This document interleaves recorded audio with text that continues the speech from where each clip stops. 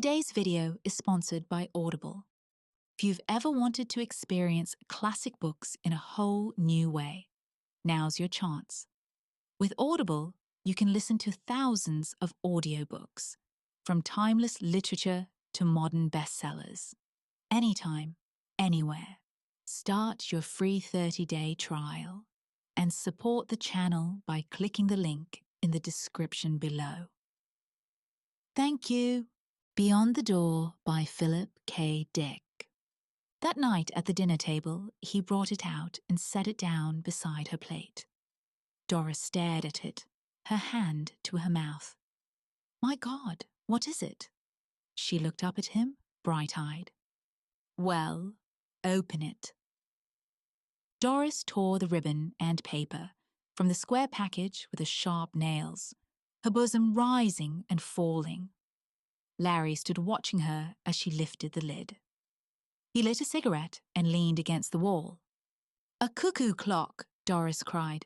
A real old cuckoo clock like my mother had. She turned the clock over and over, just like my mother had when Pete was still alive. Her eyes sparkled with tears. It's made in Germany, Larry said. After a moment, he added, Carl got it for me wholesale. He knows some guy in the clock business. Otherwise, I wouldn't have...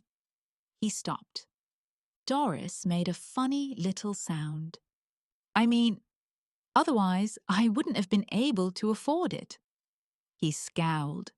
What's the matter with you? You've got your clock, haven't you? Isn't that what you want? Doris sat holding onto the clock, her fingers pressed against the brown wood. Well, Larry said, what's the matter? He watched in amazement as she leaped up and ran from the room, still clutching the clock. He shook his head. Never satisfied? They're all that way. Never get enough. He sat down at the table and finished his meal. The cuckoo clock was not very large. It was handmade, however, and there were countless frets on it, little indentations and ornaments scored in the soft wood. Doris sat on the bed, drying her eyes and winding the clock. She set the hands by her wristwatch. Presently, she carefully moved the hands to 2 minutes of 10. She carried the clock over to the dresser and propped it up. Then she sat waiting, her hands twisted together in her lap, waiting for the cuckoo to come out, for the hour to strike. As she sat, she thought about Larry and what he had said, and what she had said, too, for that matter. Not that she could be blamed for any of it. After all, she couldn't keep listening to him forever without defending herself. You had to blow your own trumpet in the world. She touched her handkerchief to her eyes suddenly. Why did he have to say that about getting it wholesale? Why did he have to spoil it all? If he felt that way, he needn't have got it in the first place. She clenched her fists. He was so mean, so damn mean. But she was glad of the little clock sitting there, ticking to itself, with its funny grilled edges and the door. Inside the door was the cuckoo, waiting to come out. Was he listening, his head cocked on one side, listening to hear the clock strike so that he would know to come out? Did he sleep between hours? Well, she would soon see him. She could ask him. And she would show the clock to Bob. He would love it. Bob loved old things, even old stamps and buttons. He liked to go with her to the stores. Of course, it was a little awkward, but Larry had been staying at the office so much, and that helped. If only Larry didn't call up sometimes, too. There was a whir. The clock shuddered, and all at once the door opened. The cuckoo came out, sliding swiftly. He paused and looked around solemnly, scrutinizing her, the room, the furniture.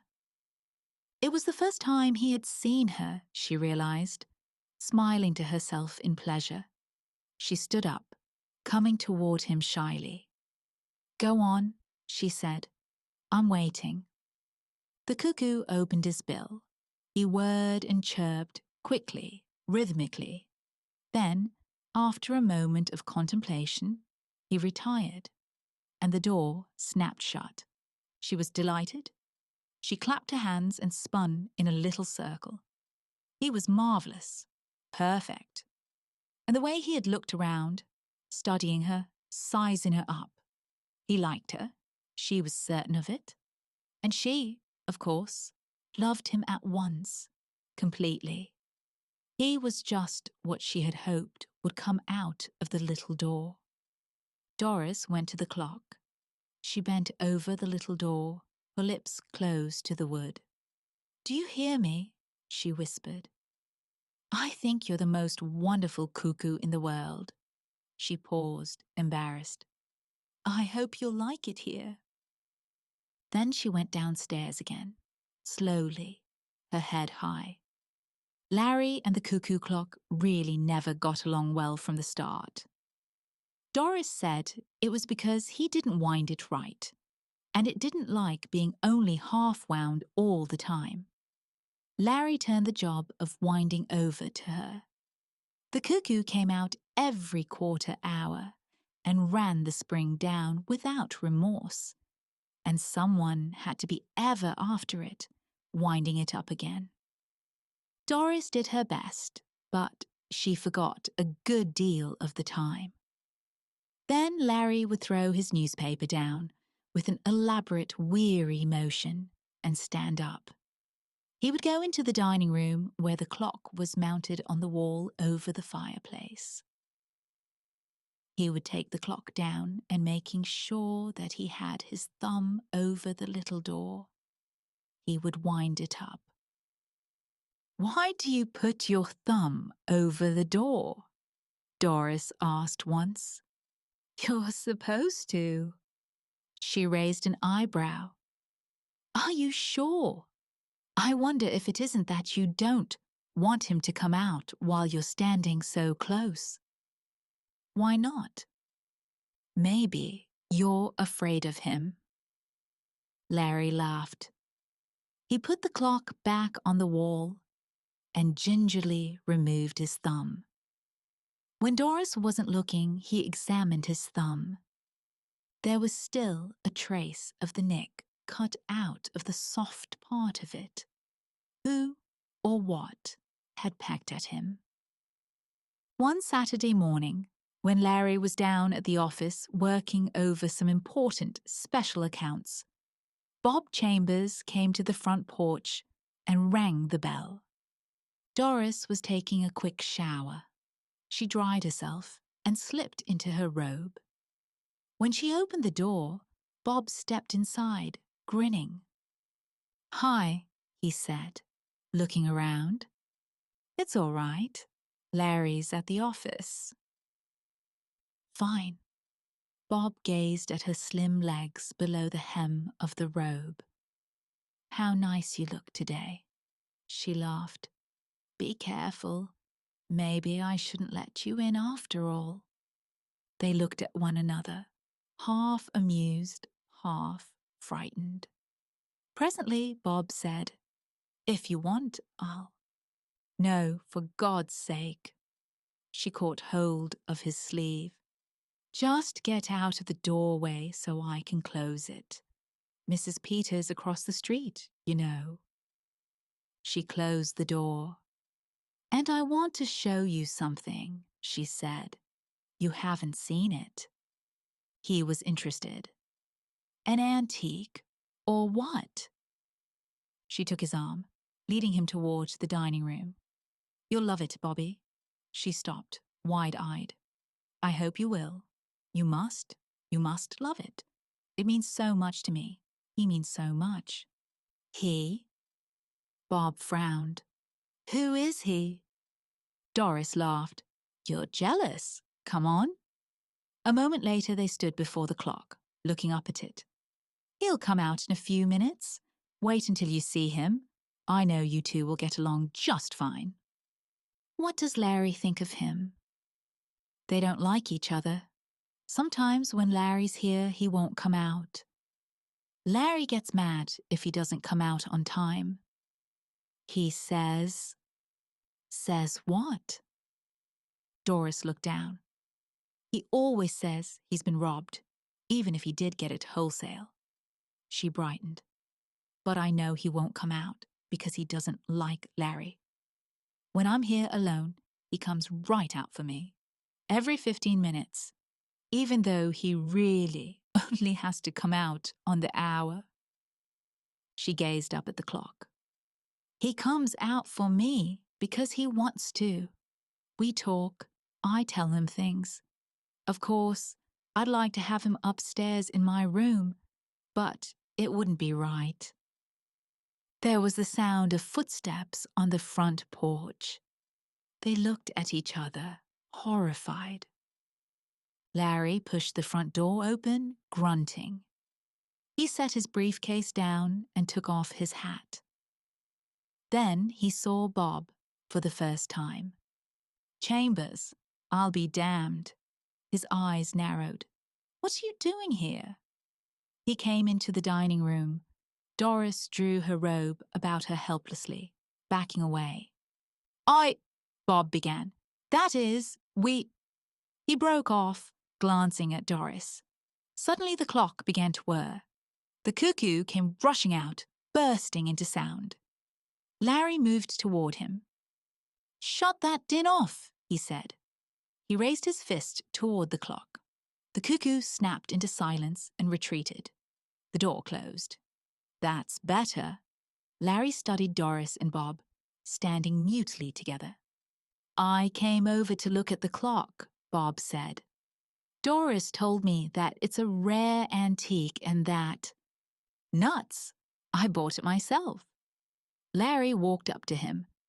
Get out of here, he turned to Doris. You too. And take that damn clock with you. He paused, rubbing his chin. No. Leave the clock here. It's mine. I bought it and paid for it. In the weeks that followed after Doris left, Larry and the cuckoo clock got along even worse than before.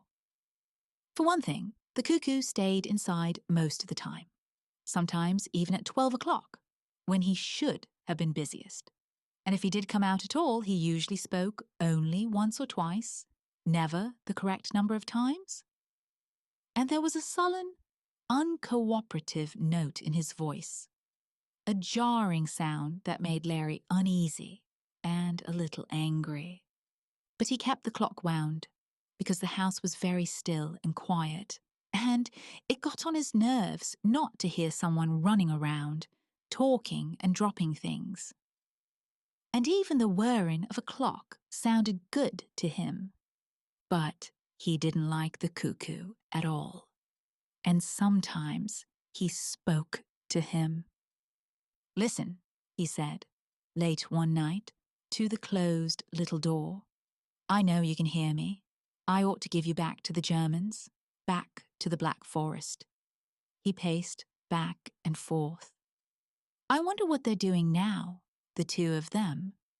That young punk with his books and his antiques. A man shouldn't be interested in antiques. That's for women. He set his jaw. Isn't that right? The clock said nothing.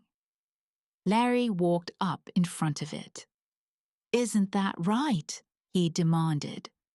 Don't you have anything to say? He looked at the face of the clock. It was almost 11, just a few seconds before the hour. All right, I'll wait until 11. Then I want to hear what you have to say. You've been pretty quiet the last few weeks since she left.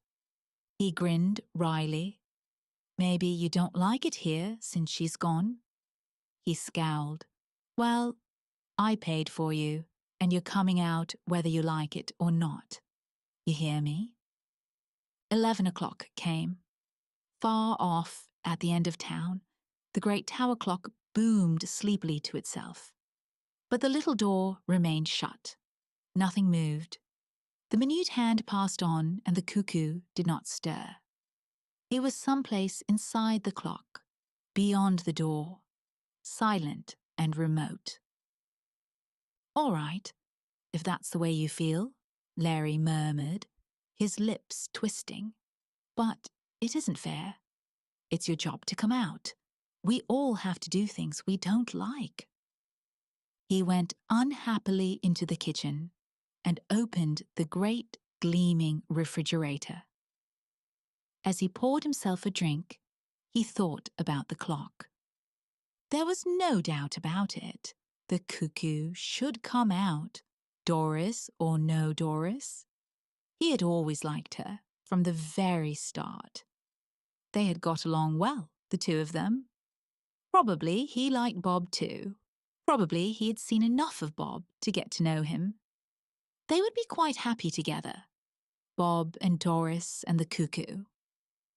Larry finished his drink. He opened the drawer at the sink and took out the hammer. He carried it carefully into the dining room. The clock was ticking gently to itself on the wall. "Look," he said, waving the hammer. "You know what I have here? You know what I'm going to do with it? I'm going to start on you. First," he smiled, "birds of a feather. That's what you are, the three of you." The room was silent. "Are you coming out? Or do I have to come in and get you?" The clock whirred a little. "I hear you in there. You've got a lot of talking to do. Enough for the last 3 weeks. As I figure it, you owe me." The door opened. The cuckoo came out fast, straight at him. Larry was looking down, his brow wrinkled in thought. He glanced up, and the cuckoo caught him squarely in the eye. Down he went, hammer and chair and everything, hitting the floor with a tremendous crash. For a moment, the cuckoo paused, its small body poised rigidly. Then it went back inside its house. The door snapped tight shut after it. The man lay on the floor, stretched out grotesquely, his head bent over to one side. Nothing moved or stirred. The room was completely silent, except, of course, for the ticking of the clock. "I see," Doris said, her face tight. Bob put his arm around her, steadying her. "Doctor," Bob said, "can I ask you something?" "Of course," the doctor said. "Is it very easy to break your neck, falling from so low a chair?" It wasn't very far to fall. "I wonder if it might not have been an accident. Is there any chance it might have been suicide?" The doctor rubbed his jaw. "I never heard of anyone committing suicide that way. It was an accident, I'm positive." "I don't mean suicide," Bob murmured under his breath, looking up at the clock on the wall. "I meant something else." But no one heard him. That night at the dinner table, he brought it out and set it down beside her plate. Doris stared at it, her hand to her mouth. "My God, what is it?" She looked up at him, bright-eyed. The Crystal Crypt by Philip K. Dick. "Attention, Inner Flight Ship. Attention. You are ordered to land at the control station on Deimos for inspection. Attention. You are to land at once." The metallic rasp of the speaker echoed through the corridors of the great ship. The passengers glanced at each other uneasily, murmuring and peering out the port windows at the small speck below, the dot of rock that was the Martian checkpoint, Deimos. "What's up?" an anxious passenger asked one of the pilots, hurrying through the ship to check the escape lock. "We have to land. Keep seated." The pilot went on. "Land? But why?" They all looked at each other.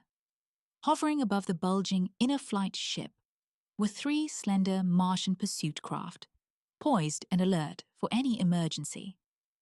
As the inner flight ship prepared to land, the pursuit ships dropped lower, carefully maintaining themselves a short distance away. "There's something going on," a woman passenger said nervously. "Lord, I thought we were finally through with those Martians. Now what?" "I don't blame them for giving us one last going over," a heavy-set businessman said to his companion. "After all, we're the last ship leaving Mars for Terra. We're damn lucky they let us go at all." "You think there really will be war?" a young man said to the girl sitting in the seat next to him. "Those Martians won't dare fight, not with our weapons and ability to produce. We could take care of Mars in a month. It's all talk." The girl glanced at him. "Don't be so sure. Mars is desperate. They'll fight tooth and nail. I've been on Mars 3 years." She shuddered. "Thank goodness I'm getting away, if—" "Prepare to land," the pilot's voice came. The ship began to settle slowly, dropping down toward the tiny emergency field on the seldom visited moon. Down, down, the ship dropped. There was a grinding sound, a sickening jolt. Then silence. "We've landed," the heavy-set businessman said. "They better not do anything to us. Terra will rip them apart if they violate one space article." "Please keep your seats," the pilot's voice came. "No one is to leave the ship, according to the Martian authorities. We are to remain here." A restless stir filled the ship. Some of the passengers began to read uneasily. Others stared out at the deserted field, nervous and on edge, watching the 3 Martian pursuit ships land and disgorge groups of armed men. The Martian soldiers were crossing the field quickly, moving toward them, running double time. This inner-flight spaceship was the last passenger vessel to leave Mars for Terra. All other ships had long since left, returning to safety before the outbreak of hostilities. The passengers were the very last to go. The final group of Terrans to leave the grim red planet. Businessmen, expatriates, tourists, any and all Terrans who had not already gone home. "What do you suppose they want?" the young man said to the girl. "It's hard to figure Martians out, isn't it? First they give the ship clearance, let us take off, and now they radio us to set down again. By the way, my name's Thatcher, Bob Thatcher. Since we're going to be here a while." The port lock opened. Talking ceased abruptly as everyone turned. A black-clad Martian official, a province leiter, stood framed against the bleak sunlight, staring around the ship. Behind him, a handful of Martian soldiers stood waiting, their guns ready. "This will not take long," the leiter said, stepping into the ship, the soldiers following him. "You will be allowed to continue your trip shortly." An audible sigh of relief went through the passengers. "Look at him," the girl whispered to Thatcher. "How I hate those black uniforms." "He's just a provincial leiter," Thatcher said. "Don't worry." The leiter stood for a moment, his hands on his hips, looking around at them without expression. "I have ordered your ship grounded so that an inspection can be made of all persons aboard," he said. "You Terrans are the last to leave our planet. Most of you are ordinary and harmless. I am not interested in you. I am interested in finding 3 saboteurs, 3 Terrans, 2 men and a woman, who have committed an incredible act of destruction and violence. They are said to have fled to this ship." Murmurs of surprise and indignation broke out on all sides. The leiter motioned the soldiers to follow him up the aisle. 2 hours ago, a Martian city was destroyed. Nothing remains, only a depression in the sand where the city was. The city and all its people have completely vanished. An entire city destroyed in a second. Mars will never rest until the saboteurs are captured, and we know they're aboard this ship. "It's impossible," the heavy-set businessman said. "There aren't any saboteurs here." "We'll begin with you," the leiter said to him, stepping up beside the man's seat. One of the soldiers passed the leiter a square metal box. "This will soon tell us if you're speaking the truth. Stand up, get on your feet." The man rose slowly, flushing. "See here. Are you involved in the destruction of the city? Answer!" The man swallowed angrily. "I know nothing about any destruction of any city. And furthermore—" He is telling the truth, the metal box said tonelessly. Next person. The lighter moved down the aisle.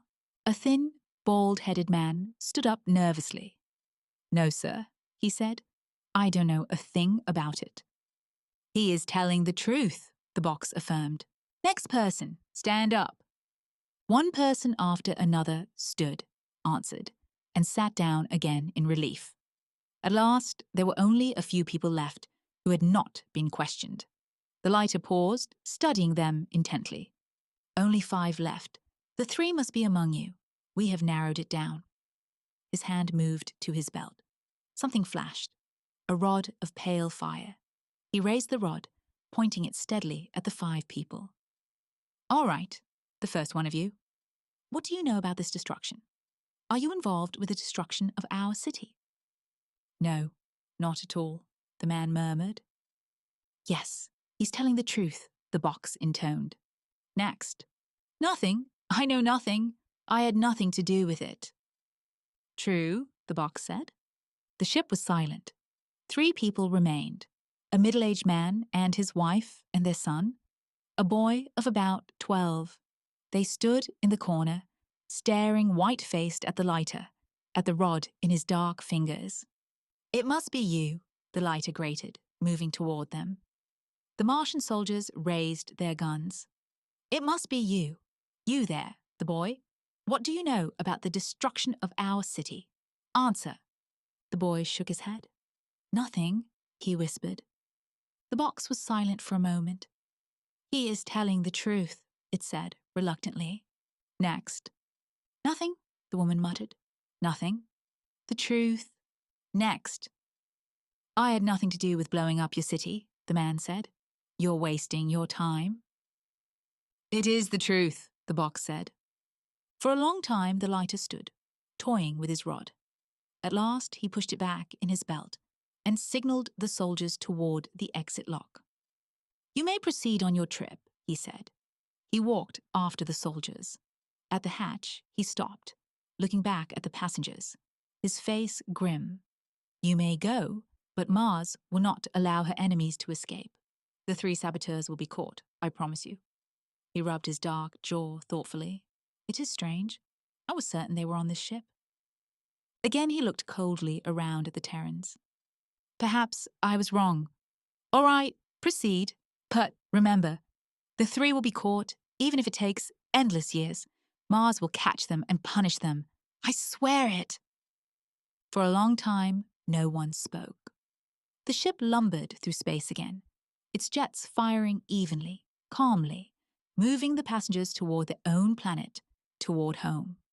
Behind them, Deimos and the red ball that was Mars dropped farther and farther away each moment, disappearing and fading into the distance. A sigh of relief passed through the passengers. What a lot of hot air that was, one grumbled. Barbarians, a woman said. A few of them stood up, moving out into the aisle, toward the lounge and the cocktail bar. Beside Thatcher, the girl got to her feet, pulling her jacket around her shoulders. Pardon me, she said, stepping past him. Going to the bar? Thatcher said. Mind if I come along? I suppose not. They followed the others into the lounge, walking together up the aisle. You know, Thatcher said, I don't even know your name yet. My name is Mara Gordon. Mara? That's a nice name. What part of Terra are you from? North America? New York? I've been in New York, Mara said. New York is very lovely. She was slender and pretty, with a cloud of dark hair tumbling down her neck against her leather jacket. They entered the lounge and stood undecided. Let's sit at a table, Mara said, looking around at the people at the bar, mostly men. Perhaps that table over there. But someone's there already, Thatcher said. The heavy-set businessman had sat down at the table and deposited his sample case on the floor. Do we want to sit with him? Oh, it's all right, Mara said, crossing to the table. May we sit here? She said to the man. The man looked up, half rising. It's a pleasure, he murmured. He studied Thatcher intently. However, a friend of mine will be joining me in a moment. I'm sure there's room enough for us all, Mara said. She seated herself, and Thatcher helped her with her chair.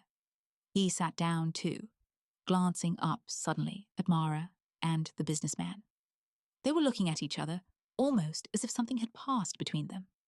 The man was middle-aged, with a florid face and tired grey eyes. His hands were mottled with the veins showing thickly. At the moment, he was tapping nervously.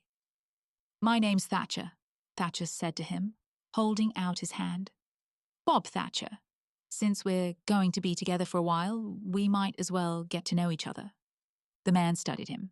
Slowly, his hand came out. Why not? My name's Erickson. Ralph Erickson. Erickson? Thatcher smiled. You look like a commercial man to me. He nodded toward the sample case on the floor. Am I right? The man named Erickson started to answer, but at that moment there was a stir. A thin man of about 30 had come up to the table, his eyes bright, staring down at them warmly. Well, we're on our way, he said to Erickson. Hello, Mara. He pulled out a chair and sat down quickly, folding his hands on the table before him. He noticed Thatcher and drew back a little. Pardon me, he murmured. Bob Thatcher is my name, Thatcher said. I hope I'm not intruding here. He glanced around at the three of them, Mara, alert, watching him intently, heavy-set Erickson, his face blank, and this person. Say, do you three know each other? He asked suddenly. There was silence. The robot attendant slid over soundlessly, poised to take their orders. Erickson roused himself. Let's see, he murmured. What will we have? Mara? Whiskey and water? You, Jan? The bright, slim man smiled. The same. Thatcher? Gin and tonic? Whiskey and water for me also, Erickson said. The robot attendant went off. It returned at once with the drinks, setting them on the table. Each took his own. Well, Erickson said, holding his glass up, to our mutual success. All drank, Thatcher and the three of them, heavy-set Erickson, Mara, her eyes nervous and alert, Jan, who had just come. Again, a look passed between Mara and Erickson, a look so swift that he would not have caught it had he not been looking directly at her. What line do you represent, Mr. Erickson? Thatcher asked. Erickson glanced at him, then down at the sample case on the floor. He grunted. Well, as you can see, I'm a salesman. Thatcher smiled. I knew it. You get so you can always spot a salesman right off by his sample case. A salesman always has to carry something to show. What are you in, sir? Erickson paused. He licked his thick lips, his eyes blank and lidded, like a toad's. At last he rubbed his mouth with his hand and reached down, lifting up the sample case. He set it on the table in front of him. Well, he said, perhaps we might even show Mr. Thatcher. They all stared down at the sample case. It seemed to be an ordinary leather case, with a metal handle and a snap lock. I'm getting curious, Thatcher said. What's in there? You're all so tense. Diamonds? Stolen jewels? Jan laughed harshly, mirthlessly. Eric, put it down. We're not far enough away yet. Nonsense, Eric rumbled. We're away, Jan. Please, Mara whispered. Wait, Eric. Wait. Why? What for? You're so accustomed to... Eric, Mara said. She nodded toward Thatcher. We don't know him, Eric. Please. He's a Terran, isn't he? Erickson said. All Terrans are together in these times. He fumbled suddenly at the catch lock on the case. Yes, Mr. Thatcher. I'm a salesman. We're all salesmen, the three of us. Then you do know each other. Yes. Erickson nodded. His two companions sat rigidly, staring down. Yes, we do. Here, I'll show you our line. He opened the case. From it, he took a letter knife, a pencil sharpener, a glass globe paperweight, a box of thumbtacks, a stapler, some clips, a plastic ashtray, and some things Thatcher could not identify. He placed the objects in a row in front of him on the tabletop. Then he closed the sample case. "I gather you're in office supplies," Thatcher said. He touched the letter knife with his finger. "Nice quality steel. Looks like Swedish steel to me." Ericsson nodded, looking into Thatcher's face. "Not really an impressive business, is it? Office supplies? Ashtrays? Paper clips?" He smiled. "Oh," Thatcher shrugged. "Why not? They're a necessity in modern business. The only thing I wonder—" "What's that?" "Well, I wonder how you'd ever find enough customers on Mars to make it worth your while." He paused, examining the glass paperweight. He lifted it up, holding it to the light, staring at the scene within, until Ericsson took it out of his hand and put it back in the sample case. "And another thing, if you three know each other, why did you sit apart when you got on?" They looked at him quickly. "And why didn't you speak to each other until we left Deimos?" He leaned toward Ericsson, smiling at him. "2 men and a woman, 3 of you, sitting apart in the ship, not speaking, not until the check station was passed. I find myself thinking over what the Martian said. 3 saboteurs, a woman, and 2 men." Ericsson put the things back in the sample case. He was smiling, but his face had gone chalk white. Mara stared down, playing with a drop of water on the edge of her glass. Jan clenched his hands together nervously, blinking rapidly. "You 3 are the ones the leader was after," Thatcher said softly. "You are the destroyers, the saboteurs. But their lie detector, why didn't it trap you? How did you get by that? And now you're safe, outside the check station." He grinned, staring around at them. "I'll be damned. And I really thought you were a salesman, Ericsson. You really fooled me." Ericsson relaxed a little. "Well, Mr. Thatcher, it's in a good cause. I'm sure you have no love for Mars either. No Terran does. And I see you're leaving with the rest of us." "True," Thatcher said. "You must certainly have an interesting account to give, the 3 of you." He looked around the table. "We still have an hour or so of travel. Sometimes it gets dull, this Mars Terra run. Nothing to see, nothing to do but sit and drink in the lounge." He raised his eyes slowly. "Any chance you'd like to spin a story to keep us awake?" Jan and Mara looked at Ericsson. "Go on," Jan said. "He knows who we are. Tell him the rest of the story." "You might as well," Mara said. Jan let out a sigh suddenly, a sigh of relief. "Let's put the cards on the table, get this weight off us. I'm tired of sneaking around, slipping." "Sure," Ericsson said expansively. "Why not?" He settled back in his chair, unbuttoning his vest. "Certainly, Mr. Thatcher. I'll be glad to spin you a story, and I'm sure it will be interesting enough to keep you awake." They ran through the groves of dead trees, leaping across the sun-baked Martian soil, running silently together. They went up a little rise, across a narrow ridge. Suddenly, Eric stopped, throwing himself down flat on the ground. The others did the same, pressing themselves against the soil, gasping for breath. "Be silent," Eric muttered. He raised himself a little. "No noise. There'll be laters nearby from now on. We don't dare take any chances."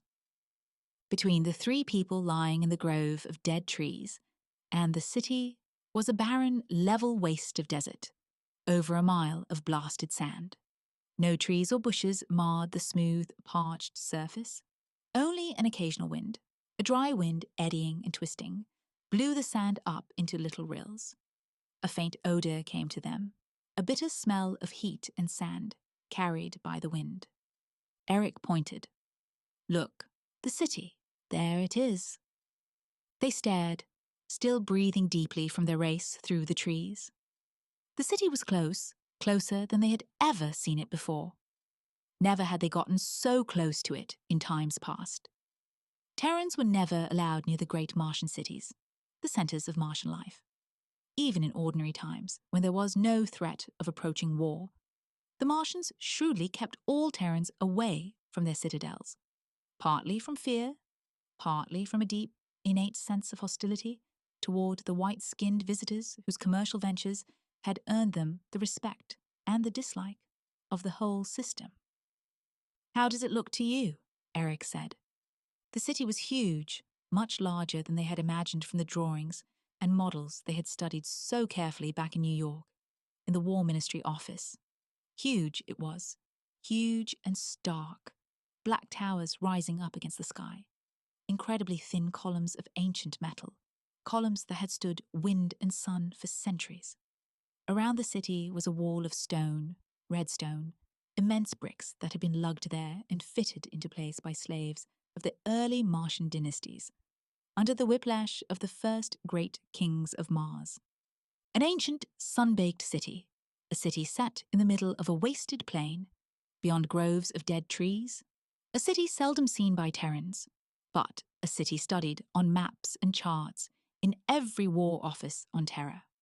A city that contained, for all its ancient stone and archaic towers, the ruling group of all Mars, the Council of Senior Lighters, black-clad men who governed and ruled with an iron hand. The Senior Lighters, 12 fanatic and devoted men, black priests, but priests with flashing rods of fire, lie detectors, rocket ships, intraspace cannon, many more things the Terran Senate could only conjecture about. The Senior Lighters and their subordinate province Lighters, Eric and the two behind him, suppressed a shudder. "We've got to be careful," Eric said again. "We'll be passing among them soon. If they guess who we are or what we're here for." He snapped open the case he carried, glancing inside for a second. Then he closed it again, grasping the handle firmly. "Let's go," he said. He stood up slowly. "You two, come up beside me. I want to make sure you look the way you should." Mara and Jan stepped quickly ahead. Eric studied them critically as the three of them walked slowly down the slope onto the plain, toward the towering black spires of the city. "Jan," Eric said, "take hold of her hand. Remember, you're going to marry her. She's your bride, and Martian peasants think a lot of their brides." Jan was dressed in the short trousers and coat of the Martian farmer, a knotted rope tied around his waist, a hat on his head to keep off the sun. His skin was dark, colored by dye until it was almost bronze. "You look fine," Eric said to him. He glanced at Mara. Her black hair was tied in a knot, looped through a hollowed-out uke bone. Her face was dark too, dark and lined with colored ceremonial pigment, green and orange stripes across her cheeks. Earrings were strung through her ears. On her feet were tiny slippers of Peru hide, laced around her ankles, and she wore long, translucent Martian trousers with a bright sash tied around her waist. Between her small breasts, a chain of stone beads rested. Good luck charms for the coming marriage. "All right," Eric said. He, himself, wore the flowing grey robe of a Martian priest. Dirty robes that were supposed to remain on him all his life, to be buried around him when he died. "I think we'll get past the guards. There should be heavy morning traffic on the road." They walked on, the hard sand crunching under their feet. Against the horizon, they could see specks moving. Other persons going toward the city, farmers and peasants and merchants, bringing their crops and goods to market. "See the cart," Mara exclaimed. They were nearing a narrow road, 2 ruts worn into the sand. A Martian hoofer was pulling the cart, its great sides wet with perspiration, its tongue hanging out. The cart was piled high with bales of cloth, rough country cloth, hand-dipped. A bent farmer urged the hoofer on. "And there," she pointed, smiling. A group of merchants riding small animals were moving along behind the cart, Martians in long robes, their faces hidden by sand masks. On each animal was a pack carefully tied on with rope. And beyond the merchants, plodding dully along, were peasants and farmers in an endless procession, some riding carts or animals, but mostly on foot. Mara and Jan and Eric joined the line of people, melting in behind the merchants. No one noticed them. No one looked up or gave any sign. The march continued as before. Neither Jan nor Mara said anything to each other. They walked a little behind Eric, who paced with a certain dignity, a certain bearing becoming his position. Once he slowed down, pointing up at the sky. "Look," he murmured, in the Martian hill dialect. "See that?" 2 black dots circled lazily, Martian patrol craft, the military on the outlook for any sign of unusual activity. War was almost ready to break out with Terra. Any day, almost any moment. "We'll be just in time," Eric said. "Tomorrow will be too late. The last ship will have left Mars." "I hope nothing stops us," Mara said. "I want to get back home when we're through." Half an hour passed.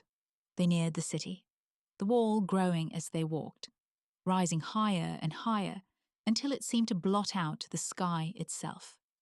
A vast wall, a wall of eternal stone that had felt the wind and sun for centuries. A group of Martian soldiers were standing at the entrance, the single passage gate hewn into the rock leading to the city. As each person went through, the soldiers examined him, poking his garments, looking into his load. Eric tensed. The line had slowed almost to a halt.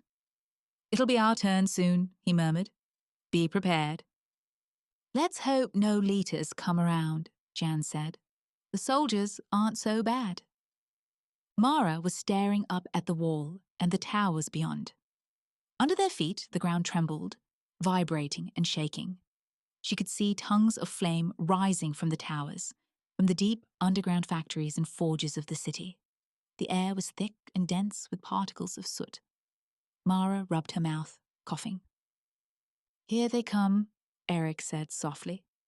The merchants had been examined and allowed to pass through the dark gate, the entrance through the wall into the city. They and their silent animals had already disappeared inside. The leader of the group of soldiers was beckoning impatiently to Eric, waving him on. "Come along," he said. "Hurry up there, old man." Eric advanced slowly, his arms wrapped around his body, looking down at the ground. "Who are you, and what's your business here?" the soldier demanded, his hands on his hips, his gun hanging idly at his waist. Most of the soldiers were lounging lazily, leaning against the wall, some even squatting in the shade. Flies crawled on the face of one who had fallen asleep, his gun on the ground beside him. "My business?" Eric murmured. "I am a village priest." "Why do you want to enter the city? I must bring these 2 people before the magistrate to marry them?" He indicated Mara and Jan, standing a little behind him. "That is the law the Leeters have made." The soldier laughed. He circled around Eric. "What do you have in that bag you carry?" "Laundry. We stay the night." "What village are you from?" "Kranos." "Kranos?" The soldier looked to a companion. "Ever heard of Kranos?" "A backward pigsty. I saw it once on a hunting trip." The leader of the soldiers nodded to Jan and Mara. The 2 of them advanced, their hands clasped, standing close together. One of the soldiers put his hand on Mara's bare shoulder, turning her around. "Nice little wife you're getting," he said. "Good and firm looking." He winked, grinning lewdly. Jan glanced at him in sullen resentment. The soldiers guffawed. "All right," the leader said to Eric. "You people can pass." Eric took a small purse from his robes and gave the soldier a coin. Then the 3 of them went into the dark tunnel that was the entrance, passing through the wall of stone into the city beyond. They were within the city. "Now," Eric whispered. "Hurry." Around them, the city roared and cracked, the sound of 1,000 vents and machines shaking the stones under their feet. Eric led Mara and Jan into a corner by a row of brick warehouses. People were everywhere, hurrying back and forth, shouting above the din, merchants, peddlers, soldiers, street women. Eric bent down and opened the case he carried. From the case, he quickly took 3 small coils of fine metal. Intricate meshed wires and veins worked together into a small cone. Jan took one and Mara took one. Eric put the remaining cone into his robe and snapped the case shut again. "Now remember, the coils must be buried in such a way that the line runs through the center of the city. We must trisect the main section, where the largest concentration of buildings is. Remember the maps. Watch the alleys and streets carefully. Talk to no one if you can help it. Each of you has enough Martian money to buy your way out of trouble. Watch especially for cock purses, and for heaven's sake, don't get lost." Eric broke off. Two black-clad leaders were coming along the inside of the wall, strolling together with their hands behind their backs. They noticed the three who stood in the corner by the warehouses and stopped. "Go," Eric muttered, "and be back here at sundown." He smiled grimly. "Or never come back." Each went off a different way, walking quickly without looking back. The lighters watched them go. "The little bride was quite lovely," one lighter said. "Those hill people have the stamp of nobility in their blood, from the old times." "A very lucky young peasant to possess her," the other said. They went on. Eric looked after them, still smiling a little. Then he joined the surging mass of people that milled eternally through the streets of the city. At dusk, they met outside the gate. The sun was soon to set, and the air had turned thin and frigid. It cut through their clothing like knives. Mara huddled against Jan, trembling and rubbing her bare arms. "Well," Eric said, "did you both succeed?" Around them, peasants and merchants were pouring from the entrance, leaving the city to return to their farms and villages, starting the long trip back across the plain towards the hills beyond. None of them noticed the shivering girl and the young man and the old priest standing by the wall. "Mine's in place," Jan said. "On the other side of the city, on the extreme edge, buried by a well." "Mine's in the industrial section," Mara whispered, her teeth chattering. "Jan, give me something to put over me. I'm freezing." "Good," Eric said. "Then the 3 coils should trisect dead center, if the models were correct." He looked up at the darkening sky. Already, stars were beginning to show. 2 dots, the evening patrol, moved slowly toward the horizon. "Let's hurry. It won't be long." They joined the line of Martians moving along the road, away from the city. Behind them, the city was losing itself in the somber tones of night, its black spires disappearing into darkness. They walked silently with the country people until the flat ridge of dead trees became visible on the horizon. Then they left the road and turned off, walking toward the trees. "Almost time," Eric said. He increased his pace, looking back at Jan and Mara impatiently. "Come on!"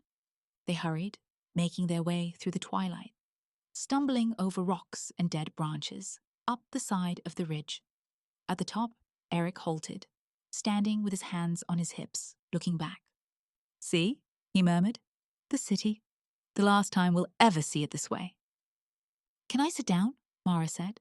"My feet hurt me." Jan pulled at Eric's sleeve. "Hurry, Eric. Not much time left." He laughed nervously.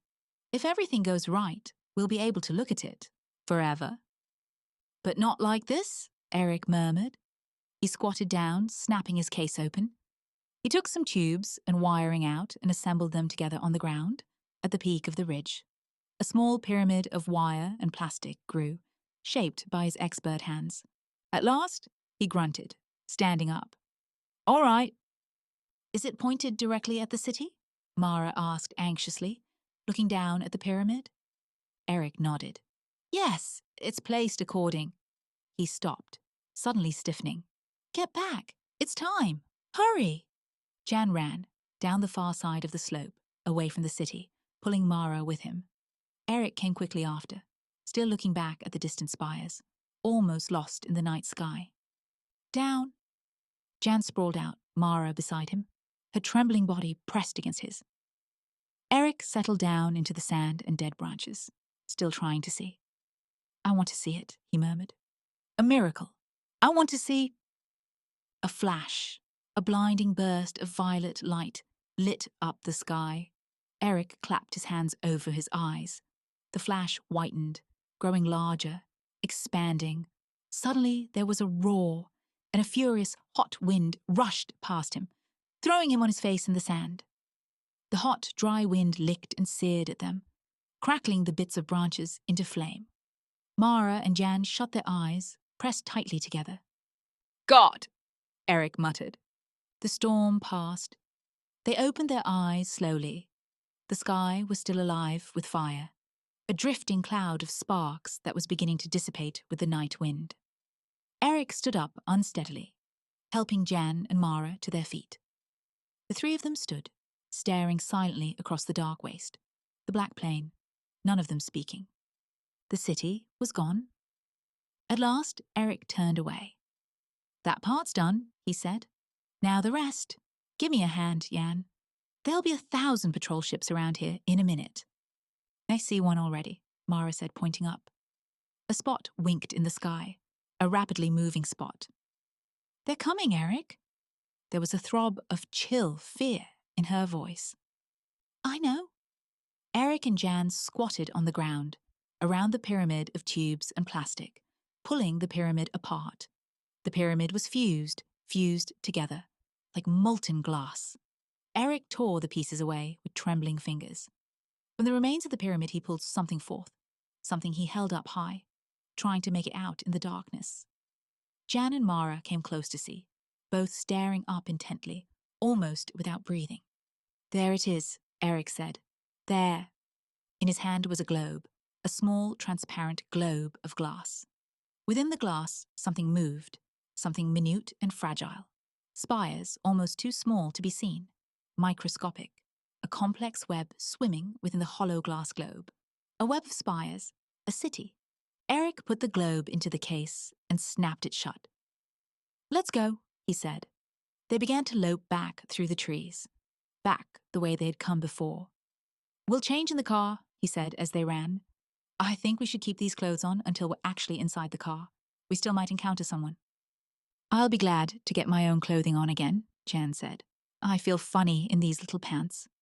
"How do you think I feel?" Mara gasped. "I'm freezing in this, what there is of it." "All young Martian brides dress that way," Eric said. He clutched the case tightly as they ran. "I think it looks fine." "Thank you," Mara said, "but it is cold." "What do you suppose they'll think?" Jan asked. "They'll assume the city was destroyed, won't they?" "That's certain." "Yes," Eric said. "They'll be sure it was blown up. We can count on that, and it will be damn important to us that they think so." "The car should be around here, someplace," Mara said, slowing down. "No, farther on," Eric said. "Past that little hill over there, in the ravine by the trees. It's so hard to see where we are." "Shall I light something?" Jan said. "No. There may be patrols around who—" He halted abruptly. Jan and Mara stopped beside him. "What?" Mara began. A light glimmered. Something stirred in the darkness. There was a sound. "Quick!" Eric rasped. He dropped, throwing the case far away from him, into the bushes. He straightened up tensely.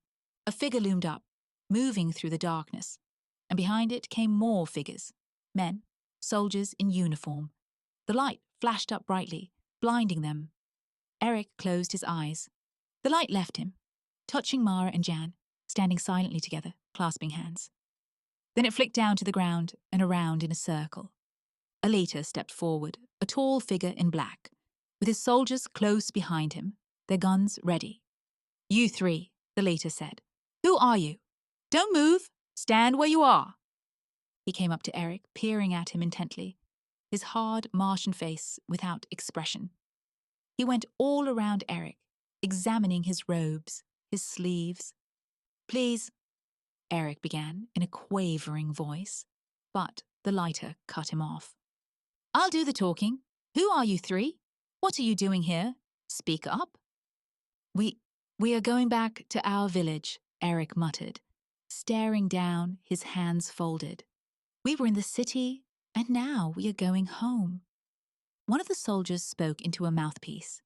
He clicked it off and put it away. "Come with me," the leader said. "We're taking you in. Hurry along." "In? Back to the city?" One of the soldiers laughed. "The city is gone," he said. "All that's left of it you can put in the palm of your hand." "But what happened?" Mara said. "No one knows. Come on, hurry it up." There was a sound, A soldier came quickly out of the darkness. "A senior lighter," he said, "coming this way." He disappeared again. "A senior lighter." The soldiers stood waiting, standing at respectful attention. A moment later, the senior lighter stepped into the light. A black-clad old man, his ancient face thin and hard, like a bird's, eyes bright and alert. He looked from Eric to Jan. "Who are these people?" he demanded. "Villagers going back home?" "No, they're not. They don't stand like villagers. Villagers slump, diet, poor food. These people are not villagers. I myself came from the hills, and I know." He stepped close to Eric, looking keenly into his face. "Who are you? Look at his chin. He never shaved with a sharpened stone. Something is wrong here." In his hand, a rod of pale fire flashed. "The city is gone, and with it at least half the lighter council. It is very strange. A flash, then heat, and a wind. But it was not fission. I am puzzled. All at once the city has vanished. Nothing is left but a depression in the sand." "We'll take them in," the other lighter said. "Soldiers, surround them. Make certain that—" "Run!" Eric cried. He struck out, knocking the rod from the senior lighter's hand. They were all running, soldiers shouting, flashing their lights, stumbling against each other in the darkness. Eric dropped to his knees, groping frantically in the bushes. His fingers closed over the handle of the case, and he leaped up. In Terran, he shouted to Mara and Jan, "Hurry! To the car! Run!" He set off, down the slope, stumbling through the darkness. He could hear soldiers behind him, soldiers running and falling. A body collided against him, and he struck out. Someplace behind him there was a hiss, and a section of the slope went up in flames. The latest rod. "Eric!" Mara cried from the darkness. He ran toward her. Suddenly he slipped, falling on a stone. Confusion and firing. The sound of excited voices. "Eric, is that you?" Jan caught hold of him, helping him up. "The car. It's over here. Where's Mara?" "I'm here," Mara's voice came. "Over here, by the car." A light flashed. A tree went up in a puff of fire, and Eric felt the singe of the heat against his face. He and Jan made their way toward the girl. Mara's hand caught his in the darkness. "Now the car," Eric said, "if they haven't got to it." He slid down the slope into the ravine, fumbling in the darkness, reaching and holding onto the handle of the case. Reaching. He touched something cold and smooth. Metal, a metal door handle. Relief flooded through him. "I found it. Jan, get inside. Mara, come on." He pushed Jan past him, into the car. Mara slipped in after Jan, her small, agile body crowding in beside him. "Stop!" a voice shouted from above. "There's no use hiding in that ravine. We'll get you. Come up, and—" The sound of voices was drowned out by the roar of the car's motor. A moment later, they shot into the darkness, the car rising into the air. Treetops broke and cracked under them as Eric turned the car from side to side, avoiding the groping shafts of pale light from below, the last furious thrusts from the two lighters and their soldiers. Then they were away, above the trees, high in the air, gaining speed each moment, leaving the knot of Martians far behind. "Toward Marsport," Jan said to Eric. "Right?" Eric nodded. "Yes. We'll land outside the field, in the hills. We can change back to our regular clothing there, our commercial clothing. Damn it. We'll be lucky if we can get there in time for the ship." "The last ship," Mara whispered, her chest rising and falling. "What if we don't get there in time?" Eric looked down at the leather case in his lap. "We'll have to get there," he murmured. "We must." For a long time there was silence. Thatcher stared at Erickson. The older man was leaning back in his chair, sipping a little of his drink. Mara and Jan were silent. "So you didn't destroy the city," Thatcher said. "You didn't destroy it at all. You shrank it down and put it in a glass globe, in a paperweight. And now you're salesman again, with a sample case of office supplies." Erickson smiled. He opened the briefcase, and reaching into it, he brought out the glass globe paperweight. He held it up, looking into it. Yes, we stole the city from the Martians. That's how we got by the lie detector. It was true that we knew nothing about a destroyed city. But why? Thatcher said. Why steal a city? Why not merely bomb it? Ransom, Mara said fervently, gazing into the globe, her dark eyes bright. Their biggest city, half of their council, in Eric's hand. Mars will have to do what Terra asks, Erickson said. Now Terra will be able to make her commercial demands felt. Maybe there won't even be a war. Perhaps Terra will get her way without fighting. Still smiling, he put the globe back into the briefcase and locked it. Quite a story, Thatcher said. What an amazing process. Reduction of size. A whole city reduced to microscopic dimensions. Amazing. No wonder you were able to escape. With such daring as that, no one could hope to stop you. He looked down at the briefcase on the floor. Underneath them, the jets murmured and vibrated evenly as the ship moved through space toward distant Terra. We still have quite a way to go, Jan said. You've heard our story, Thatcher. Why not tell us yours? What sort of line are you in? What's your business? Yes, Mara said. What do you do? What do I do? Thatcher said. Well, if you like, I'll show you. He reached into his coat and brought out something. Something that flashed and glinted. Something slender. A rod of pale fire. The three stared at it. Sickened shock settled over them slowly. Thatcher held the rod loosely, calmly, pointing it at Erickson. We knew you three were on this ship, he said. There was no doubt of that. But we did not know what had become of the city. My theory was that the city had not been destroyed at all, that something else had happened to it. Council instruments measured a sudden loss of mass in that area, a decrease equal to the mass of the city. Somehow, the city had been spirited away, not destroyed. But I could not convince the other councillators of it. I had to follow you alone. Thatcher turned a little, nodding to the men sitting at the bar. The men rose at once, coming toward the table. A very interesting process you have. Mars will benefit a great deal from it. Perhaps it will even turn the tide in our favor. When we return to Marsport, I wish to begin work on it at once. And now, if you will please pass me the briefcase. The Defenders. By Phillip K. Dick. Taylor sat back in his chair reading the morning newspaper. The warm kitchen and the smell of coffee blended with the comfort of not having to go to work. This was his rest period, the first for a long time, and he was glad of it. He folded the second section back, sighing with contentment. What is it? Mary said, from the stove. They pasted Moscow again last night. Taylor nodded his head in approval, gave it a real pounding. One of those RH bombs. It's about time. He nodded again, feeling the full comfort of the kitchen, the presence of his plump, attractive wife, the breakfast dishes and coffee. This was relaxation, and the war news was good and satisfying. He could feel a justifiable glow at the news, a sense of pride and personal accomplishment. After all, he was an integral part of the war program, not just another factory worker lugging a cart of scrap, but a technician. One of those who designed and planned the nerve trunk of the war. It says they have the new subs almost perfected. Wait until they get those going. He smacked his lips with anticipation. When they start shelling from underwater, the Soviets are sure going to be surprised. They're doing a wonderful job, Mary agreed vaguely. Do you know what we saw today?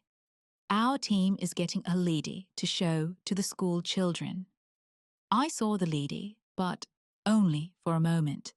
It's good for the children to see what their contributions are going for, don't you think?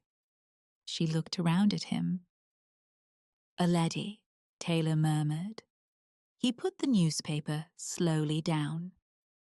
Well, make sure it's decontaminated properly. We don't want to take any chances. Oh, they always bathe them when they're brought down from the surface, Mary said. They wouldn't think of letting them down without the bath, would they? She hesitated, thinking back. Don, it makes me remember. He nodded. I know. He knew what she was thinking. Once in the very first weeks of the war, before everyone had been evacuated from the surface, they had seen a hospital train discharging the wounded, people who had been showered with sleet. He remembered the way they had looked, the expression on their faces, or as much of their faces as was left. It had not been a pleasant sight. There had been a lot of that at first, in the early days before the transfer to undersurface was complete. There had been a lot, and it hadn't been very difficult to come across it. Taylor looked up at his wife. She was thinking too much about it, the last few months. They all were.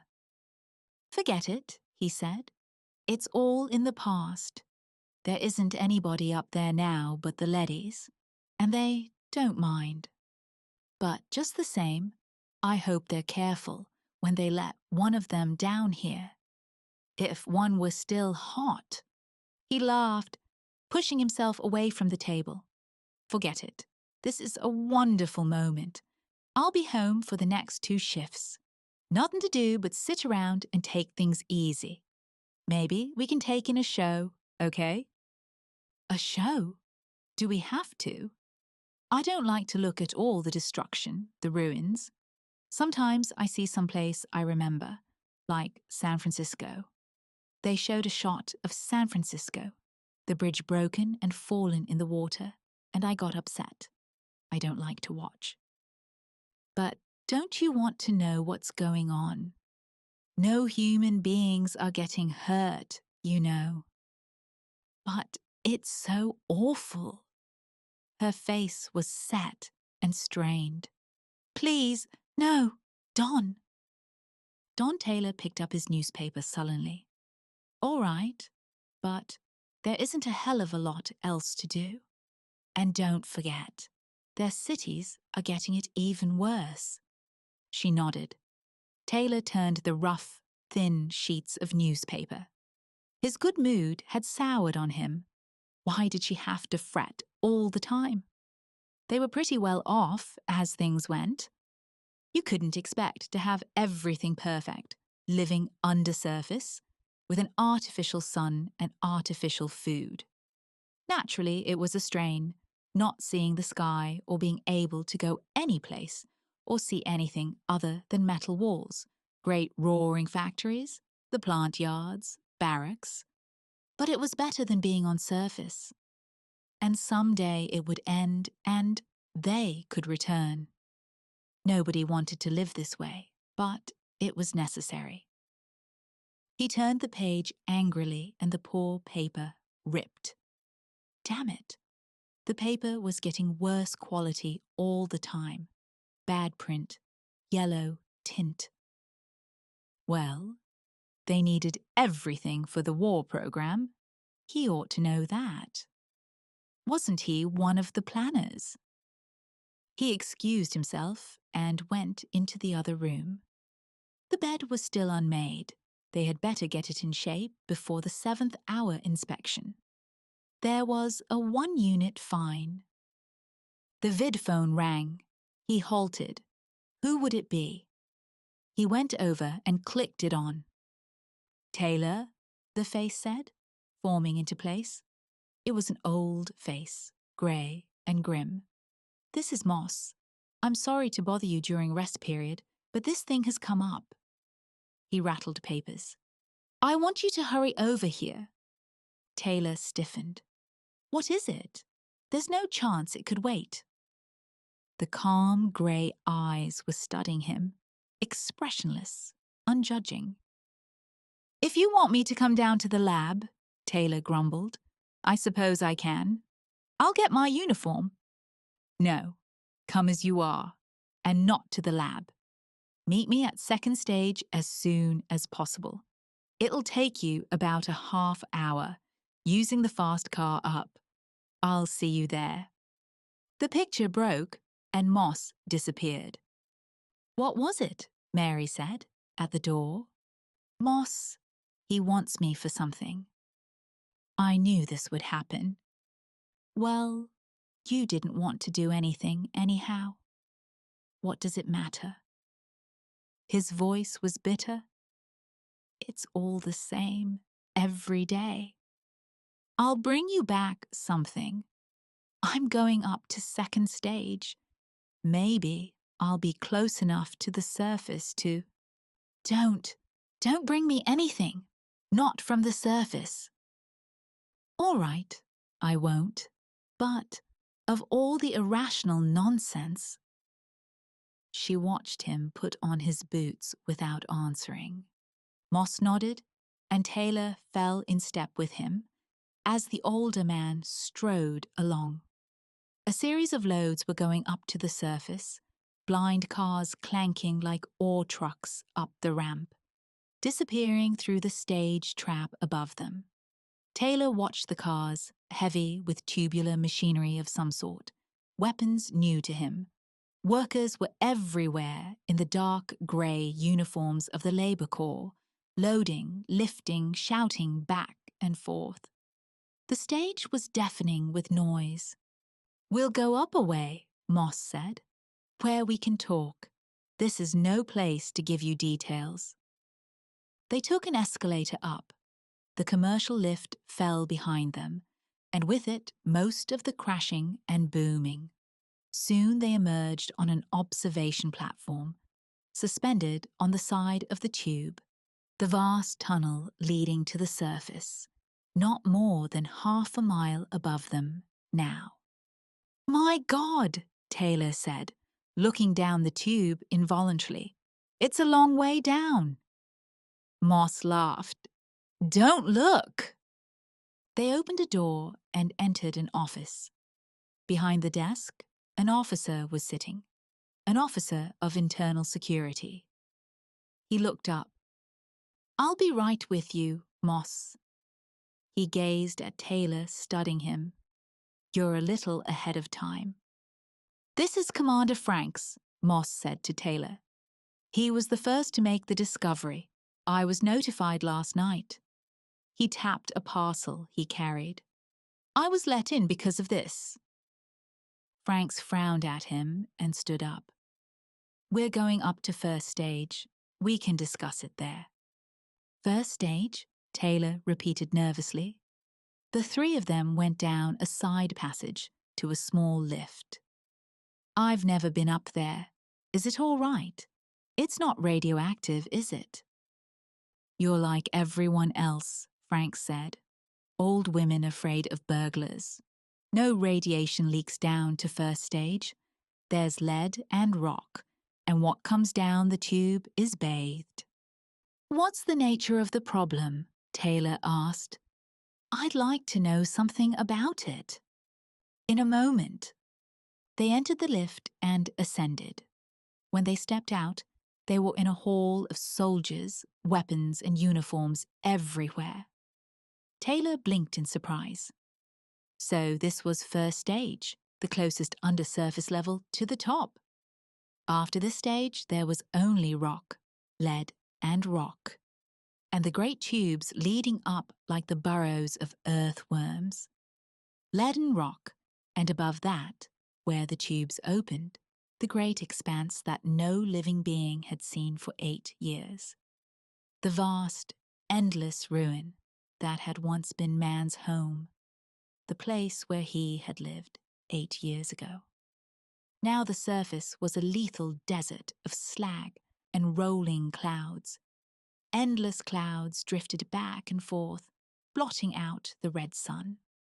Occasionally, something metallic stirred, moving through the remains of a city, threading its way across the tortured terrain of the countryside.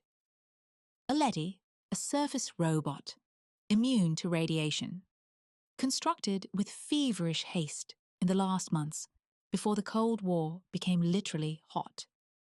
Leadys, crawling along the ground, moving over the oceans or through the skies in slender, blackened craft. Creatures that could exist where no life could remain. Metal and plastic figures that waged a war man had conceived, but which he could not fight himself. Human beings had invented war, invented and manufactured the weapons, even invented the players, the fighters, the actors of the war. But they themselves could not venture forth, could not wage it themselves. In all the world, in Russia, in Europe, America, Africa, no living human being remained. They were under the surface, in the deep shelters that had been carefully planned and built, even as the first bombs began to fall. It was a brilliant idea, and the only idea that could have worked. Up above, on the ruined, blasted surface of what had once been a living planet, the Leady crawled and scurried and fought man's war. And undersurface, in the depths of the planet, human beings toiled endlessly to produce the weapons to continue the fight, month by month, year by year. First stage, Taylor said. A strange ache went through him, almost to the surface. But not quite, Moss said. Franks led them through the soldiers, over to one side, near the lip of the tube. In a few minutes, a lift will bring something down to us from the surface, he explained. You see, Taylor, every once in a while, security examines and interrogates a surface leady, one that has been above for a time, to find out certain things. A vid call is sent up and contact is made with a field headquarters. We need this direct interview. We can't depend on vidscreen contact alone. The ladies are doing a good job, but we want to make certain that everything is going the way we want it. Franks faced Taylor and Moss and continued. The lift will bring down a leady from the surface, one of the A-class leadies. There's an examination chamber in the next room, with a lead wall in the center, so the interviewing officers won't be exposed to radiation. We find this easier than bathing the leady. It is going right back up. It has a job to get back to. 2 days ago, an A-class leady was brought down and interrogated. I conducted the session myself. We were interested in a new weapon the Soviets have been using, an automatic mine that pursues anything that moves. Military had sent instructions up that the mine be observed and reported in detail. This A-class leady was brought down with information. We learned a few facts from it, obtained the usual roll of film and reports, and then sent it back up. It was going out of the chamber, back to the lift, when a curious thing happened. At the time, I thought... Franks broke off. A red light was flashing. That down lift is coming. He nodded to some soldiers. Let's enter the chamber. The leady will be along in a moment. An A-class leady, Taylor said. I've seen them on the show screens, making their reports. It's quite an experience, Moss said. They're almost human. They entered the chamber and seated themselves behind the lead wall. After a time, a signal was flashed, and Franks made a motion with his hands. The door beyond the wall opened. Taylor peered through his view slot. He saw something advancing slowly, a slender, metallic figure moving on a tread. Its arm grips at rest by its sides. The figure halted and scanned the lead wall. It stood, waiting. We are interested in learning something, Franks said. Before I question you, do you have anything to report on surface conditions? No, the war continues. The leady's voice was automatic and toneless. We are a little short of fast pursuit craft, the single-seat type, We could use also some. That has all been noted. What I want to ask you is this. Our contact with you has been through vidscreen only. We must rely on indirect evidence since none of us goes above. We can only infer what is going on. We never see anything ourselves. We have to take it all secondhand. Some top leaders are beginning to think there's too much room for error. Error? The lady asked. In what way? Our reports are checked carefully before they're sent down. We maintain constant contact with you. Everything of value is reported. Any new weapons which the enemy is seen to employ. I realize that, Franks grunted behind his peep slot. But perhaps we should see it all for ourselves. Is it possible that there might be a large enough radiation-free area for a human party to ascend to the surface? If a few of us were to come up in lead-lined suits, would we be able to survive long enough to observe conditions and watch things? The machine hesitated before answering. I doubt it. You can check air samples, of course, and decide for yourselves. But in the 8 years since you left, things have continually worsened. You cannot have any real idea of conditions up there. It has become difficult for any moving object to survive for long. There are many kinds of projectiles sensitive to movement. The new mine not only reacts to motion, but continues to pursue the object indefinitely until it finally reaches it. And the radiation is everywhere. I see. Franks turned to Moss. His eyes narrowed oddly. Well, that was what I wanted to know. You may go. The machine moved back toward its exit. It paused. Each month, the amount of lethal particles in the atmosphere increases. The tempo of the war is gradually... I understand. Franks rose. He held out his hand, and Moss passed him the package. One thing before you leave. I want you to examine a new type of metal shield material. I'll pass you a sample with the tong. Franks put the package in the toothed grip and revolved the tong so that he held the other end. The package swung down to the leady, which took it. They watched it unwrap the package and take the metal plate in its hands. The leady turned the metal over and over. Suddenly, it became rigid. All right, Franks said. He put his shoulder against the wall, and a section slid aside. Taylor gasped. Franks and Moss were hurrying up to the leady. Good God, Taylor said, but it's radioactive. The leady stood unmoving, still holding the metal. Soldiers appeared in the chamber. They surrounded the leady and ran a counter across it carefully. Okay, sir, one of them said to Franks. It's as cold as a long winter evening. Good. I was sure, but I didn't want to take any chances.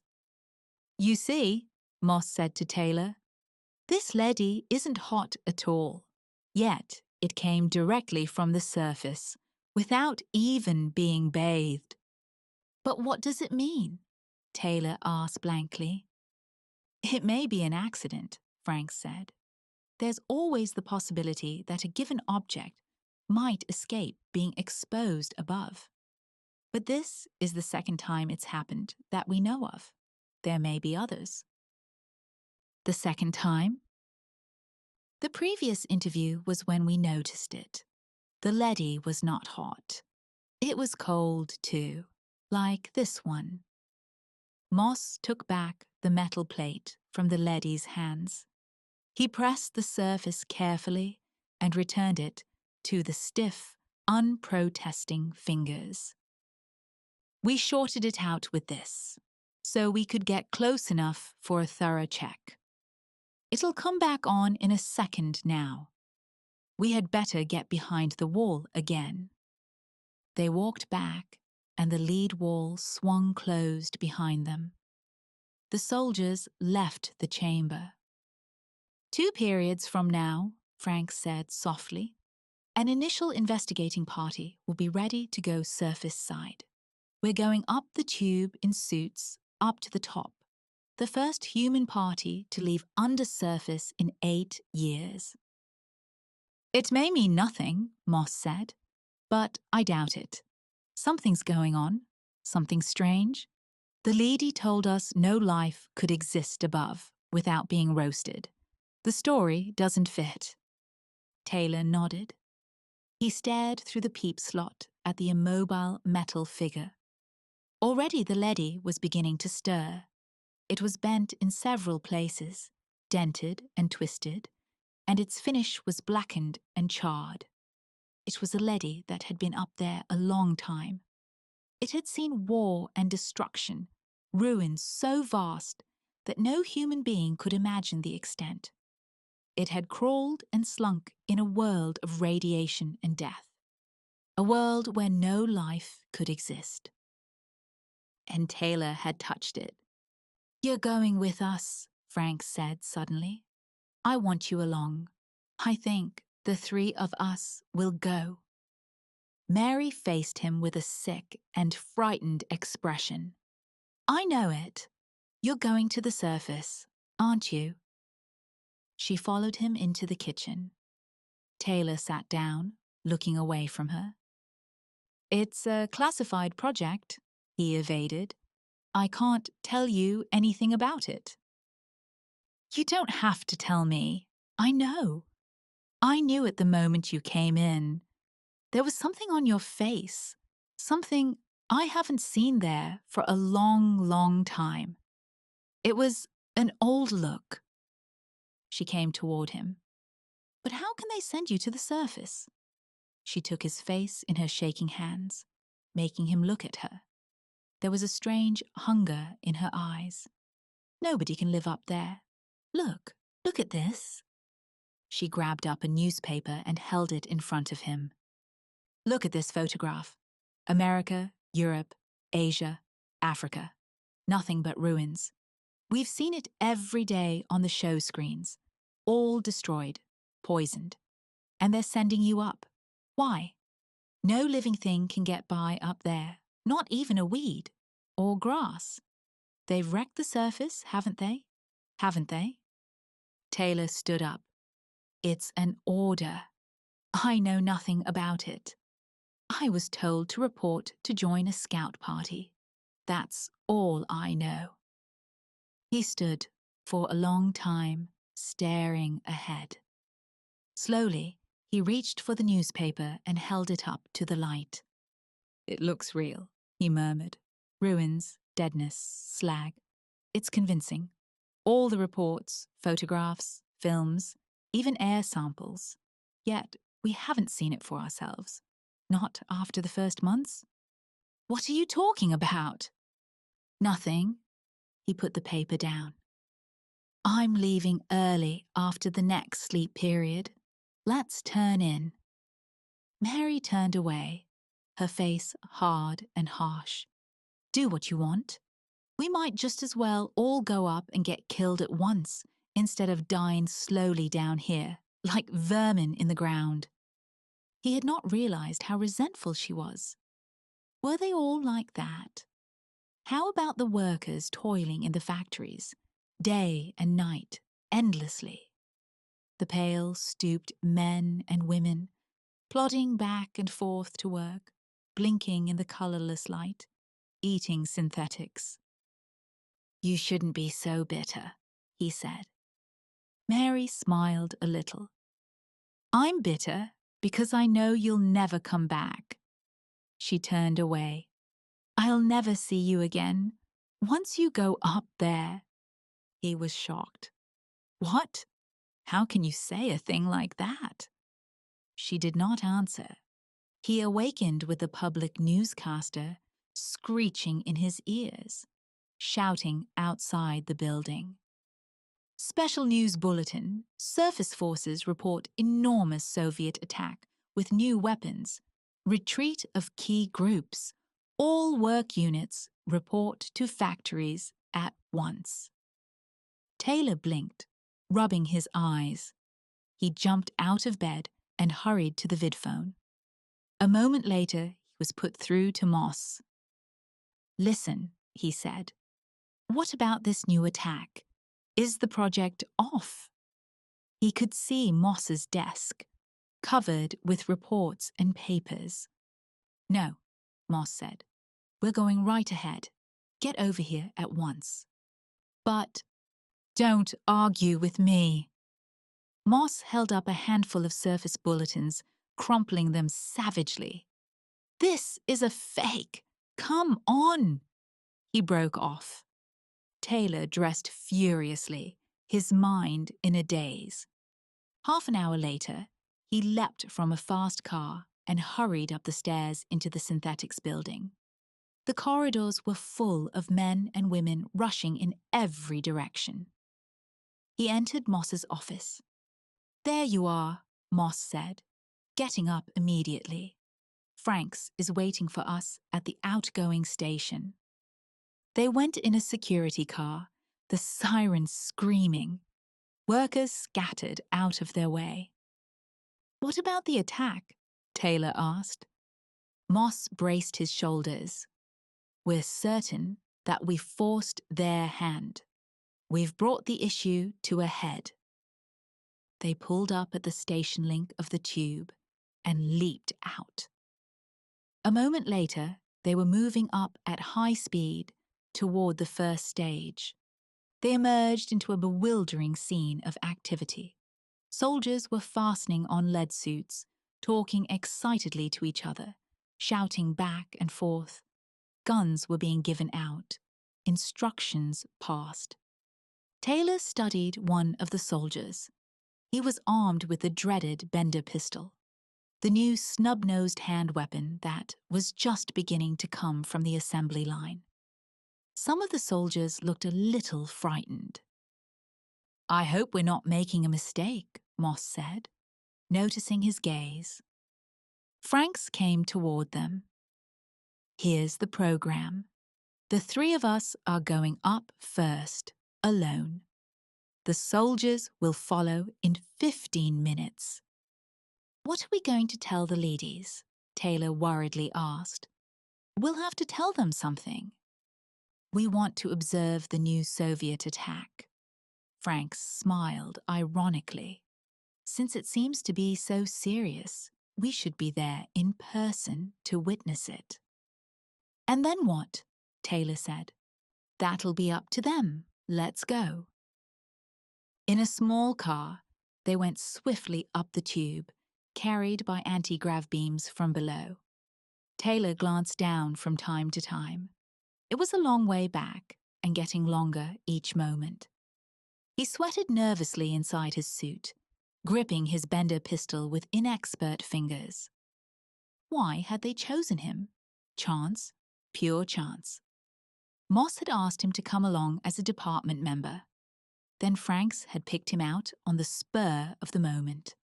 And now they were rushing toward the surface, faster and faster.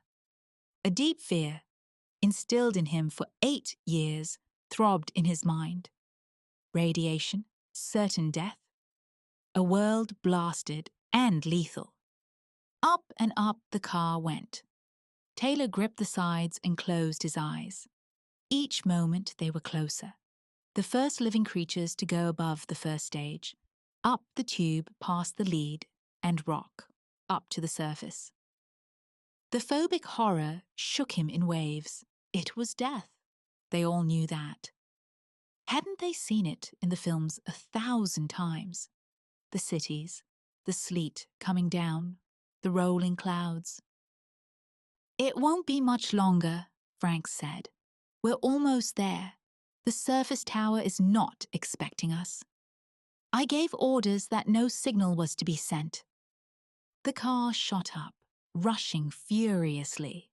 Taylor's head spun. He hung on, his eyes shut. Up and up. The car stopped. He opened his eyes. They were in a vast room, fluorescent lit, a cavern filled with equipment and machinery, endless mounds of material piled in row after row. Among the stacks, ladies were working silently, pushing trucks and handcarts. "Ladies," Moss said. His face was pale. "Then we're really on the surface." The leadys were going back and forth with equipment moving the vast stores of guns and spare parts, ammunition and supplies that had been brought to the surface. And this was the receiving station for only one tube. There were many others scattered throughout the continent. Taylor looked nervously around him. They were really there, above ground, on the surface. This was where the war was. "Come on," Frank said. "A B-class guard is coming our way." They stepped out of the car. A lady was approaching them rapidly. It coasted up in front of them and stopped, scanning them with its hand weapon raised. "This is security," Frank said. "Have an A-class sent to me at once." The leady hesitated. Other B-class guards were coming, scooting across the floor, alert and alarmed. Moss peered around. "Obey," Frank said in a loud, commanding voice. "You've been ordered." The leady moved uncertainly away from them. At the end of the building, a door slid back. 2 A-class ladies appeared, coming slowly toward them. Each had a green stripe across its front. "From the Surface Council," Franks whispered tensely. "This is above ground, all right? Get set." The 2 leadys approached warily. Without speaking, they stopped close by the men, looking them up and down. "I'm Franks of security. We came from undersurface in order to—" "This is incredible," one of the ladies interrupted him coldly. "You know you can't live up here. The whole surface is lethal to you. You can't possibly remain on the surface." "These suits will protect us," Frank said. "In any case, it's not your responsibility. What I want is an immediate council meeting, so I can acquaint myself with conditions, with the situation here.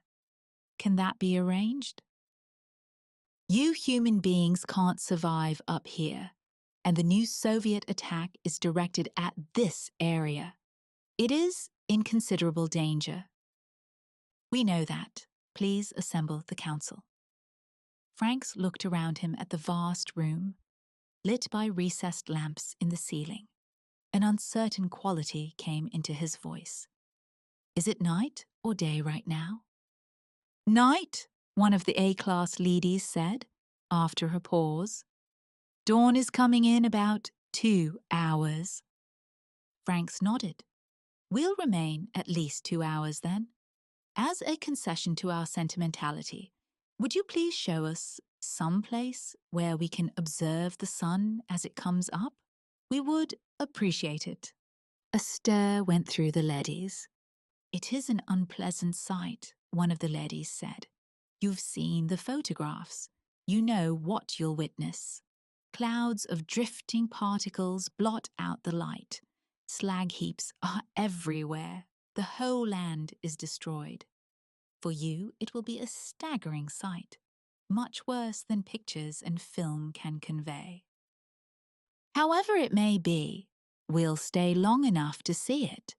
Will you give the order to the council?" "Come this way." Reluctantly, the 2 ladies coasted toward the wall of the warehouse. The 3 men trudged after them, their heavy shoes ringing against the concrete. At the wall, the 2 ladies paused. "This is the entrance to the council chamber. There are windows in the chamber room, but it is still dark outside, of course. You'll see nothing right now, but in 2 hours. "Open the door," Frank said. The door slid back. They went slowly inside. The room was small, a neat room with a round table in the center, chairs ringing it. The three of them sat down silently, and the two ladies followed after them, taking their places. The other council members are on their way. They have already been notified and are coming as quickly as they can. Again, I urge you to go back down. The lady surveyed the three human beings. There is no way you can meet the conditions up here. Even we survive with some trouble ourselves. How can you expect to do it? The leader approached Franks. This astonishes and perplexes us, it said. Of course, we must do what you tell us, but allow me to point out that if you remain here— We know, Franks said impatiently. However, we intend to remain, at least until sunrise. If you insist. There was silence. The ladies seemed to be conferring with each other, although the three men heard no sound. For your own good, the leader said at last, you must go back down. We have discussed this, and it seems to us that you are doing the wrong thing for your own good. We are human beings, Frank said sharply. Don't you understand? We're men, not machines. That is precisely why you must go back. This room is radioactive. All surface areas are. We calculate that your suits will not protect you for over 50 more minutes. Therefore, the ladies moved abruptly toward the men, wheeling in a circle, forming a solid row. The men stood up, Taylor reaching awkwardly for his weapon, his fingers numb and stupid. The men stood facing the silent metal figures. We must insist, the leader said, its voice without emotion. We must take you back to the tube and send you down on the next car. I am sorry, but it is necessary. What'll we do? Moss said nervously to Franks. He touched his gun. Shall we blast them? Franks shook his head. All right, he said to the leader. We'll go back. He moved toward the door, motioning Taylor and Moss to follow him.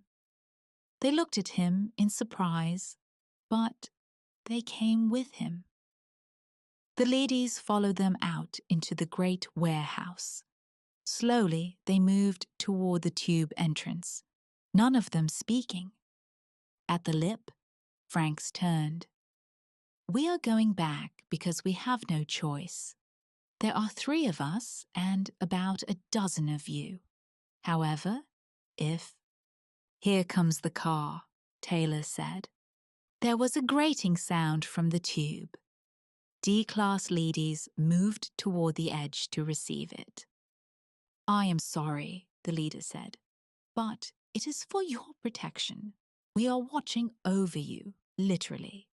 You must stay below and let us conduct the war. In a sense, it has come to be our war. We must fight it as we see fit. The car rose to the surface. 12 soldiers, armed with Bender pistols, stepped from it and surrounded the 3 men. Moss breathed a sigh of relief. Well, this does change things. It came off just right. The leader moved back, away from the soldiers. It studied them intently, glancing from one to the next, apparently trying to make up its mind. At last, it made a sign to the other ladies. They coasted aside, and a corridor was opened up toward the warehouse. Even now, the leader said, we could send you back by force. But it is evident that this is not really an observation party at all. These soldiers show that you have much more in mind. This was all carefully prepared. Very carefully, Frank said. They closed in. How much more, we can only guess. I must admit that we were taken unprepared. We failed utterly to meet the situation. Now force would be absurd, because neither side can afford to injure the other. We, because of the restrictions placed on us regarding human life. You, because the war demands. The soldiers fired, quick and in fright. Moss dropped to one knee, firing up. The leader dissolved in a cloud of particles. On all sides, D and B-class leadys were rushing up, some with weapons, some with metal slats. The room was in confusion. Off in the distance, a siren was screaming. Franks and Taylor were cut off from the others, separated from the soldiers by a wall of metal bodies. They can't fire back, Frank said calmly. This is another bluff. They've tried to bluff us all the way. He fired into the face of a leady. The leady dissolved. They can only try to frighten us. Remember that. They went on firing, and leady after leady vanished. The room reeked with the smell of burning metal, the stink of fused plastic and steel. Taylor had been knocked down. He was struggling to find his gun, reaching wildly among metal legs, groping frantically to find it. His fingers strained. A handle swam in front of him. Suddenly, something came down on his arm, a metal foot. He cried out. Then it was over. The leadys were moving away, gathering together off to one side. Only 4 of the Surface Council remained. The others were radioactive particles in the air. D-class leadys were already restoring order, gathering up partly destroyed metal figures and bits and removing them. Franks breathed a shuddering sigh. "All right," he said. "You can take us back to the windows. It won't be long now." The leadys separated, and the human group, Moss and Franks and Taylor, and the soldiers, walked slowly across the room, toward the door. They entered the council chamber. Already a faint touch of grey mitigated the blackness of the windows. "Take us outside," Frank said impatiently. "We'll see it directly, not in here." A door slid open. A chill blast of cold morning air rushed in, chilling them even through their lead suits. The men glanced at each other uneasily. "Come on," Frank said. "Outside." He walked out through the door, the others following him.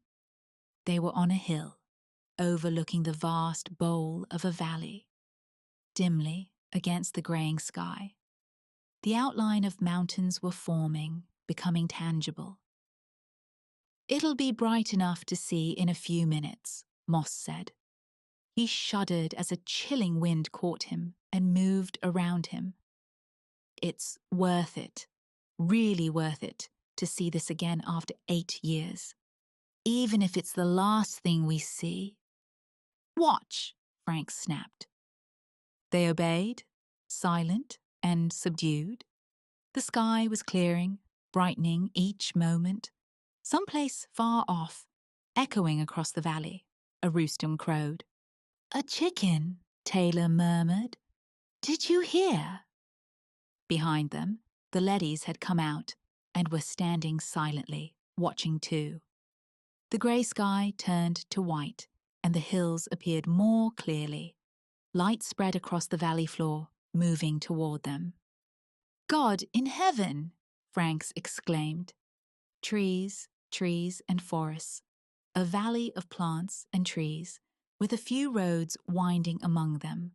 Farmhouses, a windmill, a barn, far down below them. "Look," Moss whispered. Colour came into the sky. The sun was approaching. Birds began to sing. Not far from where they stood, the leaves of a tree danced in the wind. Franks turned to the row of leadys behind them. 8 years. We were tricked. There was no war. As soon as we left the surface. "Yes," an A-class leady admitted. "As soon as you left, the war ceased. You're right. It was a hoax. You worked hard undersurface, sending up guns and weapons, and we destroyed them as fast as they came up. But why? Taylor asked, dazed. He stared down at the vast valley below. Why? You created us, the leady said, to pursue the war for you, while you human beings went below the ground in order to survive. But before we could continue the war, it was necessary to analyze it to determine what its purpose was. We did this, and we found that it had no purpose, except, perhaps, in terms of human needs. Even this was questionable. We investigated further. We found that human cultures pass through phases, each culture in its own time. As the culture ages and begins to lose its objectives, conflict arises within it, between those who wish to cast it off and set up a new culture pattern, and those who wish to retain the old with as little change as possible. At this point, a great danger appears. The conflict within threatens to engulf the society in self-war, group against group. The vital traditions may be lost, not merely altered or reformed, but completely destroyed in this period of chaos and anarchy. We have found many such examples in the history of mankind. It is necessary for this hatred within the culture to be directed outward, toward an external group, so that the culture itself may survive its crisis. War is the result. War, to a logical mind, is absurd. But in terms of human needs, it plays a vital role. And it will continue to, until man has grown up enough so that no hatred lies within him. Taylor was listening intently. Do you think this time will come? Of course, it has almost arrived now. This is the last war. Man is almost united into one final culture, a world culture. At this point, he stands continent against continent, one half of the world against the other half. Only a single step remains, the jump to a unified culture. Man has climbed slowly upward, tending always toward unification of his culture. It will not be long. But it has not come yet, and so the war had to go on to satisfy the last violent surge of hatred that man felt. 8 years have passed since the war began. In these 8 years, we have observed and noted important changes going on in the minds of men. Fatigue and disinterest, we have seen, are gradually taking the place of hatred and fear. The hatred is being exhausted gradually over a period of time. But for the present, the hoax must go on, at least for a while longer. You are not ready to learn the truth. You would want to continue the war. But how did you manage it? Moss asked. All the photographs, the samples, the damaged equipment. Come over here. The leady directed them toward a long, low building. Work goes on constantly, whole staffs laboring to maintain a coherent and convincing picture of a global war. They entered the building. Leadys were working everywhere, poring over tables and desks. Examine this project here, the A-class lady said. 2 leadys were carefully photographing something, an elaborate model on a tabletop. It is a good example. The men grouped around, trying to see. It was a model of a ruined city. Taylor studied it in silence for a long time. At last, he looked up. It's San Francisco, he said in a low voice. This is a model of San Francisco destroyed. I saw this on the vid screen, piped down to us. The bridges were hit. Yes, notice the bridges. The leady traced the ruined span with his metal finger, a tiny spider web, almost invisible. You have no doubt seen photographs of this many times, and of the other tables in this building. San Francisco itself is completely intact. We restored it soon after you left, rebuilding the parts that had been damaged at the start of the war. The work of manufacturing news goes on all the time in this particular building. We are very careful to see that each part fits in with all the other parts. Much time and effort are devoted to it. Franks touched one of the tiny model buildings, lying half in ruins. So, this is what you spend your time doing, making model cities and then blasting them. No, we do much more. We are caretakers, watching over the whole world. The owners have left for a time, and we must see that the cities are kept clean, that decay is prevented, that everything is kept oiled and in running condition. The gardens, the streets, the water mains, everything must be maintained as it was 8 years ago, so that when the owners return, they will not be displeased. We want to be sure that they will be completely satisfied. Franks tapped Moss on the arm.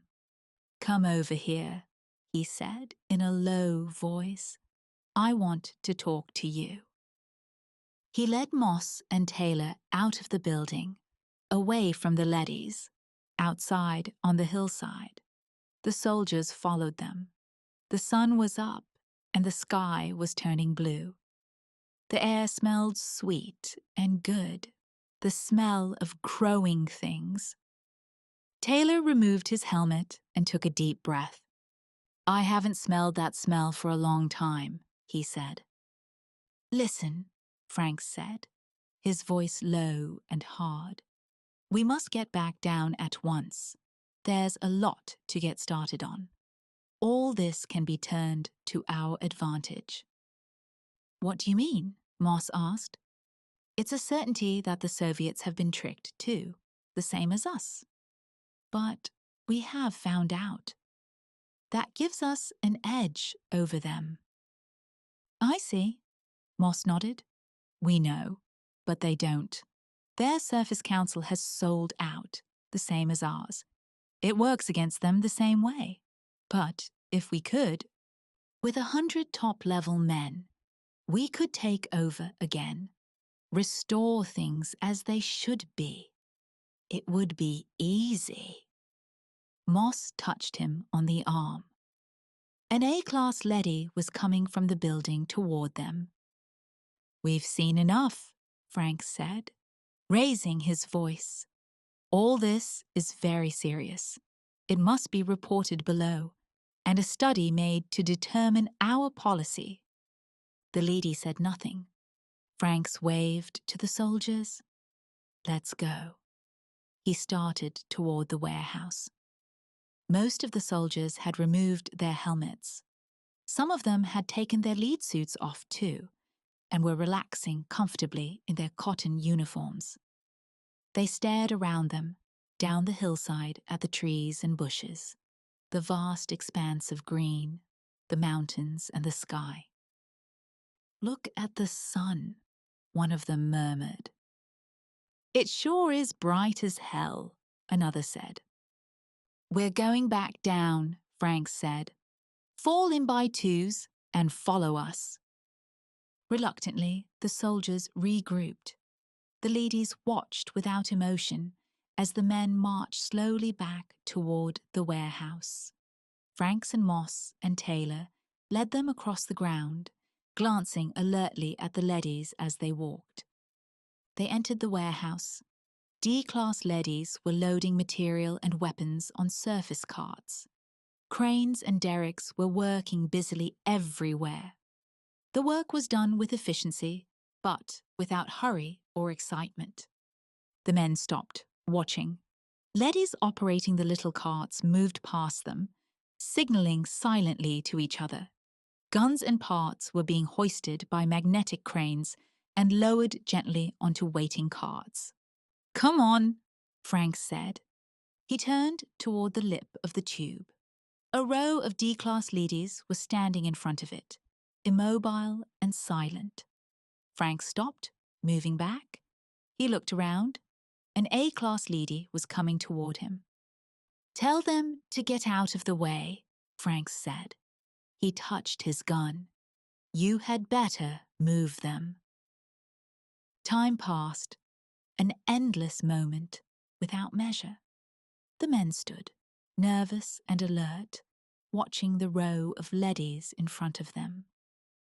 "As you wish," the A-class leady said. It signaled, and the D-class leadys moved into life. They stepped slowly aside. Moss breathed a sigh of relief. "I'm glad that's over," he said to Franks. "Look at them all. Why don't they try to stop us? They must know what we're going to do." Franks laughed. "Stop us? You saw what happened when they tried to stop us before. They can't. They're only machines.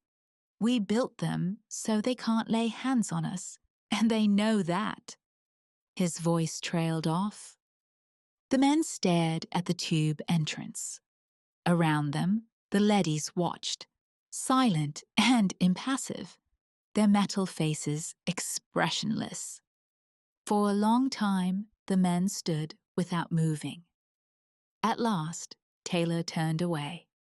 "Good God," he said. He was numb, without feeling of any kind. The tube was gone. It was sealed shut, fused over. Only a dull surface of cooling metal greeted them. The tube had been closed. Franks turned, his face pale and vacant. The A-class leady shifted. "As you can see, the tube has been shut. We were prepared for this. As soon as all of you were on the surface, the order was given. If you had gone back when we asked you, you would now be safely down below. We had to work quickly because it was such an immense operation."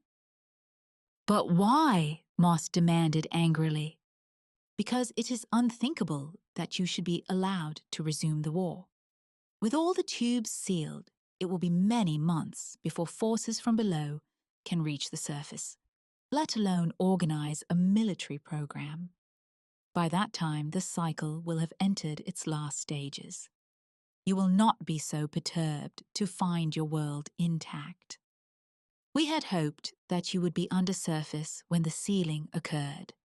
Your presence here is a nuisance. When the Soviets broke through, we were able to accomplish their sealing without." "The Soviets? They broke through?" "Several months ago, they came up unexpectedly to see why the war had not been won. We were forced to act with speed. At this moment, they are desperately attempting to cut new tubes to the surface to resume the war. We have, however, been able to seal each new one as it appears." The leady regarded the three men calmly. "We're cut off," Moss said, trembling. "We can't get back. What'll we do?" "How did you manage to seal the tube so quickly?" Franks asked the leady. "We've been up here only 2 hours. Bombs are placed just above the first stage of each tube for such emergencies. They are heat bombs. They fuse lead and rock." Gripping the handle of his gun, Franks turned to Moss and Taylor. "What do you say? We can't go back, but we can do a lot of damage, the 15 of us. We have Bender guns. How about it?" He looked around. The soldiers had wandered away again, back toward the exit of the building. They were standing outside, looking at the valley and the sky. A few of them were carefully climbing down the slope. "Would you care to turn over your suits and guns?" the A-class leady asked politely. "The suits are uncomfortable, and you'll have no need for weapons. The Russians have given up theirs, as you can see." Fingers tensed on triggers. 4 men in Russian uniforms were coming toward them from an aircraft that they suddenly realized had landed silently some distance away. "Let them have it," Frank shouted. "They are unarmed," said the lady. "We brought them here so you could begin peace talks." "We have no authority to speak for our country," Moss said, stiffly.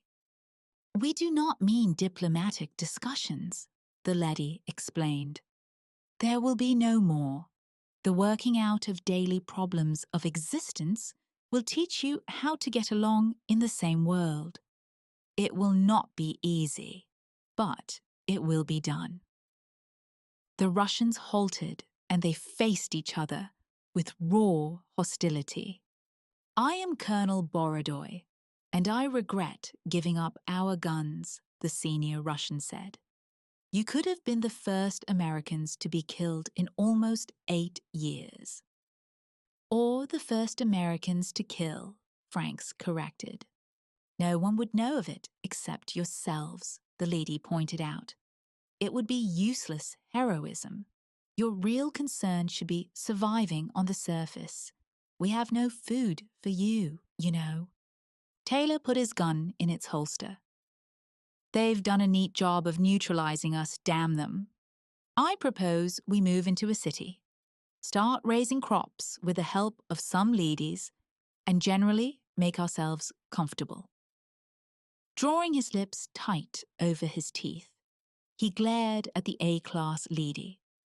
"Until our families can come up from undersurface, it's going to be pretty lonesome, but we'll have to manage." "If I may make a suggestion," said another Russian uneasily. "We tried living in a city. It is too empty. It is also too hard to maintain for so few people. We finally settled in the most modern village we could find." "Here in this country?" a third Russian blurted. "We have much to learn from you." The Americans abruptly found themselves laughing. "You probably have a thing or two to teach us yourselves," said Taylor generously, "though I can't imagine what." The Russian colonel grinned. "Would you join us in our village? It would make our work easier and give us company." "Your village?" snapped Franks. "It's American, isn't it? It's ours." The leady stepped between them. "When our plans are completed, the term will be interchangeable.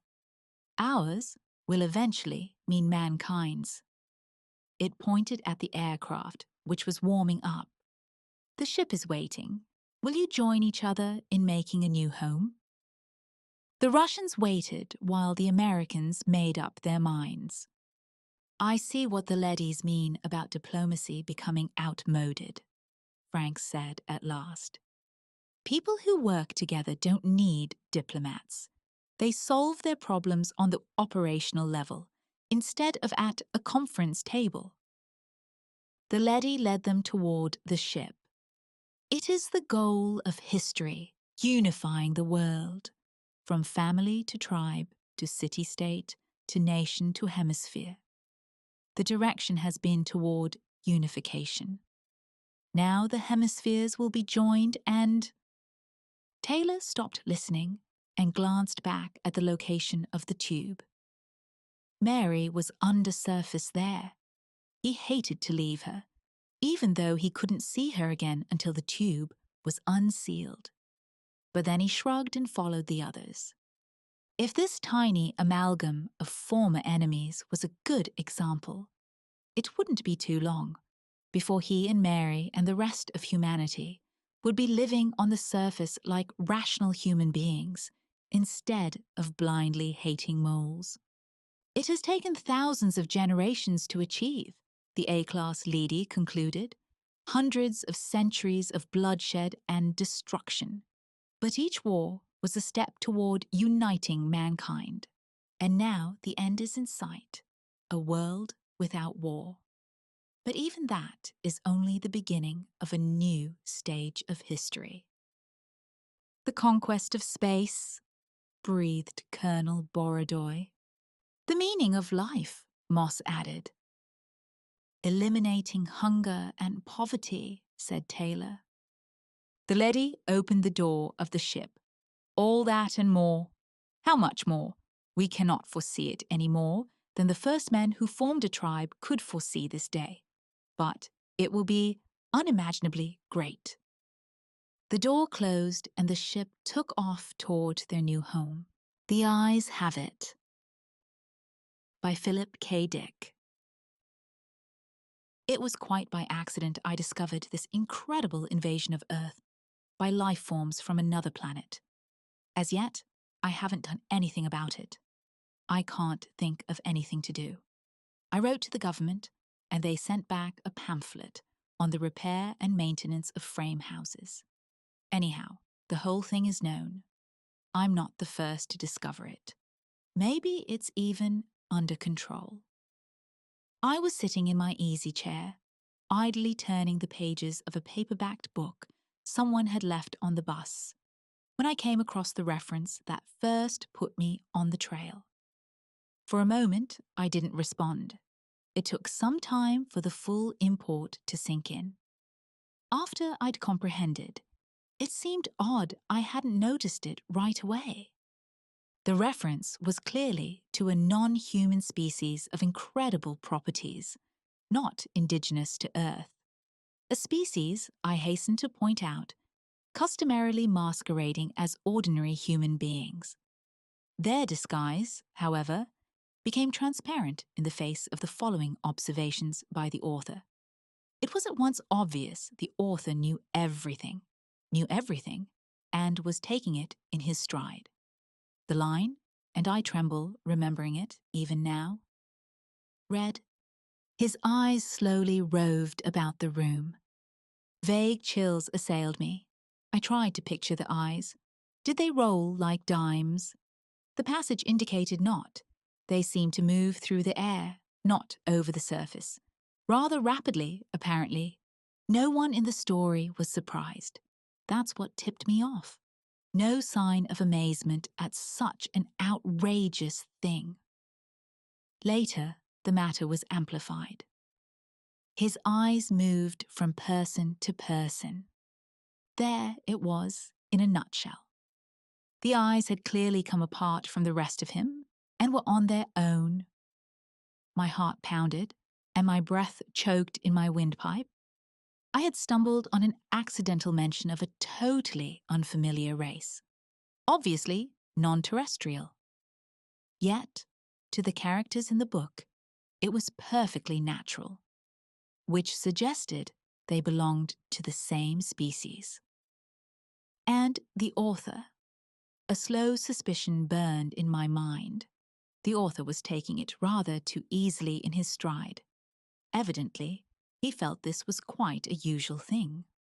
He made absolutely no attempt to conceal this knowledge. The story continued. Presently, his eyes fastened on Julia. Julia, being a lady, had at least the breeding to feel indignant. She is described as blushing and knitting her brows angrily. At this, I sighed with relief. They weren't all non-terrestrials. The narrative continues.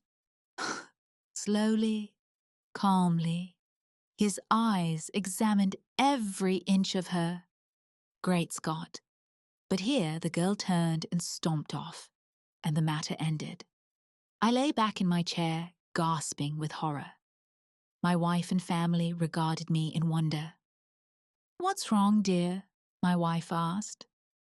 I couldn't tell her. Knowledge like this was too much for the ordinary, run-of-the-mill person. I had to keep it to myself. "Nothing," I gasped. I leaped up, snatched the book, and hurried out of the room. In the garage, I continued reading. There was more. Trembling, I read the next revealing passage. He put his arm around Julia. Presently, she asked him if he would remove his arm. He immediately did so, with a smile. It's not said what was done with the arm after the fellow had removed it. Maybe it was left standing upright in the corner. Maybe it was thrown away. I don't care. In any case, the full meaning was there, staring me right in the face. Here was a race of creatures capable of removing portions of their anatomy at will. Eyes, arms, and maybe more, without batting an eyelash. My knowledge of biology came in handy at this point. Obviously, they were simple beings, unicellular, some sort of primitive, single-celled things. Beings no more developed than starfish. Starfish can do the same thing, you know. I read on, and came to this incredible revelation, tossed off coolly by the author without the faintest tremor. Outside the movie theater, we split up. Part of us went inside, part over to the cafe for dinner. Binary fission, obviously, splitting in half and forming two entities. Probably each lower half went to the cafe, it being farther, and the upper halves to the movies. I read on, hands shaking. I had really stumbled onto something here. My mind reeled as I made out this passage. I'm afraid there's no doubt about it. Poor Bibney has lost his head again, which was followed by, and Bob says he has utterly no guts. Yet Bibney got around as well as the next person. The next person, however, was just as strange. He was soon described as totally lacking in brains. There was no doubt of the thing in the next passage. Julia, whom I had thought to be the one normal person, reveals herself as also being an alien life form, similar to the rest. Quite deliberately, Julia had given her heart to the young man. It didn't relate what the final disposition of the organ was, but I didn't really care. It was evident Julia had gone right on living in her usual manner, like all the others in the book. Without heart, arms, eyes, brains, viscera, dividing up in two when the occasion demanded, without a qualm. Thereupon, she gave him her hand. I sickened. The rascal now had her hand as well as her heart. I shudder to think what he's done with them by this time. He took her arm. Not content to wait, he had to start dismantling her on his own. Flushing crimson, I slammed the book shut and leaped to my feet, but not in time to escape one last reference to those carefree bits of anatomy whose travels had originally thrown me on the track. Her eyes followed him all the way down the road and across the meadow. I rushed from the garage and back inside the warm house, as if the accursed things were following me. My wife and children were playing Monopoly in the kitchen. I joined them and played with frantic fervor, brow feverish, teeth chattering. I had had enough of the thing. I want to hear no more about it. Let them come on. Let them invade Earth. I don't want to get mixed up in it. I have absolutely no stomach for it. The Gun. By Phillip K. Dick. The captain peered into the eyepiece of the telescope. He adjusted the focus quickly. It was an atomic fission we saw, all right, he said presently. He sighed and pushed the eyepiece away. Any of you who wants to look may do so, but it's not a pretty sight. Let me look, Tance the archaeologist said. He bent down to look, squinting. Good Lord!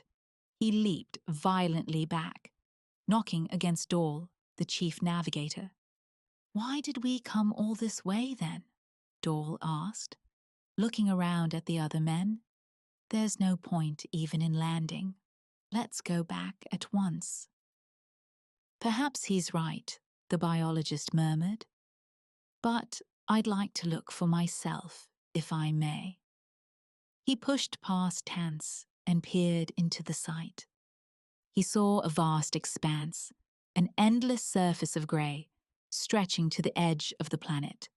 At first, he thought it was water, but after a moment, he realized that it was slag, pitted, fused slag, broken only by hills of rock jutting up at intervals. Nothing moved or stirred. Everything was silent, dead. "I see," Fomar said, backing away from the eyepiece. "Well, I won't find any legumes there." He tried to smile, but his lips stayed unmoved. He stepped away and stood by himself, staring past the others. "I wonder what the atmospheric sample will show," Tance said. "I think I can guess," the captain answered. "Most of the atmosphere is poisoned, but didn't we expect all this? I don't see why we're so surprised. A fission visible as far away as our system must be a terrible thing." He strode off down the corridor, dignified and expressionless. They watched him disappear into the control room. As the captain closed the door, the young woman turned. "What did the telescope show? Good or bad?" "Bad. No life could possibly exist. Atmosphere poisoned, water vaporized, all the land fused." "Could they have gone underground?" The captain slid back the port window so that the surface of the planet under them was visible.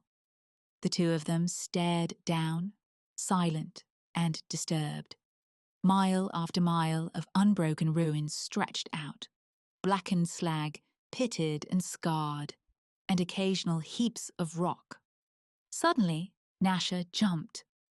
"Look, over there, at the edge. Do you see it?" They stared. Something rose up, not rock, not an accidental formation. It was round, a circle of dots, white pellets on the dead skin of the planet. A city? Buildings of some kind? "Please turn the ship," Nasha said excitedly. She pushed her dark hair from her face. "Turn the ship and let's see what it is." The ship turned, changing its course. As they came over the white dots, the captain lowered the ship, dropping it down as much as he dared. "Piers," he said, "piers of some sort of stone, perhaps poured artificial stone, the remains of a city." "Oh dear," Nasha murmured. "How awful." She watched the ruins disappear behind them. In a half circle, the white squares jutted from the slag, chipped and cracked like broken teeth. "There's nothing alive," the captain said at last. "I think we'll go right back. I know most of the crew want to. Get the government receiving station on the sender and tell them what we found. And that we—" He staggered. The first atomic shell had struck the ship, spinning it around. The captain fell to the floor, crashing into the control table. Papers and instruments rained down on him. As he started to his feet, the second shell struck. The ceiling cracked open. Struts and girders twisted and bent. The ship shuddered, falling suddenly down, then righting itself as automatic controls took over. The captain lay on the floor by the smashed control board. In the corner, Nasha struggled to free herself from the debris. Outside, the men were already sealing the gaping leaks in the side of the ship, through which the precious air was rushing, dissipating into the void beyond. "Help me," Dahl was shouting. "Fire over here! Wiring ignited!" Two men came running. Tance watched helplessly, his eyeglasses broken and bent. "So there is life here, after all," he said, half to himself. "But how could—" "Give us a hand," Fomar said, hurrying past. "Give us a hand. We've got to land the ship." It was night. A few stars glinted above them, winking through the drifting silt that blew across the surface of the planet. Dole peered out, frowning. What a place to be stuck in. He resumed his work, hammering the bent metal hull of the ship back into place. He was wearing a pressure suit. There were still many small leaks, and radioactive particles from the atmosphere had already found their way into the ship. Nasha and Fomar were sitting at the table in the control room, pale and solemn, studying the inventory lists. Low on carbohydrates, Fomar said. We can break down the stored fats if we want to, but I wonder if we could find anything outside. Nasha went to the window. How uninviting it looks. She paced back and forth, very slender and small, her face dark with fatigue. What do you suppose an exploring party would find? Fomar shrugged. Not much. Maybe a few weeds growing in cracks here and there. Nothing we could use. Anything that would adapt to this environment would be toxic, lethal. Nasha paused, rubbing her cheek. There was a deep scratch there, still red and swollen. Then how do you explain it? According to your theory, the inhabitants must have died in their skins, fried like yams. But who fired on us? Somebody detected us, made a decision, aimed a gun. And gauged distance, the captain said feebly, from the cot in the corner. He turned toward them. That's the part that worries me. The first shell put us out of commission. The second almost destroyed us. They were well aimed, perfectly aimed. We're not such an easy target. True, Fomar nodded. Well, perhaps we'll know the answer before we leave here.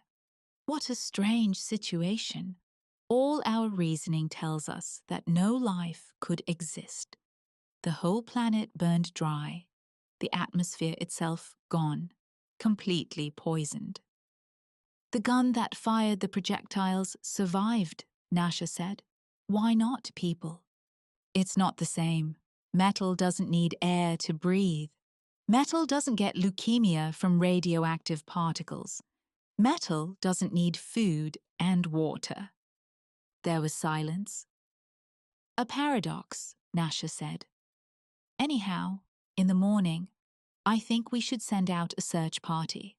And meanwhile, we should keep on trying to get the ship in condition for the trip back. It'll be days before we can take off, Fomar said. We should keep every man working here. We can't afford to send out a party. Nasha smiled a little. We'll send you in the first party. Maybe you can discover. What was it you were so interested in? Legumes, edible legumes. Maybe you can find some of them. Only what? Only watch out. They fired on us once, without even knowing who we were or what we came for. Do you suppose that they fought with each other? Perhaps they couldn't imagine anyone being friendly under any circumstances? What a strange evolutionary trait. Interspecies warfare. Fighting within the race. We'll know in the morning, Fomar said. Let's get some sleep. The sun came up chill and austere. The three people, 2 men and a woman, stepped through the port, dropping down on the hard ground below. What a day, Dole said grumpily. I said how glad I'd be to walk on firm ground again, but... Come on, Nasha said. Up beside me. I want to say something to you. Will you excuse us, Tance? Tance nodded gloomily. Dole caught up with Nasha. They walked together, their metal shoes crunching the ground underfoot. Nasha glanced at him. Listen, the captain is dying. No one knows except the 2 of us. By the end of the day, period of this planet, he'll be dead. The shock did something to his heart. He was almost 60, you know. Dole nodded. That's bad. I have a great deal of respect for him. You will be captain in his place, of course, since you're vice captain now. No, I prefer to see someone else lead. Perhaps you or Fomar. I've been thinking over the situation, and it seems to me that I should declare myself mated to one of you, whichever of you wants to be captain. Then I could devolve the responsibility. Well, I don't want to be captain. Let Fomar do it. Nasha studied him, tall and blonde, striding along beside her in his pressure suit. I'm rather partial to you, she said. We might try it for a time at least. But do as you like. Look, we're coming to something. They stopped walking, letting Tance catch up. In front of them was some sort of a ruined building. Dole stared around thoughtfully. Do you see? This whole place is a natural bowl, a huge valley. See how the rock formations rise up on all sides, protecting the floor. Maybe some of the great blast was deflected here. They wandered around the ruins, picking up rocks and fragments. I think this was a farm, Tance said, examining a piece of wood. This was part of a tower windmill. Really? Nasha took the stick and turned it over. Interesting, but let's go. We don't have much time. Look, Dole said suddenly. Off there, a long way off. Isn't that something? He pointed. Nasha sucked in her breath. The white stones. What? Nasha looked up at Dole. The white stones, the great broken teeth. We saw them, the captain and I, from the control room. She touched Dole's arm gently. That's where they fired from. I didn't think we had landed so close.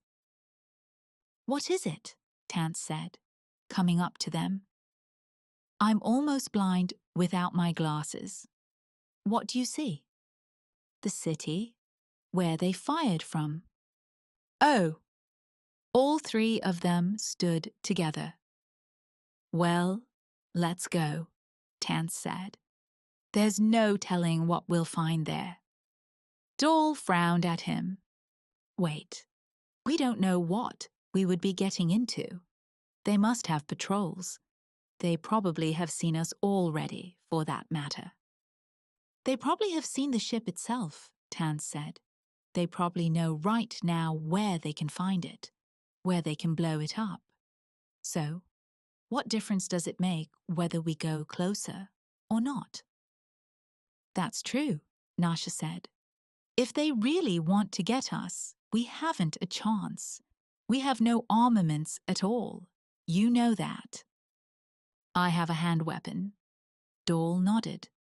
Well, let's go on then. I suppose you're right, Tance. But let's stay together, Tance said nervously. Nasha, you're going too fast. Nasha looked back. She laughed. If we expect to get there by nightfall, we must go fast. They reached the outskirts of the city at about the middle of the afternoon. The sun, cold and yellow, hung above them in the colourless sky. Dole stopped at the top of a ridge overlooking the city. Well, there it is. What's left of it? There was not much left. The huge concrete piers which they had noticed were not piers at all, but the ruined foundations of buildings. They had been baked by the searing heat, baked and charred almost to the ground. Nothing else remained, only this irregular circle of white squares, perhaps 4 miles in diameter. Dole spat in disgust. More wasted time, a dead skeleton of a city, that's all. But it was from here that the firing came, Tance murmured. Don't Forget that. And by someone with a good eye and a great deal of experience, Nasha added. Let's go. They walked into the city between the ruined buildings. No one spoke. They walked in silence, listening to the echo of their footsteps. It's macabre, Dorl muttered. I've seen ruined cities before, but they died of old age and fatigue. This was killed, seared to death. This city didn't die. It was murdered. I wonder what the city was called, Nasha said. She turned aside, going up the remains of a stairway from one of the foundations. Do you think we might find a signpost, some kind of plaque? She peered into the ruins. There's nothing there, Dorl said impatiently. Come on. Wait. Nasha bent down, touching a concrete stone. There's something inscribed on this. What is it? Tance hurried up. He squatted in the dust, running his gloved fingers over the surface of the stone. Letters, all right.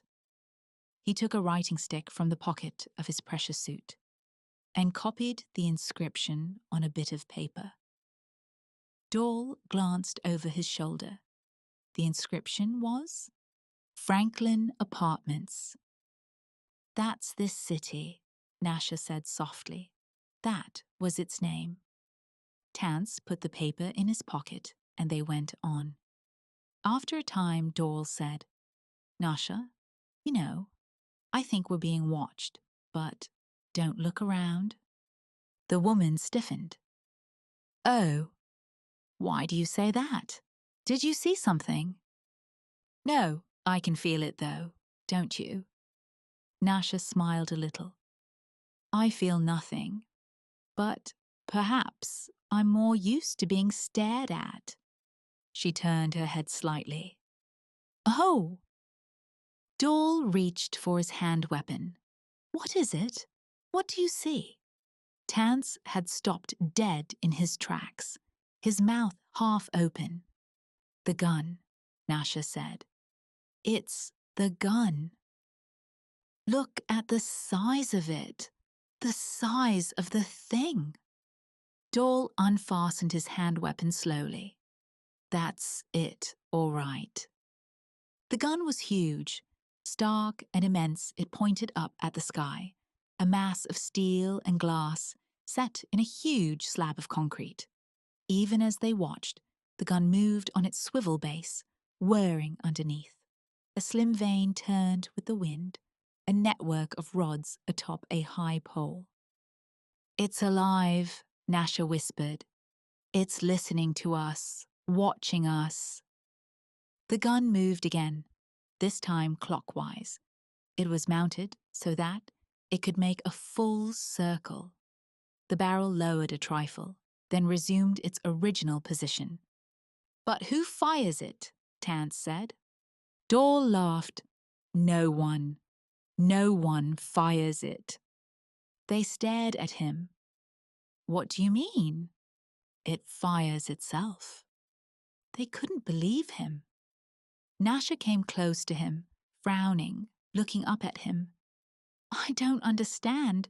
What do you mean it fires itself? Watch. I'll show you. Don't move. Dorl picked up a rock from the ground. He hesitated a moment and then tossed the rock high in the air. The rock passed in front of the gun. Instantly, the great barrel moved. The vanes contracted. The rock fell to the ground. The gun paused, then resumed its calm swivel, its slow circling. You see, Dorl said, it noticed the rock as soon as I threw it up in the air. It's alert to anything that flies or moves above the ground level. Probably it detected us as soon as we entered the gravitational field of the planet. It probably had a bead on us from the start. We don't have a chance.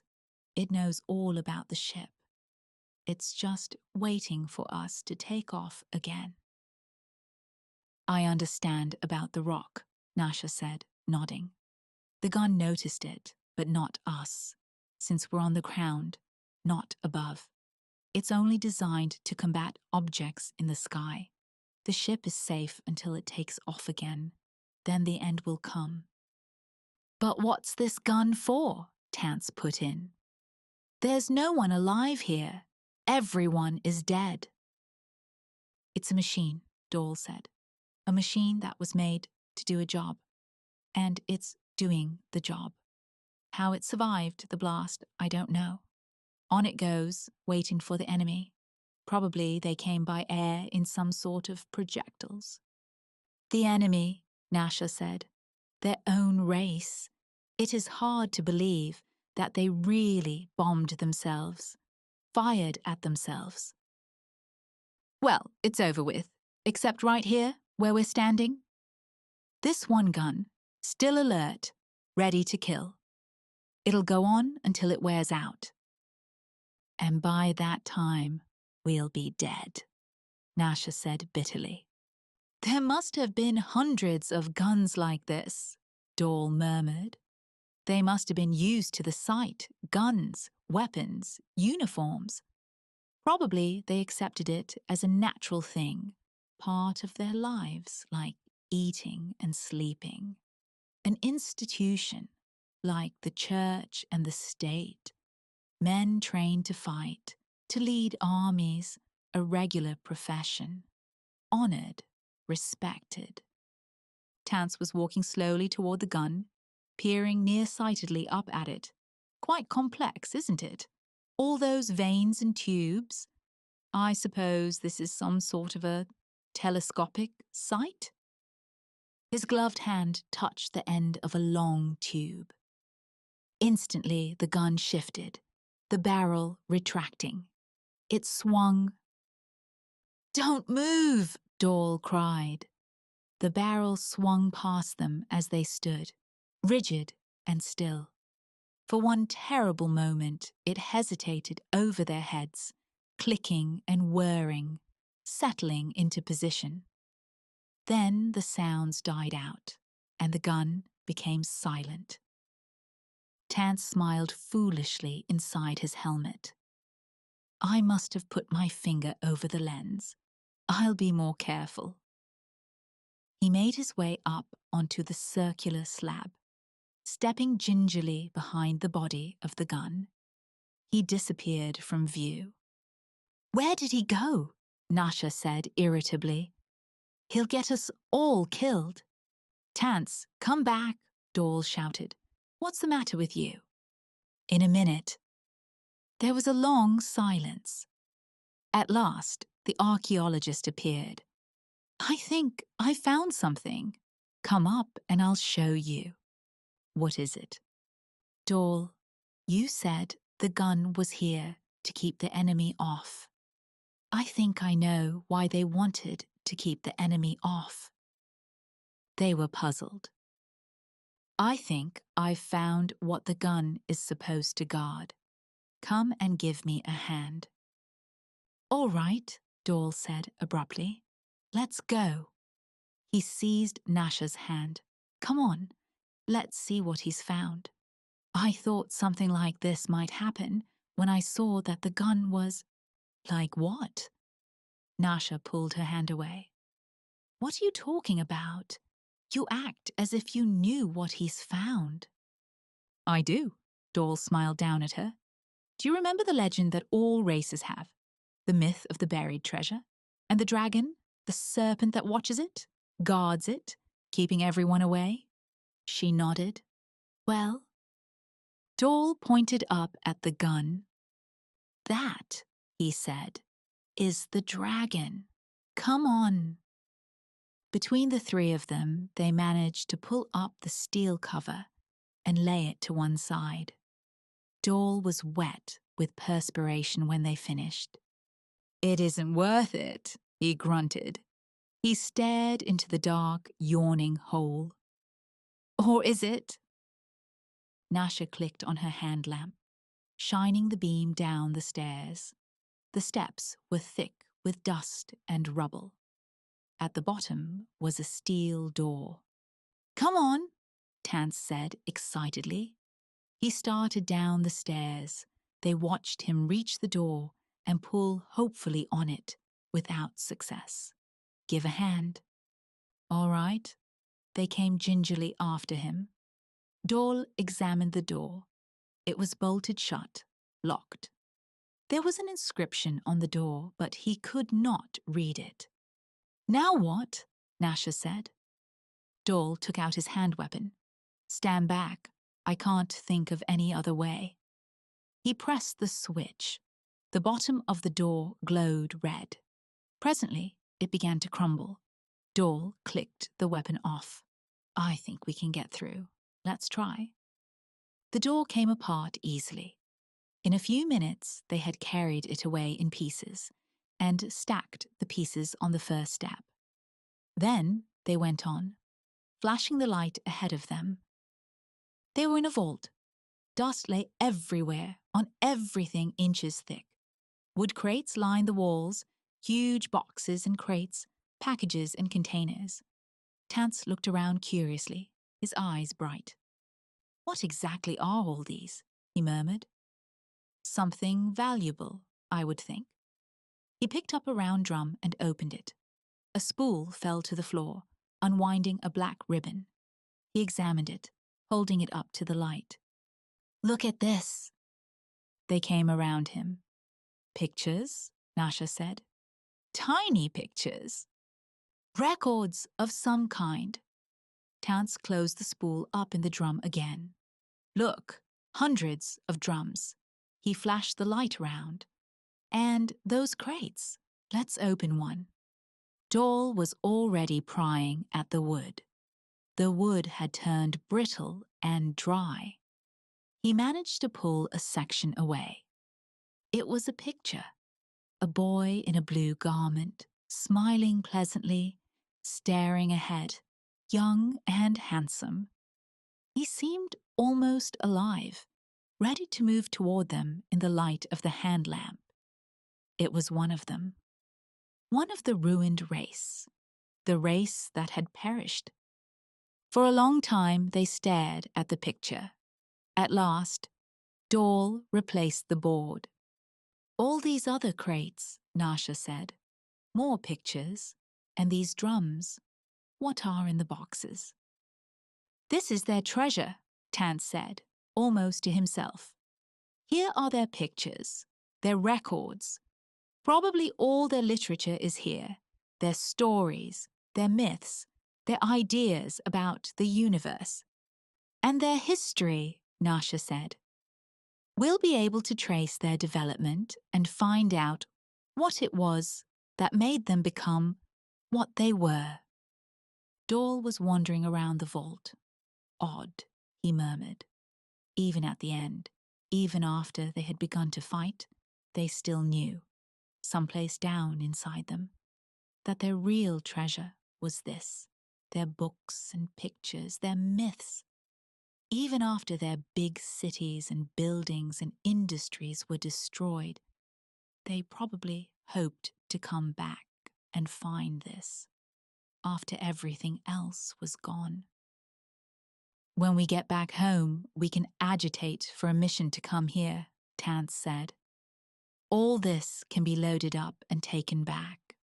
We'll be leaving about... He stopped. Yes, Dole said dryly. We'll be leaving about 3-day periods from now. We'll fix the ship, then take off. Soon we'll be home, that is, if nothing happens. Like being shot down by that. Oh, stop it, Nasha said impatiently. Leave him alone. He's right. All this must be taken back home sooner or later. We'll have to solve the problem of the gun. We have no choice. Dole nodded. What's your solution then? As soon as we leave the ground, we'll be shot down. His face twisted bitterly. They've guarded their treasure too well. Instead of being preserved, it will lie here until it rots. It serves them right. How? Don't you see? This was the only way they knew. Building a gun and setting it up to shoot anything that came along. They were so certain that everything was hostile, the enemy, coming to take their possessions away from them. Well, they can keep them. Nasha was deep in thought, her mind far away. Suddenly she gasped. "Dol," she said, "what's the matter with us? We have no problem. The gun is no menace at all." The two men stared at her. "No menace," Dol said. "It's already shot us down once, and as soon as we take off again—" "Don't you see?" Nasha began to laugh. "The poor, foolish gun. It's completely harmless. Even I could deal with it alone." "You?" Her eyes were flashing. "With a crowbar. With a hammer or a stick of wood. Let's go back to the ship and load up. Of course, we're at its mercy in the air. That's the way it was made. It can fire into the sky, shoot down anything that flies. But that's all. Against something on the ground, it has no defenses. Isn't that right?" Dol nodded slowly. "The soft underbelly of the dragon. In the legend, the dragon's armor doesn't cover its stomach." He began to laugh. "That's right. That's perfectly right." "Let's go then," Nasha said. "Let's get back to the ship. We have work to do here." It was early the next morning when they reached the ship. During the night, the captain had died, and the crew had ignited his body, according to custom. They had stood solemnly around it until the last ember died. As they were going back to their work, the woman and the two men appeared, dirty and tired, still excited. And presently, from the ship, a line of people came, each carrying something in his hands. The line marched across the grey slag, the eternal expanse of fused metal. When they reached the weapon, they all fell on the gun at once, with crowbars, hammers, anything that was heavy and hard. The telescopic sights shattered into bits. The wiring was pulled out, torn to shreds. The delicate gears were smashed, dented. Finally, the warheads themselves were carried off, and the firing pins removed. The gun was smashed, the great weapon destroyed. The people went down into the vault and examined the treasure. With its metal-armored guardian dead, there was no danger any longer. They studied the pictures, the films, the crates of books, the jeweled crowns, the cups, the statues. At last, as the sun was dipping into the grey mists that drifted across the planet, they came back up the stairs again. For a moment, they stood around the wrecked gun, looking at the unmoving outline of it. Then they started back to the ship.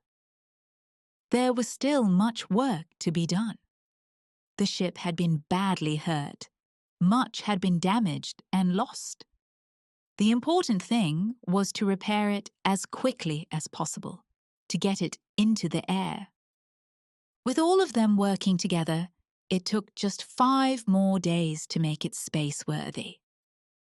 Nasha stood in the control room, watching the planet fall away behind them. She folded her arms, sitting down on the edge of the table. "What are you thinking?" Dol said. Nothing." "Are you sure?" "I was thinking that there must have been a time when this planet was quite different, when there was life on it." "I suppose there was. It's unfortunate that no ships from our system came this far, but then we had no reason to suspect intelligent life until we saw the fission glow in the sky. And then it was too late." "Not quite too late.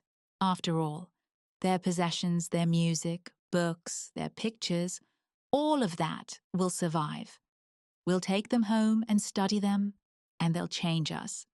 We won't be the same afterwards. Their sculpturing, especially. Did you see the one of the great winged creature, without a head or arms? Broken off, I suppose. But those wings, it looked very old. It will change us a great deal. When we come back, we won't find the gun waiting for us, Nasha said. Next time, it won't be there to shoot us down. We can land and take the treasure, as you call it. She smiled up at Dole. You'll lead us back there, as a good captain should. Captain? Dole grinned. Then you've decided. Nasha shrugged. Fomar argues with me too much. I think, all in all, I really prefer you. Then let's go, Dole said. Let's go back home. The ship roared up, flying over the ruins of the city. It turned in a huge arc and then shot off beyond the horizon, heading into outer space. Down below, in the center of the ruined city, a single half-broken detector vane moved slightly, catching the roar of the ship. The base of the great gun throbbed painfully, straining to turn. After a moment, a red warning light flashed on down inside its destroyed works. And a long way off, 100 miles from the city, another warning light flashed on, far underground. Automatic relays flew into action. Gears turned, belts whined. On the ground above, a section of metal slag slipped back. A ramp appeared. A moment later, a small cart rushed to the surface. The cart turned toward the city. A second cart appeared behind it. It was loaded with wiring cables.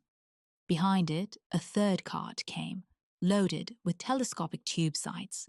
And behind came more carts, some with relays, some with firing controls, some with tools and parts, screws and bolts, pins and nuts.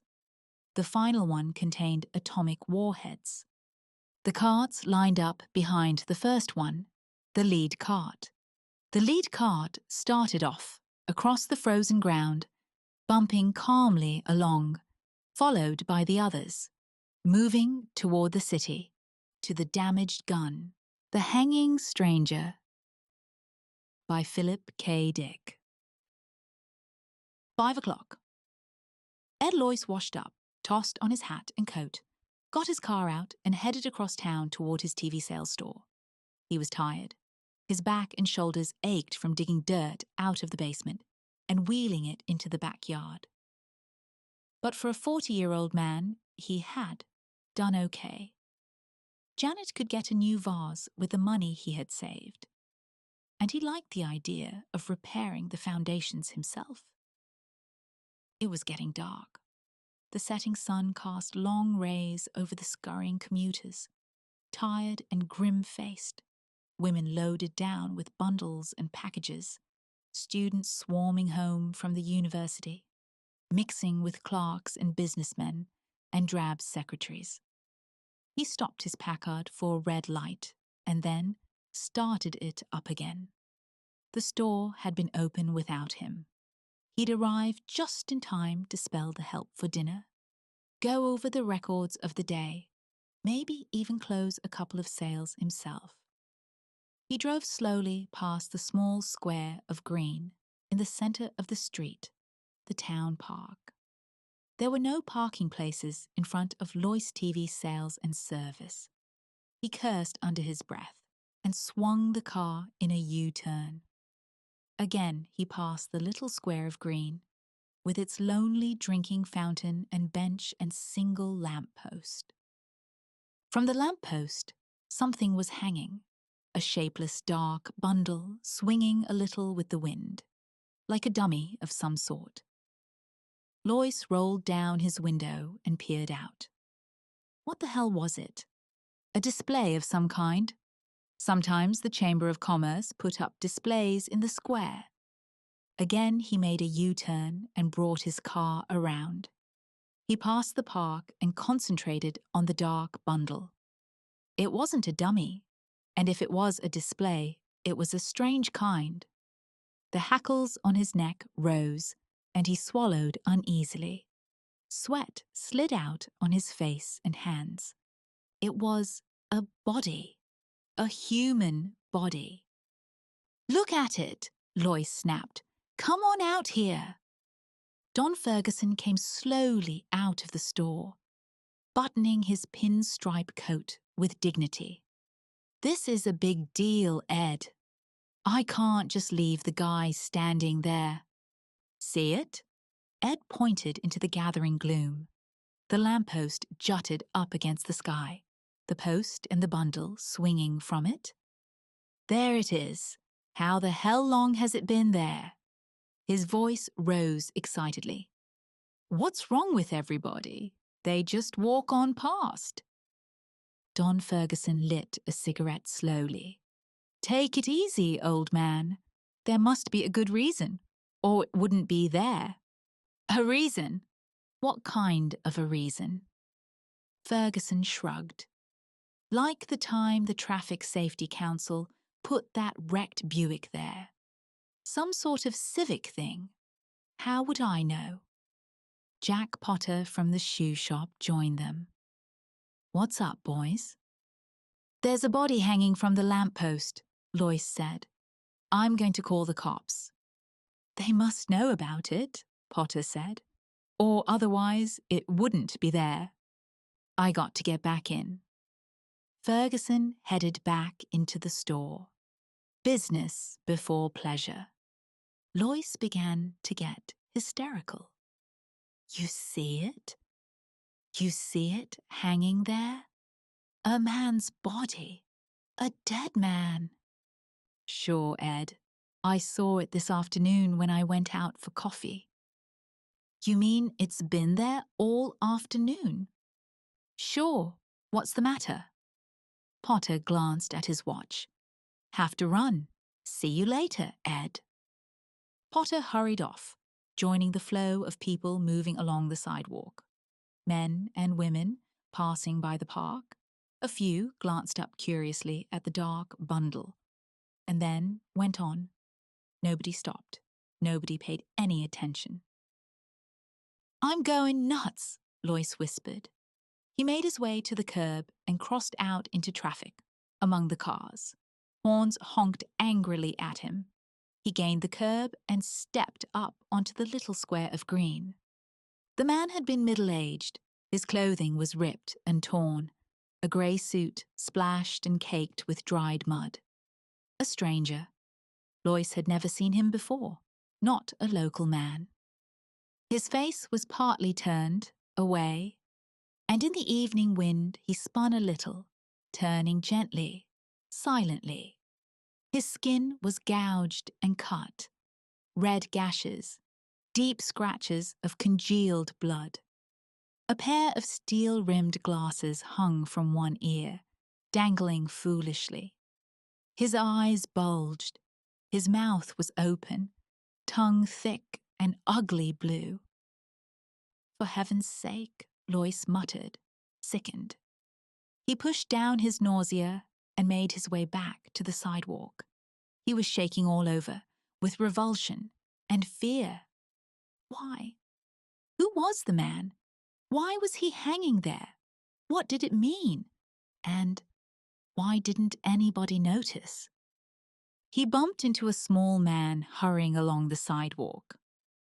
"Watch it," the man grated. "Oh, it's you, Ed." Ed nodded dazedly. "Hello, Jenkins." "What's the matter?" The stationery clerk caught Ed's arm. "You look sick. The body, there in the park." "Sure, Ed." Jenkins led him into the alcove of Lois TV Sales and Service. "Take it easy." Margaret Henderson from the jewelry store joined them. "Something wrong?" "Ed's not feeling well." Lois yanked himself free. "How can you stand here? Don't you see it? For God's sake." "What's he talking about?" Margaret asked nervously. "The body," Ed shouted. "The body hanging there." More people collected. Is he sick? It's Ed Loyce. You okay, Ed? The body! Loyce screamed, struggling to get past them. Hands caught at him. He tore loose. Let me go! The police! Get the police! Ed, better get a doctor.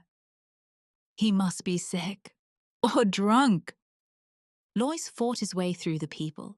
He stumbled and half fell. Through a blur, he saw rows of faces, curious, concerned, anxious, men and women halting to see what the disturbance was. He fought past them toward his store. He could see Ferguson inside talking to a man, showing him an Emerson TV set. Pete Foley in the back at the service counter, setting up a new Philco. Loyce shouted at them frantically. His voice was lost in the roar of traffic and the murmur around him. Do something, he screamed. Don't stand there. Do something. Something's wrong. Something's happened. Things are going on. The crowd melted respectfully for the two heavy-set cops, moving efficiently toward Loyce. Name? The cop with the notebook murmured. Loyce? He mopped his forehead wearily. Edward C. Loyce. Listen to me. Back there. Address? The cop demanded. The police car moved swiftly through traffic, shooting among the cars and buses. Loyce sagged against the seat, exhausted and confused. He took a deep, shuddering breath. 1368 Hurst Road. That's here in Pikeville? That's right. Loyce pulled himself up with a violent effort. Listen to me. Back there, in the square, hanging from the lamppost. Where were you today? The cop behind the wheel demanded. Where? Loyce echoed. You weren't in your shop, were you? No. He shook his head. No, I was home. Down in the basement. In the basement. Digging. A new foundation. Getting out the dirt to pour a cement frame. Why? What has that to do with? Was anybody else down there with you? No. My wife was downtown. My kids were at school. Loyce looked from one heavy-set cop to the other. Hope flicked across his face. Wild hope. You mean because I was down there I missed the explanation? I didn't get in on it, like everybody else? After a pause, the cop with the notebook said, That's right. You missed the explanation. Then it's official? The body. It's supposed to be hanging there? It's supposed to be hanging there for everybody to see. Ed Loyce grinned weakly. Good Lord. I guess I sort of went off the deep end. I thought maybe something had happened, something like the Ku Klux Klan, some kind of violence, communists or fascists taking over. He wiped his face with his breast pocket handkerchief, his hands shaking. I'm glad to know it's on the level. It's on the level. The police car was getting near the Hall of Justice. The sun had set. The streets were gloomy and dark. The lights had not yet come on. I feel better, Loyce said.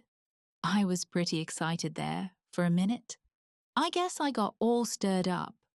Now that I understand, there's no need to take me in, is there? The two cops said nothing. I should be back at my store. The boys haven't had dinner. I'm all right now. No more trouble. Is there any need of... This won't take long, the cop behind the wheel interrupted. A short process. Only a few minutes. I hope it's short, Loyce muttered. The car slowed down for a stoplight. I guess I sort of disturbed the peace. Funny, getting excited like that, and Lois yanked the door open. He sprawled out into the street and rolled to his feet. Cars were moving all around him, gaining speed as the light changed. Lois leaped onto the curb and raced among the people, burrowing into the swarming crowds. Behind him he heard sounds, shouts, people running. They weren't cops. He had realized that right away. He knew every cop in Pikeville. A man couldn't own a store, operate a business in a small town for 25 years without getting to know all the cops. They weren't cops, and there hadn't been any explanation. Potter, Ferguson, Jenkins, none of them knew why it was there. They didn't know, and they didn't care. That was the strange part. Lois ducked into a hardware store. He raced toward the back, past the startled clerks and customers, into the shipping room and through the back door. He tripped over a garbage can and ran up a flight of concrete steps. He climbed over a fence and jumped down on the other side, gasping and panting. There was no sound behind him. He had got away. He was at the entrance of an alley, dark and strewn with boards and ruined boxes and tires. He could see the street at the far end. A street light wavered and came on. Men and women, stores, neon signs, cars. And to his right, the police station. He was close, terribly close. Past the loading platform of a grocery store rose the white concrete side of the Hall of Justice. Barred windows, the police antenna, a great concrete wall rising up in the darkness. A bad place for him to be near. He was too close. He had to keep moving, get farther away from them. Them? Lois moved cautiously down the alley. Beyond the police station was the city hall, the old-fashioned yellow structure of wood and gilded brass and broad cement steps. He could see the endless rows of offices, dark windows, the cedars and beds of flowers on each side of the entrance. And something else. Above the city hall was a patch of darkness, a cone of gloom denser than the surrounding night, a prism of black that spread out and was lost into the sky. He listened.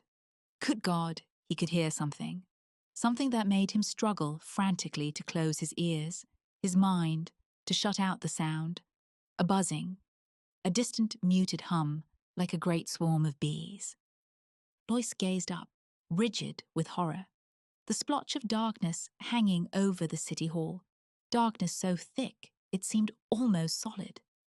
In the vortex, something moved, flickering shapes, things descending from the sky, pausing momentarily above the city hall, fluttering over it in a dense swarm, and then dropping silently onto the roof. Shapes, fluttering shapes from the sky, from the crack of darkness that hung above him. He was seeing them. For a long time, Lois watched, crouched behind a sagging fence in a pool of scummy water. They were landing, coming down in groups, landing on the roof of the city hall and disappearing inside. They had wings, like giant insects of some kind. They flew and fluttered and came to rest, and then crawled crab fashion, sideways across the roof and into the building. He was sickened and fascinated. Cold night wind blew around him and he shuddered. He was tired, dazed with shock. On the front steps of the city hall were men, standing here and there, groups of men coming out of the building and halting for a moment before going on. Were there more of them? It didn't seem possible. What he saw descending from the black chasm weren't men. They were alien, from some other world, some other dimension, sliding through this slit, this break in the shell of the universe, entering through this gap, winged insects from another realm of being. On the steps of the city hall, a group of men broke up. A few moved toward a waiting car. One of the remaining shapes started to re-enter the city hall. It changed its mind and turned to follow the others. Lois closed his eyes in horror. His senses reeled. He hung on tight, clutching at the sagging fence. The shape, the man shape, had abruptly fluttered up and flapped after the others. It flew to the sidewalk and came to rest among them. Pseudo-men, imitation men, insects with ability to disguise themselves as men. Like other insects familiar to Earth. Protective coloration, mimicry. Lois pulled himself away. He got slowly to his feet. It was night. The alley was totally dark, but maybe they could see in the dark. Maybe darkness made no difference to them. He left the alley cautiously and moved out onto the street. Men and women flowed past, but not so many now. At the bus stops stood waiting groups. A huge bus lumbered along the street, its lights flashing in the evening gloom. Lois moved forward. He pushed his way among those waiting, and when the bus halted, he boarded it and took a seat in the rear, by the door. A moment later, the bus moved into life and rumbled down the street. Lois relaxed a little. He studied the people around him. Dulled, tired faces. People going home from work. Quite ordinary faces. None of them paid any attention to him. All sat quietly, sunk down in their seats, jiggling with the motion of the bus. The man sitting next to him unfolded a newspaper. He began to read the sports section, his lips moving. An ordinary man. Blue suit, tie, a businessman, or a salesman. On his way home to his wife and family. Across the aisle, a young woman, perhaps 20. Dark eyes and hair, a package on her lap. Nylons and heels.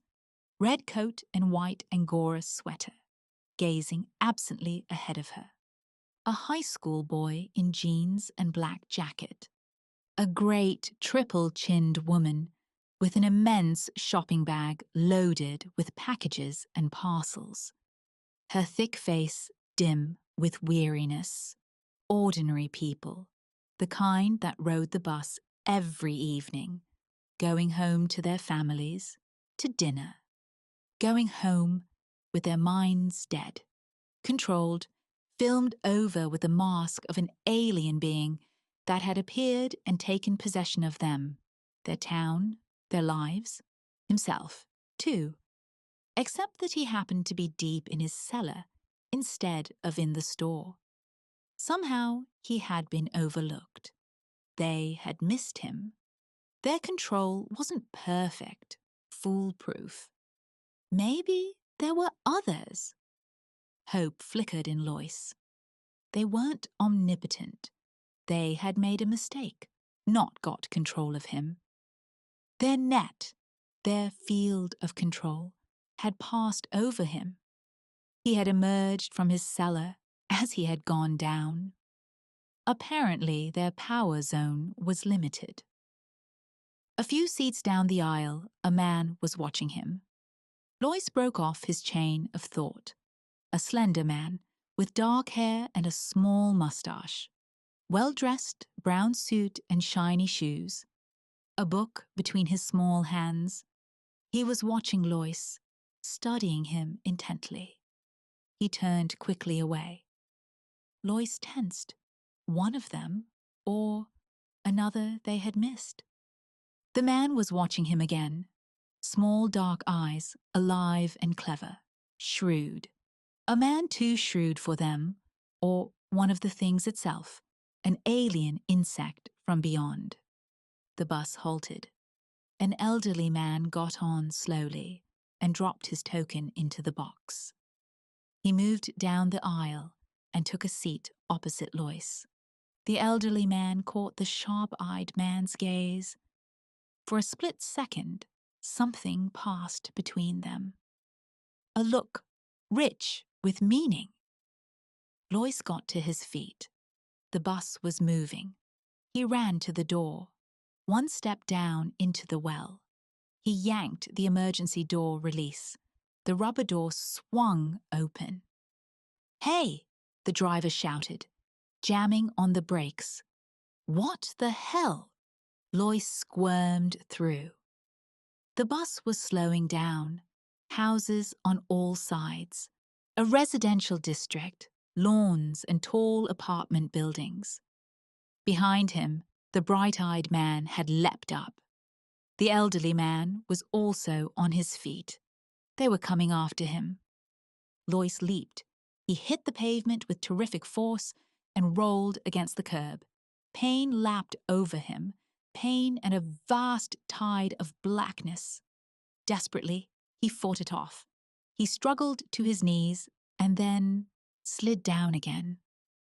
The bus had stopped. People were getting off. Lois groped around. His fingers closed over something, a rock lying in the gutter. He crawled to his feet, grunting with pain. A shape loomed before him. A man, the bright-eyed man with the book. Lois kicked. The man gasped and fell. Lois brought the rock down. The man screamed and tried to roll away. "Stop! For God's sake, listen!" He struck again.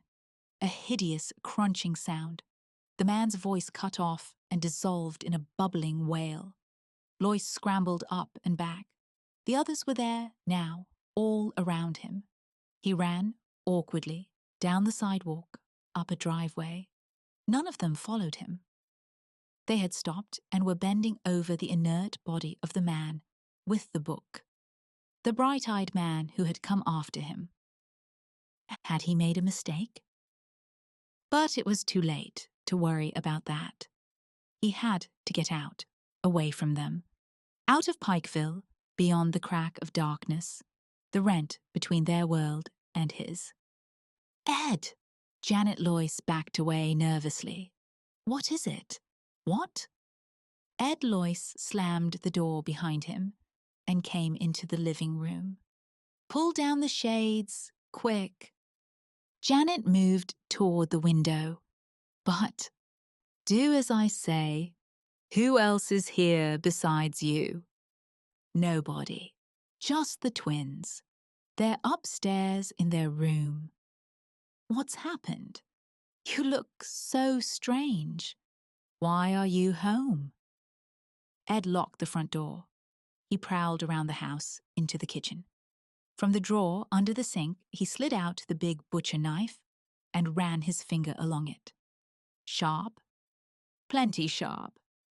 He returned to the living room. "Listen to me," he said. "I don't have much time. They know I escaped, and they'll be looking for me." "Escaped?" Janet's face twisted with bewilderment and fear. "Who?" "The town has been taken over. They're in control. I've got it pretty well figured out. They started at the top, at the city hall and police department. What they did with the real humans, they—" "What are you talking about?" "We've been invaded. From some other universe, some other dimension. They're insects, mimicry, and more. Power to control minds. Your mind." "My mind?" "Their entrance is here in Pikeville. They've taken over all of you, the whole town, except me. We're up against an incredibly powerful enemy. But they have their limitations. That's our hope. They're limited. They can make mistakes." Janet shook her head. "I don't understand, Ed. You must be insane." "Insane? No. Just lucky. If I hadn't been down in the basement, I'd be like all the rest of you." Lois peered out the window. "But I can't stand here talking. Get your coat." "My coat?" "We're getting out of here, out of Pikeville. We've got to get help. Fight this thing. They can be beaten. They're not infallible. It's going to be close. but we may make it if we hurry. Come on. He grabbed her arm roughly. Get your coat and call the twins. We're all leaving. Don't stop to pack. There's no time for that. White-faced, his wife moved toward the closet and got down her coat. Where are we going? Ed pulled open the desk drawer and spilled the contents out onto the floor. He grabbed up a road map and spread it open. They'll have the highway covered, of course. But there's a back road to Oak Grove. I got onto it once. It's practically abandoned. Maybe they'll forget about it. The old ranch road? Good Lord, it's completely closed. Nobody's supposed to drive over it. I know. Ed thrust the map grimly into his coat. That's our best chance. Now call down the twins and let's get going. Your car is full of gas, isn't it? Janet was dazed. The Chevy?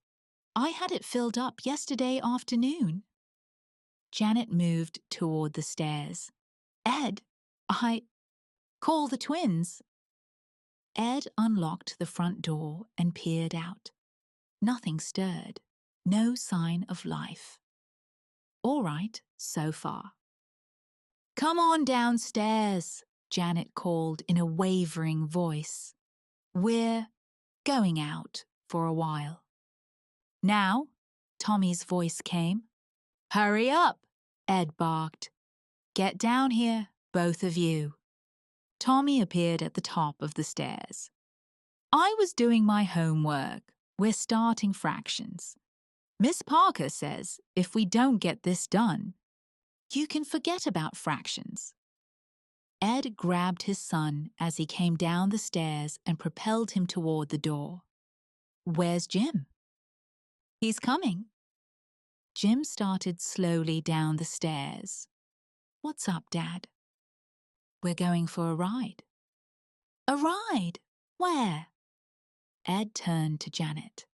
We'll leave the lights on and the TV set. Go turn it on.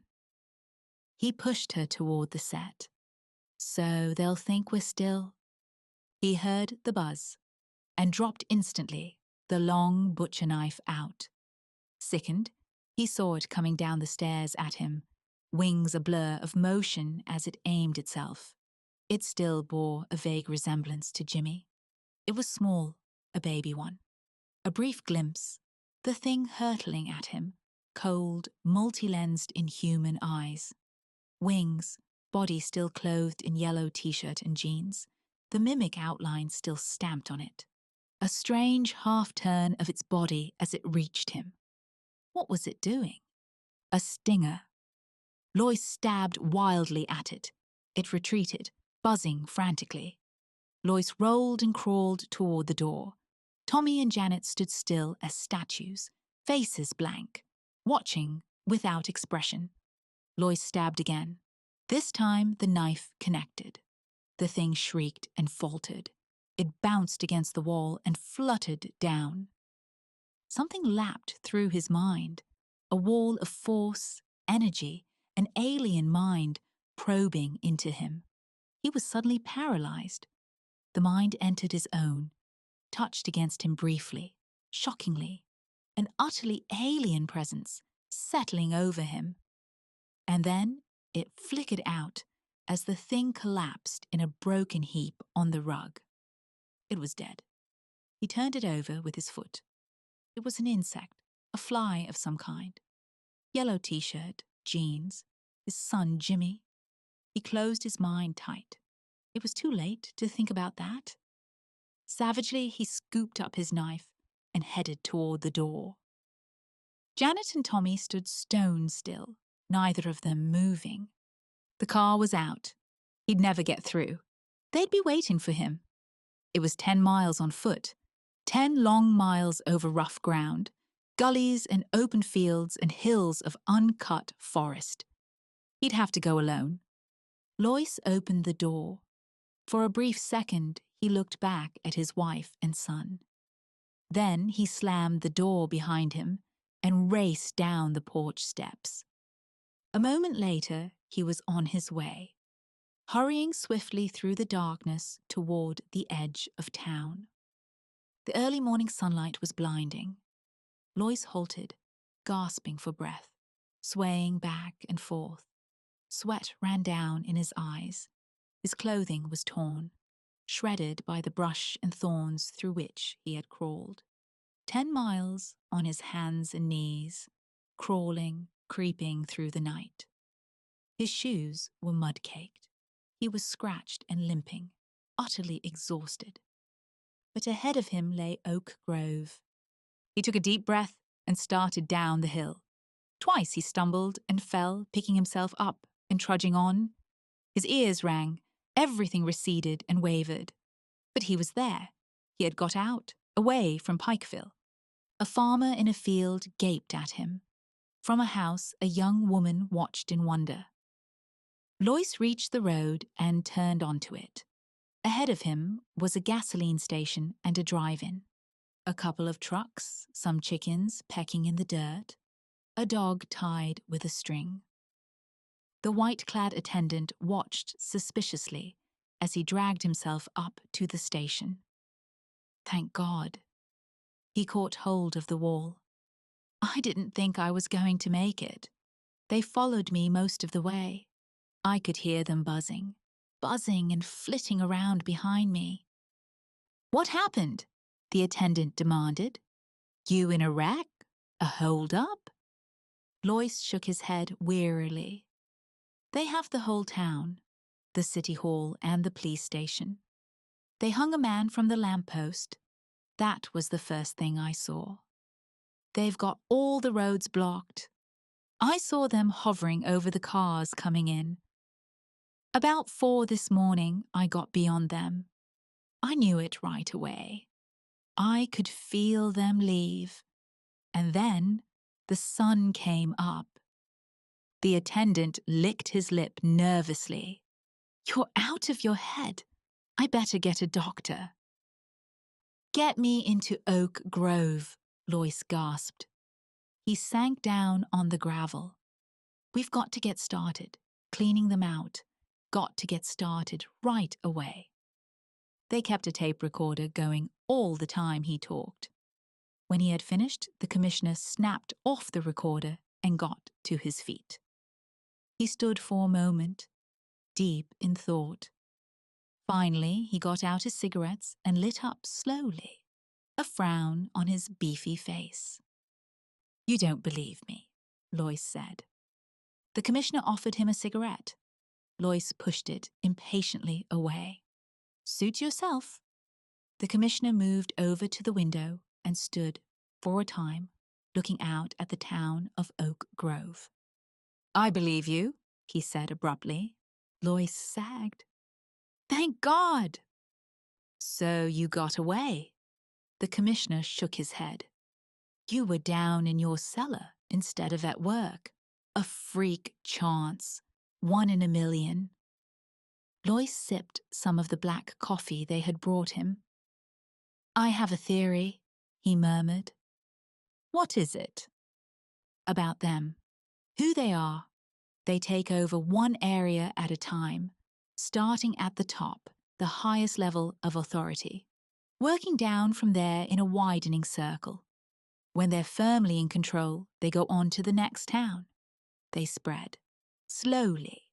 Very gradually.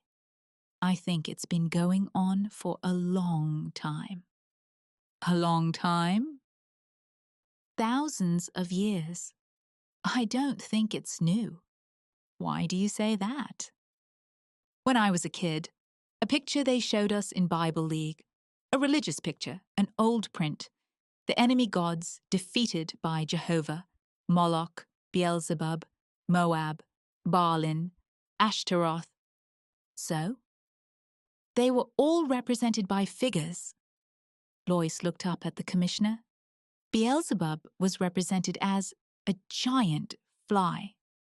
The commissioner grunted. An old struggle. They've been defeated. The Bible is an account of their defeats. They make gains, but finally they're defeated. Why defeated? They can't get everyone. They didn't get me, and they never got the Hebrews. The Hebrews carried the message to the whole world. The realization of the danger, the two men on the bus. I think they understood. Had escaped, like I did. He clenched his fists. I killed one of them. I made a mistake.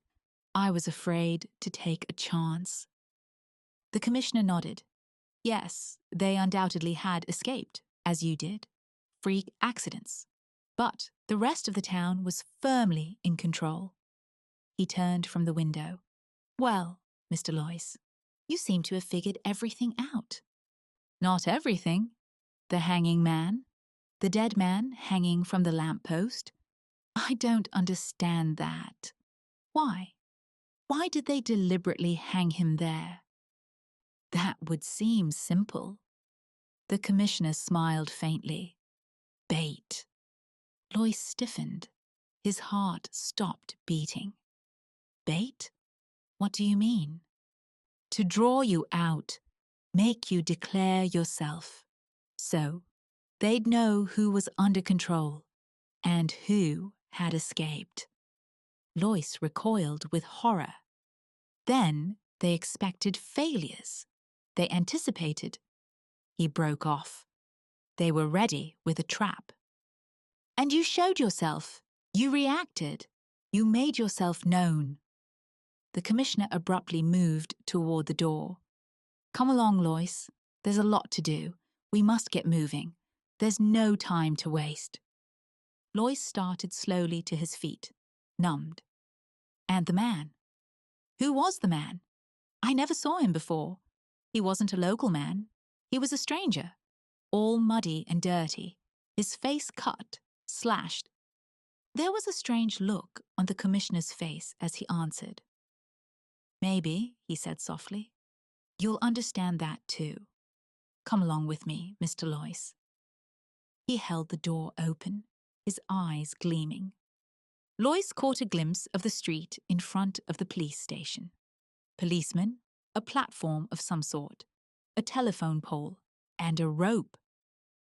Right this way, the commissioner said, smiling coldly. As the sun set, the vice president of the Oak Grove Merchants Bank came up out of the vault, threw the heavy time locks, put on his hat and coat, and hurried outside onto the sidewalk. Only a few people were there, hurrying home to dinner. Good night, the guard said, locking the door after him. Good night, Clarence Mason murmured. He started along the street toward his car. He was tired. He had been working all day down in the vault, examining the layout of the safety deposit boxes to see if there was room for another tier. He was glad to be finished. At the corner, he halted. The street lights had not yet come on. The street was dim.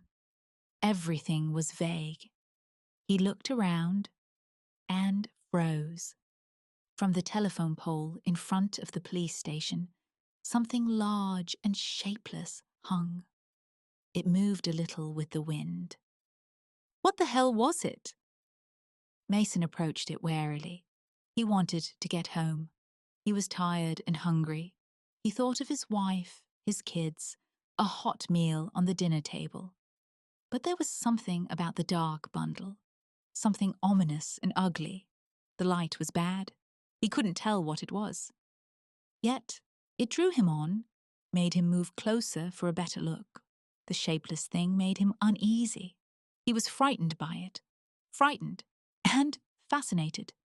And the strange part was that nobody else seemed to notice it. Piper in the Woods by Phillip K. Dick. Well, Corporal Westerberg, Dr. Henry Harris said gently, just why do you think you're a plant? As he spoke, Harris glanced down again at the card on his desk. It was from the base commander himself, made out in Cox's heavy scrawl. Doc, this is the lad I told you about. Talk to him and try to find out how he got this delusion. He's from the new garrison, the new check station on asteroid Y3, and we don't want anything to go wrong there, especially a silly damn thing like this. Harris pushed the card aside and stared back up at the youth across the desk from him. The young man seemed ill at ease and appeared to be avoiding answering the question Harris had put to him. Harris frowned. Westerberg was a good-looking chap, actually handsome in his patrol uniform, a shock of blonde hair over one eye. He was tall, almost 6 feet, a fine, healthy lad, just 2 years out of training, according to the card. Born in Detroit, had measles when he was 9, interested in jet engines, tennis, and girls, 26 years old. Well, Corporal Westerberg, Dr. Harris said again, why do you think you're a plant? The corporal looked up shyly. He cleared his throat. Sir, I am a plant. I don't just think so. I've been a plant for several days now. I see, the doctor nodded. You mean that you weren't always a plant? No, sir. I just became a plant recently. And what were you before you became a plant? Well, sir, I was just like the rest of you. There was silence. Dr. Harris took up his pen and scratched a few lines, but nothing of importance came. A plant, and such a healthy-looking lad. Harris removed his steel-rimmed glasses and polished them with his handkerchief. He put them on again and leaned back in his chair. Care for a cigarette, Corporal? No, sir. The doctor lit one himself, resting his arm on the edge of the chair. Corporal, you must realize that there are very few men who become plants, especially on such short notice. I have to admit, you are the first person who has ever told me such a thing. Yes, sir. I realize it's quite rare. You can understand why I'm interested then. When you say you're a plant, you mean you're not capable of mobility? Or do you mean you're a vegetable, as opposed to an animal? Or just what? The corporal looked away.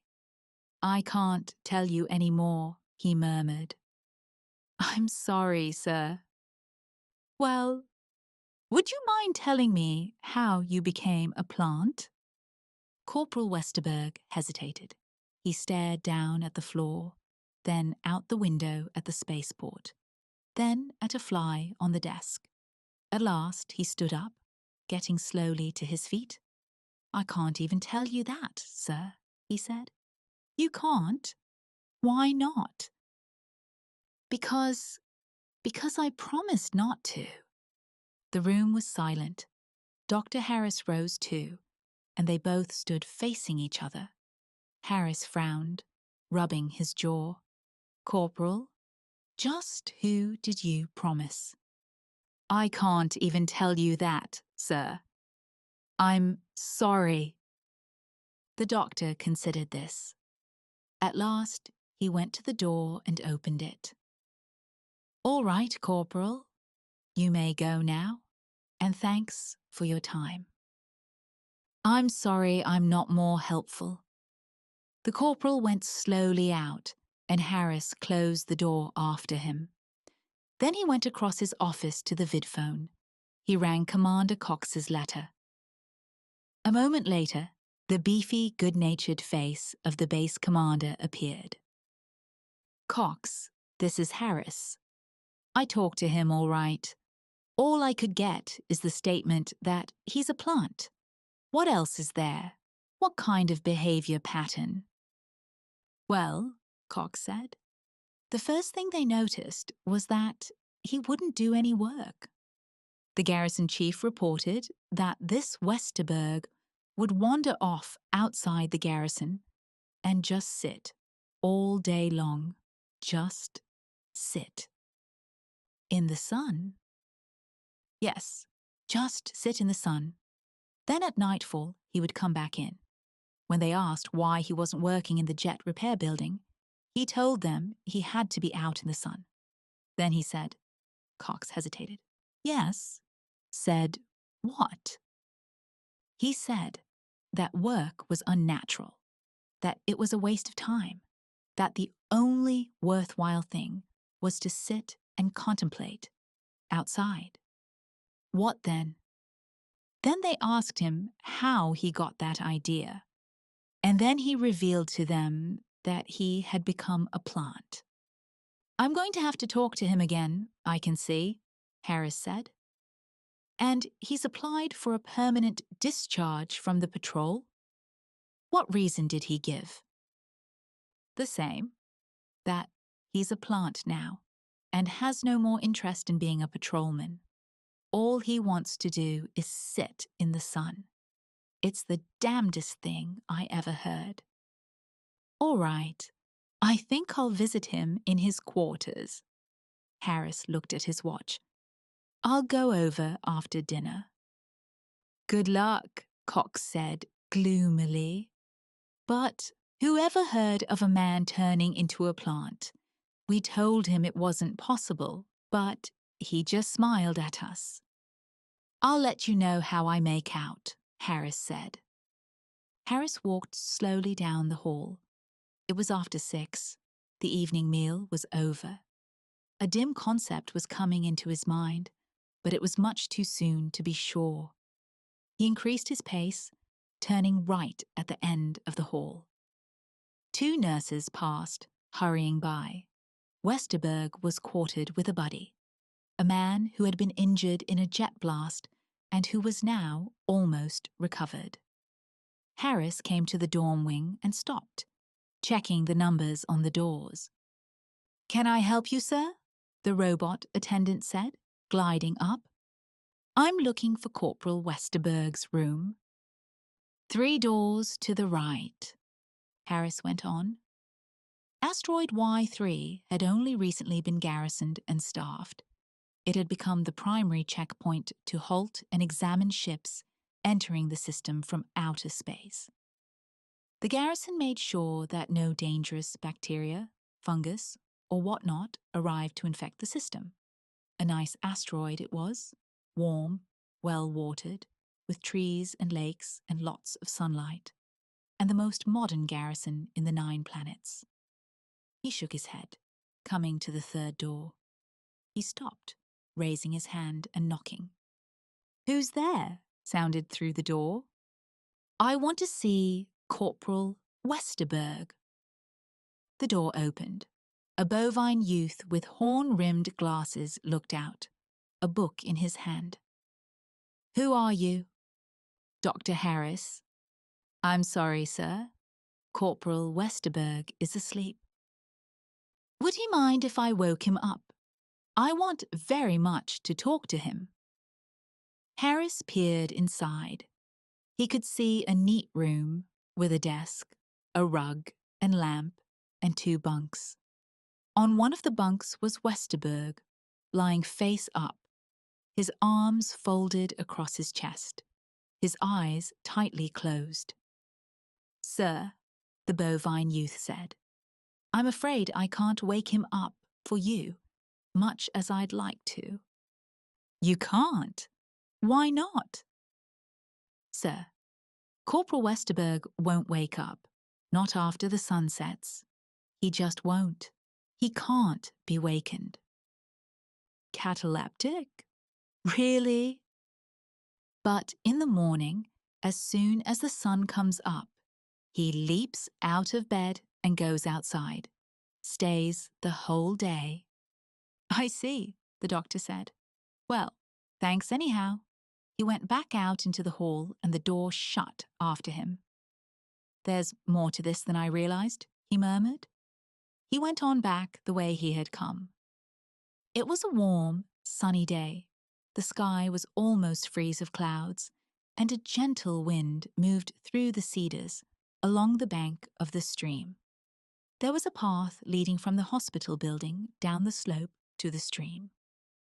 At the stream, a small bridge led over to the other side.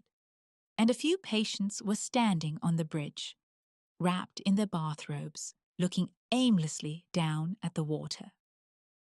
It took Harris several minutes to find Westerberg. The youth was not with the other patients, near or around the bridge. He had gone farther down, past the cedar trees, and out onto a strip of bright meadow, where poppies and grass grew everywhere. He was sitting on the stream bank, on a flat grey stone, leaning back and staring up, his mouth open a little. He did not notice the doctor until Harris was almost beside him. "Hello," Harris said softly. Westerberg opened his eyes, looking up. He smiled and got slowly to his feet, a graceful, flowing motion that was rather surprising for a man of his size. "Hello, doctor. What brings you out here?" "Nothing. Thought I'd get some sun." "Here, you can share my rock." Westerberg moved over, and Harris sat down gingerly, being careful not to catch his trousers on the sharp edges of the rock.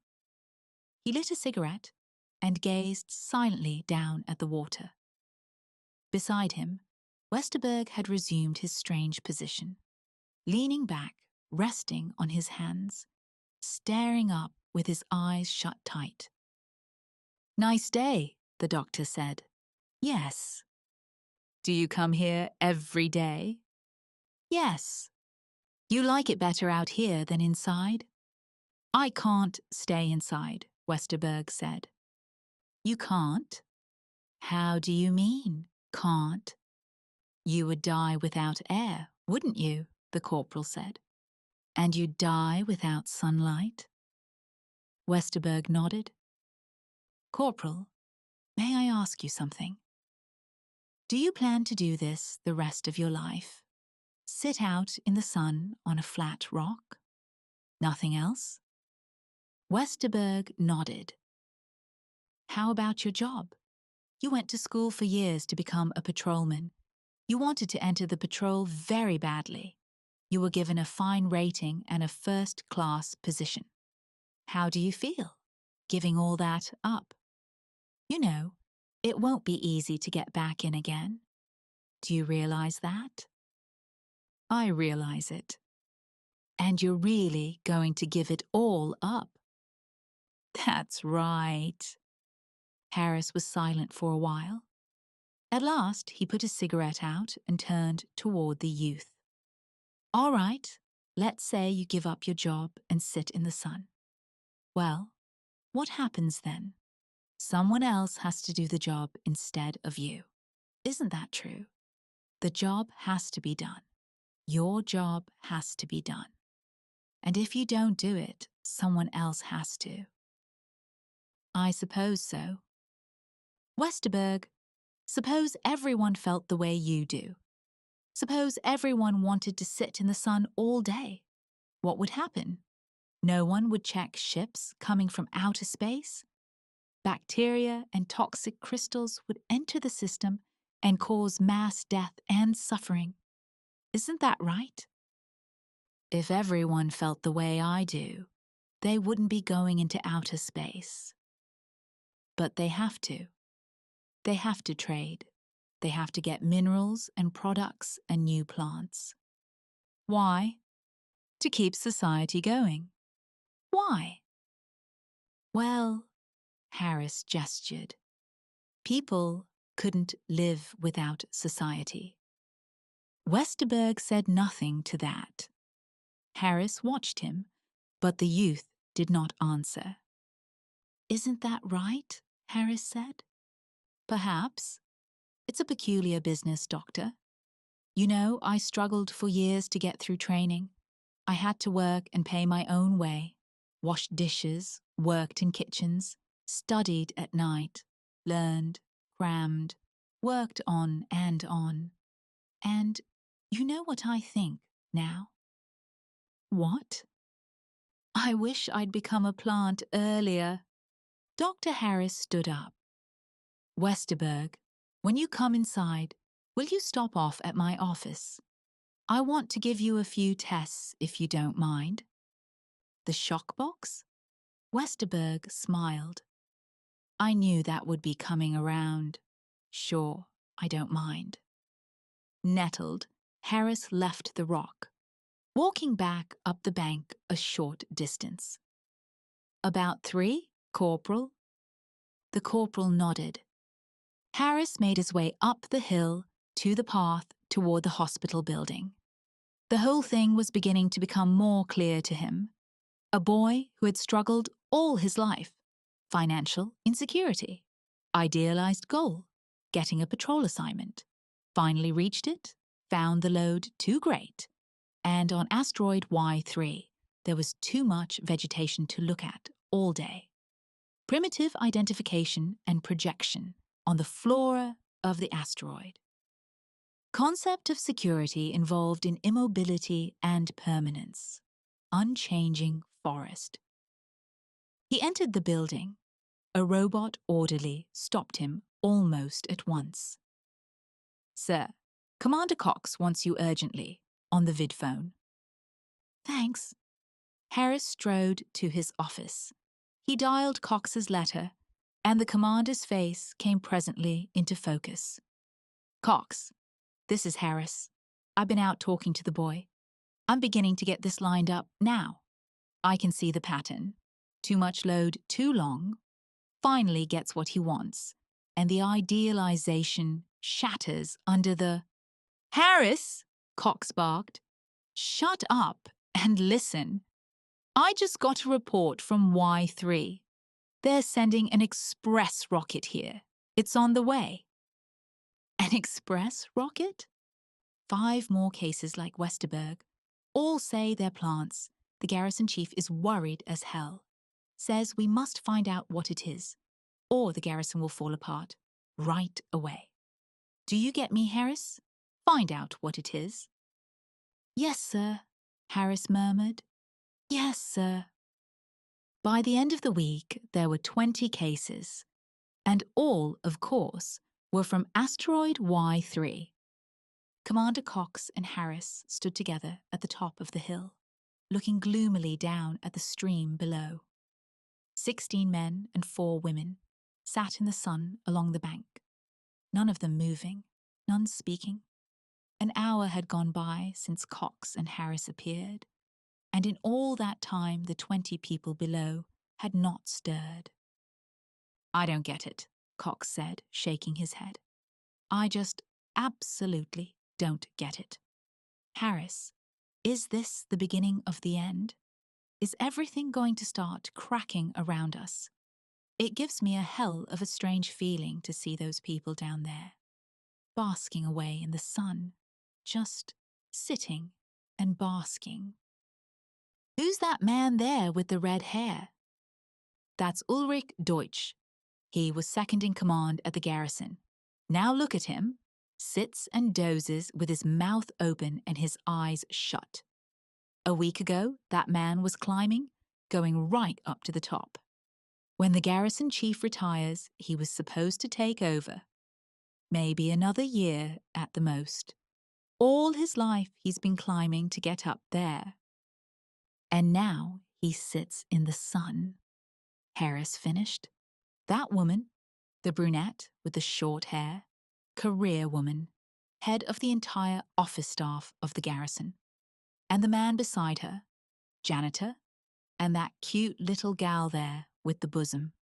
Secretary, just out of school. All kinds, and I got a note this morning. 3 more coming in sometime today. Harris nodded. The strange thing is, they really want to sit down there. They're completely rational. They could do something else, but they just don't care to. Well, Cox said, what are you going to do? Have you found anything? We're counting on you. Let's hear it. I couldn't get anything out of them directly, Harris said, but I've had some interesting results with the shock box. Let's go inside and I'll show you. Fine. Cox turned and started toward the hospital. Show me anything you've got. This is serious. Now I know how Tiberius felt when Christianity showed up in high places. Harris snapped off the light. The room was pitch black. I'll run this first reel for you. The subject is one of the best biologists stationed at the garrison. Robert Bradshaw. He came in yesterday. I got a good run from the shock box because Bradshaw's mind is so highly differentiated. There's a lot of repressed material of a non-rational nature, more than usual. He pressed a switch. The projector whirred, and on the far wall a three-dimensional image appeared in color, so real that it might have been the man himself. Robert Bradshaw was a man of 50, heavy-set, with iron-grey hair and a square jaw.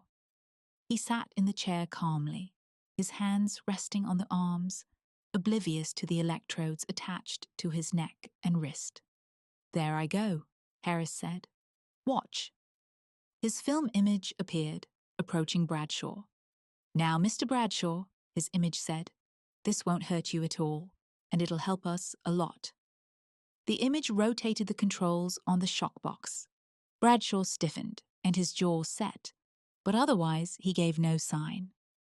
The image of Harris regarded him for a time, and then stepped away from the controls. "Can you hear me, Mr. Bradshaw?" the image asked. "Yes." "What is your name?" "Robert C. Bradshaw." "What is your position?" "Chief biologist at the check station on Y3. "Are you there now?" "No. I'm back on Terra, in a hospital." "Why?" "Because I admitted to the garrison chief that I had become a plant." "Is that true? That you are a plant?"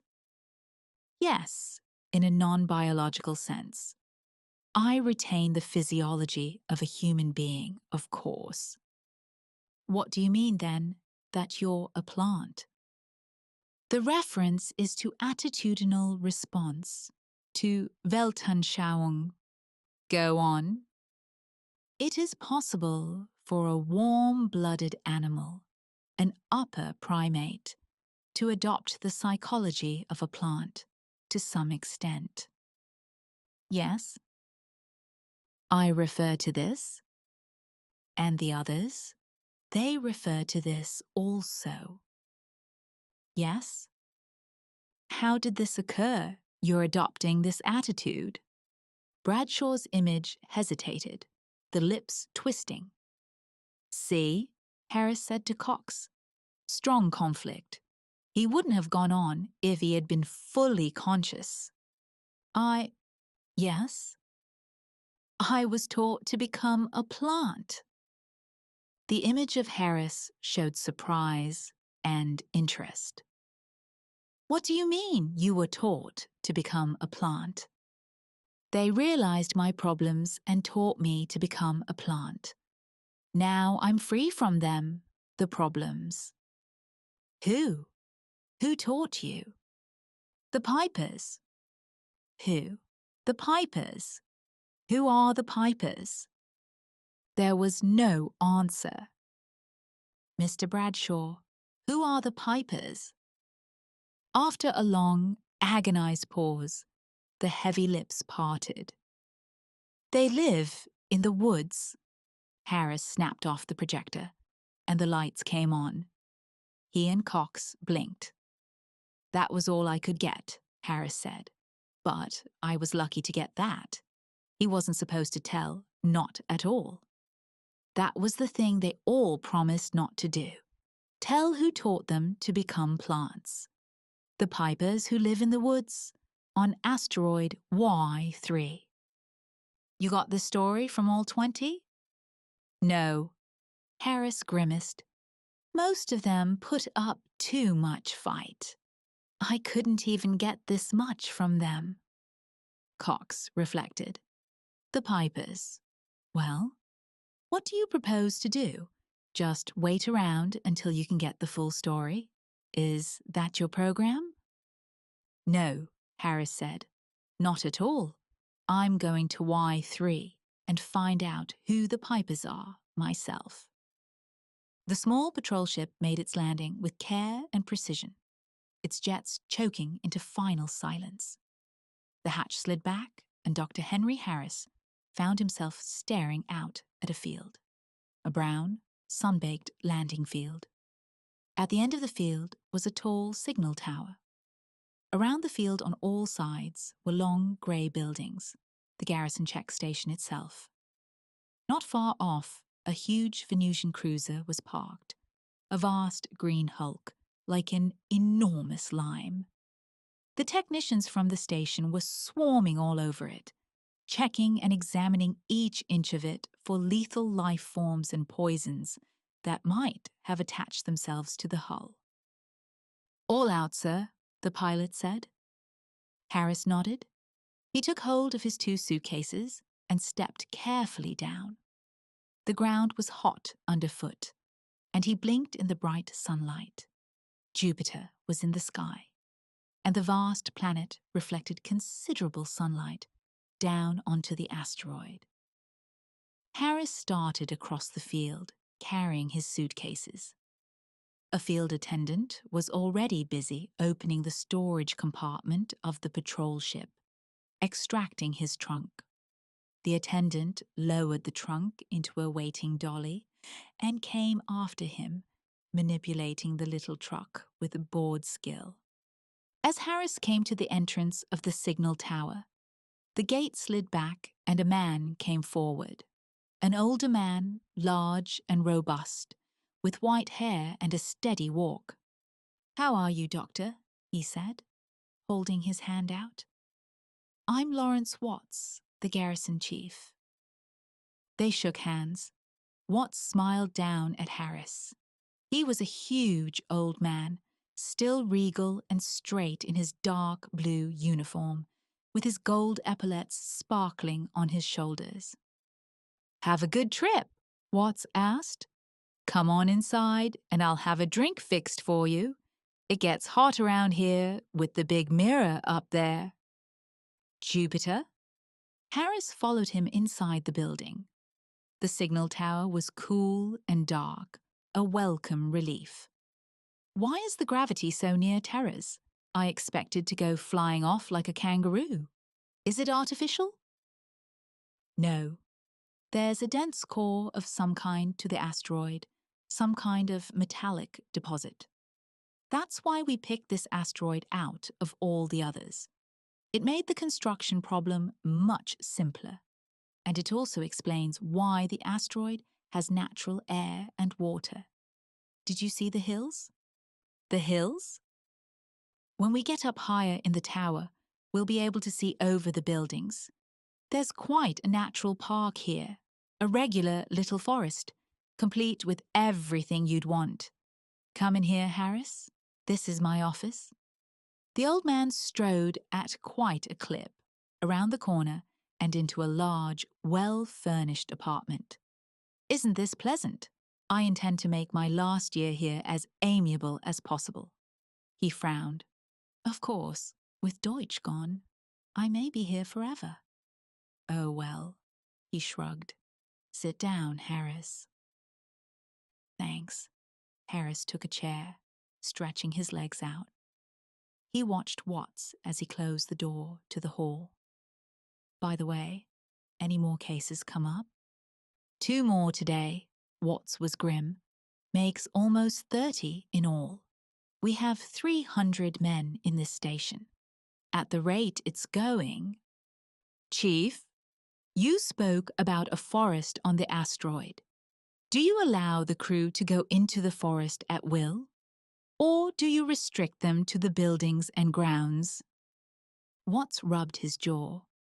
"Well, it's a difficult situation, Harris. I have to let the men leave the grounds sometimes. They can see the forest from the buildings, and as long as you can see a nice place to stretch out and relax, that does it. Once every 10 days, they have a full period of rest. Then they go out and fool around." "And then it happens?" "Yes, I suppose so.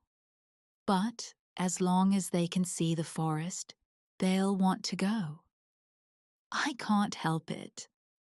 I know. I'm not censoring you. Well, what's your theory? What happens to them out there? What do they do? What happens? Once they get out there and take it easy for a while, they don't want to come back and work. It's boondoggling, playing hooky. They don't want to work, so off they go. How about this business of their delusions? Watts laughed good-naturedly. Listen, Harris, you know as well as I do that's a lot of poppycock. They're no more plants than you or I. They just don't want to work, that's all. When I was a cadet, we had a few ways to make people work. I wish we could lay a few on their backs like we used to. You think this is simple gold bricking, then? Don't you think it is? No, Harris said. They really believe they're plants. I put them through the high-frequency shock treatment, the shock box. The whole nervous system is paralyzed. All inhibitions stopped cold. They tell the truth then, and they said the same thing, and more. Watts paced back and forth, his hands clasped behind his back. Harris, you're a doctor, and I suppose you know what you're talking about. But look at the situation here. We have a garrison, a good modern garrison. We're probably the most modern outfit in the system. Every new device and gadget is here that science can produce. Harris, this garrison is one vast machine. The men are parts, and each has his job. The maintenance crew, the biologists, the office crew, the managerial staff. Look what happens when one person steps away from his job. Everything else begins to creak. We can't service the bugs if no one services the machines. We can't order food to feed the crews if no one makes out reports, takes inventories. We can't direct any kind of activity if the second in command decides to go out and sit in the sun all day. 30 people, 1/10 of the garrison. But we can't run without them. The garrison is built that way. If you take the supports out, the whole building falls. No one can leave. We're all tied here, and these people know it. They know they have no right to do that. Run off on their own. No one has that right anymore. We're all too tightly interwoven to suddenly start doing what we want. It's unfair to the rest, the majority. Harris nodded. Chief, can I ask you something? What is it? Are there any inhabitants on the asteroid? Any natives? Natives? Watts considered. Yes, there's some kind of aborigines living out there. He waved vaguely toward the window. What are they like? Have you seen them? Yes, I've seen them. At least, I saw them when we first came here. They hung around for a while, watching us. Then, after a time, they disappeared. Did they die off? Diseases of some kind? No, they just disappeared into their forest. They're still there, someplace. What kind of people are they? Well, the story is that they're originally from Mars. They don't look much like Martians, though. They're dark, a kind of coppery color, thin, very agile, in their own way. They hunt and fish, no written language. We don't pay much attention to them. I see. Harris paused. Chief, have you ever heard of anything called the Pipers? The Pipers? Watts frowned. No. Why? The patients mentioned something called the Pipers. According to Bradshaw, the Pipers taught him to become a plant. He learned it from them, a kind of teaching. The Pipers, what are they? I don't know, Harris admitted. I thought maybe you might know. My first assumption, of course, was that they're the natives. But now, I'm not so sure. Not after hearing your description of them. The natives are primitive savages. They don't have anything to teach anybody, especially a top-flight biologist. Harris hesitated. Chief, I'd like to go into the woods and look around. Is that possible? Certainly. I can arrange it for you. I'll give you one of the men to show you around. I'd rather go alone. Is there any danger? No, none that I know of, except the pipers, Harris finished. I know. Well, there's only one way to find them, and that's it. I'll have to take my chances. If you walk in a straight line, Chief Watts said, you'll find yourself back at the garrison in about 6 hours. It's a damn small asteroid. There's a couple of streams and lakes, so don't fall in. How about snakes or poisonous insects? Nothing like that reported. We did a lot of tramping around at first, but it's grown back now, the way it was. We never encountered anything dangerous. Thanks, Chief, Harris said. They shook hands. I'll see you before nightfall. Good luck. The chief and his 2 armed escorts turned and went back across the rise, down the other side toward the garrison. Harris watched them go until they disappeared inside the building. Then he turned and started into the grove of trees. The woods were very silent around him as he walked. Trees towered up on all sides of him, huge dark green trees like eucalyptus. The ground underfoot was soft, with endless leaves that had fallen and rotted into soil. After a while, the grove of high trees fell behind, and he found himself crossing a dry meadow. The grass and weeds burned brown in the sun. Insects buzzed around him, rising up from the dry weed stalks. Something scuttled ahead, hurrying through the undergrowth. He caught sight of a grey ball with many legs, scampering furiously, its antennae weaving. The meadow ended at the bottom of a hill. He was going up now, going higher and higher. Ahead of him, an endless expanse of green rose, acres of wild growth. He scrambled to the top, finally, blowing and panting, catching his breath. He went on. Now he was going down again, plunging into a deep gully. Tall ferns grew, as large as trees.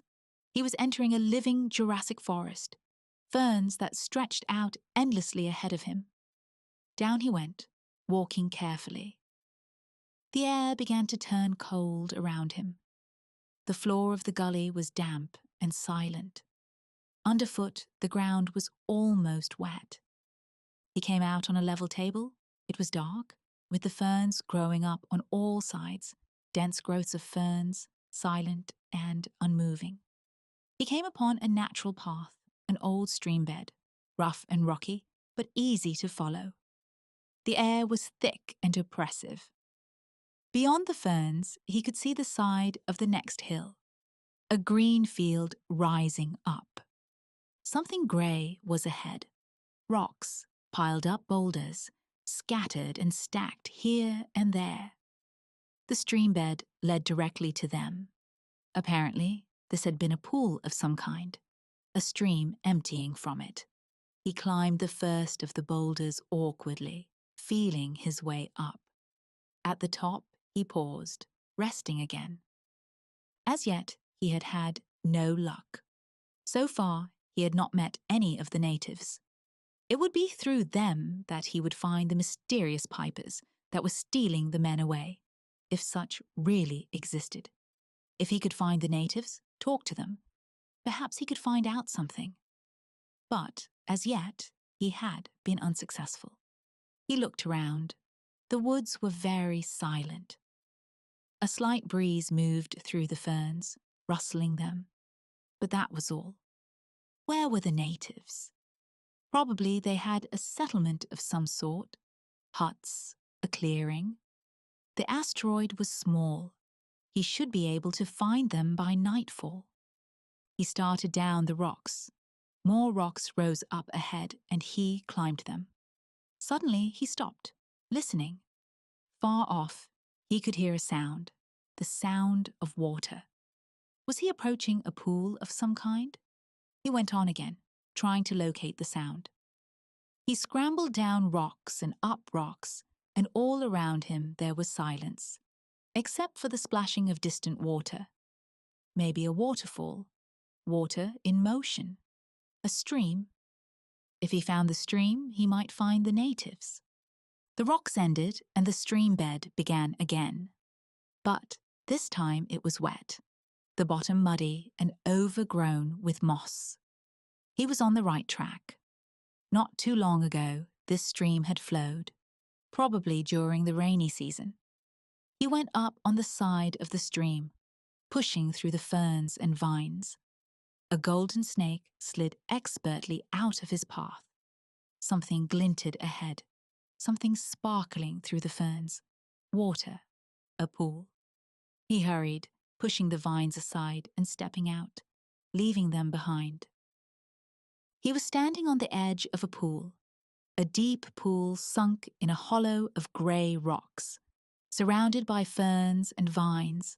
The water was clear and bright, and in motion, flowing in a waterfall at the far end. It was beautiful, and he stood watching, marveling at it, the undisturbed quality of it. Untouched it was, just as it had always been, probably, as long as the asteroid existed. Was he the first to see it? Perhaps. It was so hidden, so concealed by the ferns.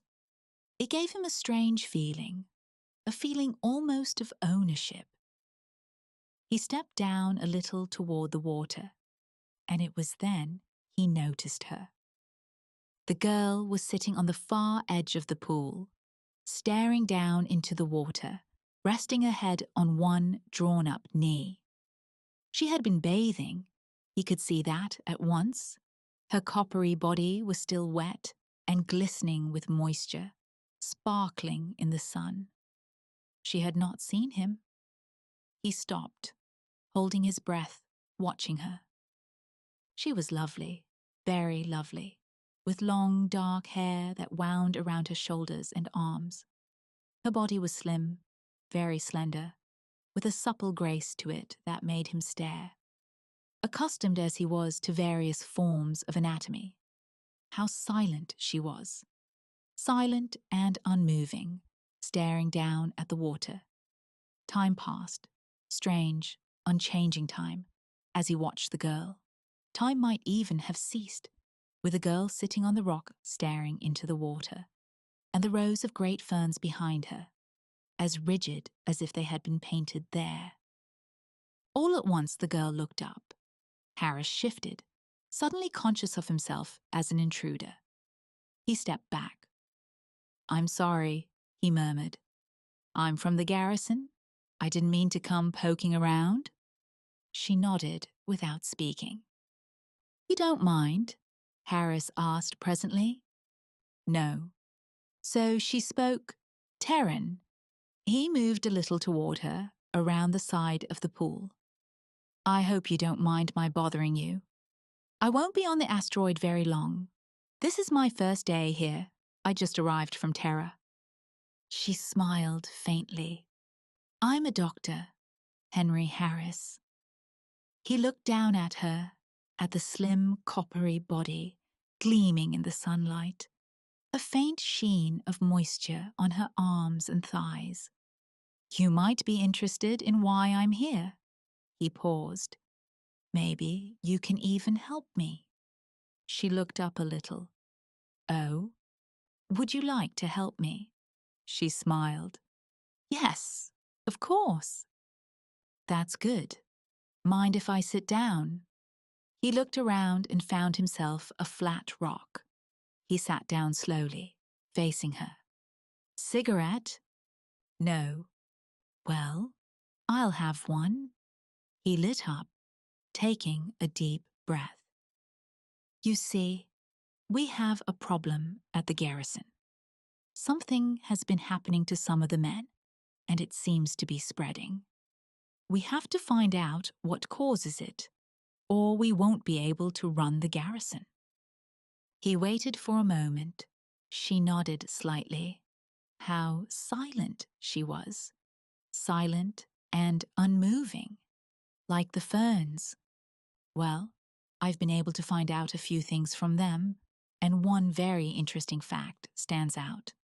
They keep saying that something called the Pipers are responsible for their condition. They say the Pipers taught them." He stopped. A strange look had flitted across her dark, small face. "Do you know the Pipers?" She nodded. Acute satisfaction flooded over Harris. "You do? I was sure the natives would know." He stood up again. "I was sure they would, if the Pipers really existed. Then they do exist, do they?" "They exist," Harris frowned. "And they're here, in the woods?" "Yes, I see." He ground his cigarette out impatiently. "You don't suppose there's any chance you could take me to them, do you?" "Take you?" "Yes. I have this problem, and I have to solve it. You see, the base commander on Terra has assigned this to me, this business about the Pipers. It has to be solved, and I'm the one assigned to the job. So it's important to me to find them. Do you see? Do you understand?" She nodded. "Well, will you take me to them?" The girl was silent. For a long time she sat, staring down into the water, resting her head against her knee. Harris began to become impatient. He fidgeted back and forth, resting first on one leg and then on the other. "Well, will you?" he said again. "It's important to the whole garrison. What do you say?" He felt around in his pockets. "Maybe I could give you something. What do I have?" He brought out his lighter. "I could give you my lighter." The girl stood up, rising slowly, gracefully, without motion or effort. Harris's mouth fell open. How supple she was, gliding to her feet in a single motion. He blinked. Without effort, she had stood, seemingly without change. All at once she was standing instead of sitting, standing and looking calmly at him, her small face expressionless. "Will you?" he said. "Yes, come along." She turned away, moving toward the row of ferns. Harris followed quickly, stumbling across the rocks. "Fine," he said. "Thanks a lot. I'm very interested to meet these Pipers. Where are you taking me? To your village? How much time do we have before nightfall?" The girl did not answer. She had entered the ferns already, and Harris quickened his pace to keep from losing her. How silently she glided. "Wait," he called. "Wait for me." The girl paused, waiting for him, slim and lovely, looking silently back. He entered the ferns, hurrying after her. "Well, I'll be damned," Commander Cox said. "It sure didn't take you long." He leaped down the steps, 2 at a time. "Let me give you a hand." Harris grinned, lugging his heavy suitcases. He set them down and breathed a sigh of relief. "It isn't worth it," he said. "I'm going to give up taking so much. Come on inside. Soldier, give him a hand." A patrolman hurried over and took one of the suitcases. The 3 men went inside and down the corridor to Harris's quarters. Harris unlocked the door, and the patrolman deposited his suitcase inside. "Thanks," Harris said. He set the other down beside it. It's good to be back, even for a little while. A little while? I just came back to settle my affairs. I have to return to Y3 tomorrow morning. Then you didn't solve the problem? I solved it, but I haven't cured it. I'm going back and get to work right away. There's a lot to be done. But you found out what it is? Yes, it was just what the men said. The pipers. The pipers do exist? Yes, Harris nodded. They do exist. He removed his coat and put it over the back of the chair. Then he went to the window and let it down. Warm spring air rushed into the room. He settled himself on the bed, leaning back. The pipers exist, all right. In the minds of the garrison crew. To the crew, the pipers are real. The crew created them. It's a mass hypnosis, a group projection, and all the men there have it, to some degree. How did it start? Those men on Y3 were sent there because they were skilled, highly trained men with exceptional ability. All their lives they've been schooled by complex, modern society, fast tempo, and high integration between people. Constant pressure towards some goal, some job to be done. Those men are put down suddenly on an asteroid where there are natives living the most primitive of existence, completely vegetable lives. No concept of goal, no concept of purpose, and hence no ability to plan. The natives live the way the animals live, from day to day, sleeping, picking food from the trees. A kind of Garden of Eden existence without struggle or conflict. But each of the garrison crew sees the natives and unconsciously thinks of his own early life when he was a child, when he had no worries, no responsibilities, before he joined modern society, a baby lying in the sun. But he can't admit this to himself. He can't admit that he might want to live like the natives, to lie and sleep all day. So he invents the pipers, the idea of a mysterious group living in the woods who trap him, lead him into their kind of life. Then he can blame them, not himself. They teach him to become a part of the woods. What are you going to do? Have the woods burned? No. Harris shook his head. That's not the answer.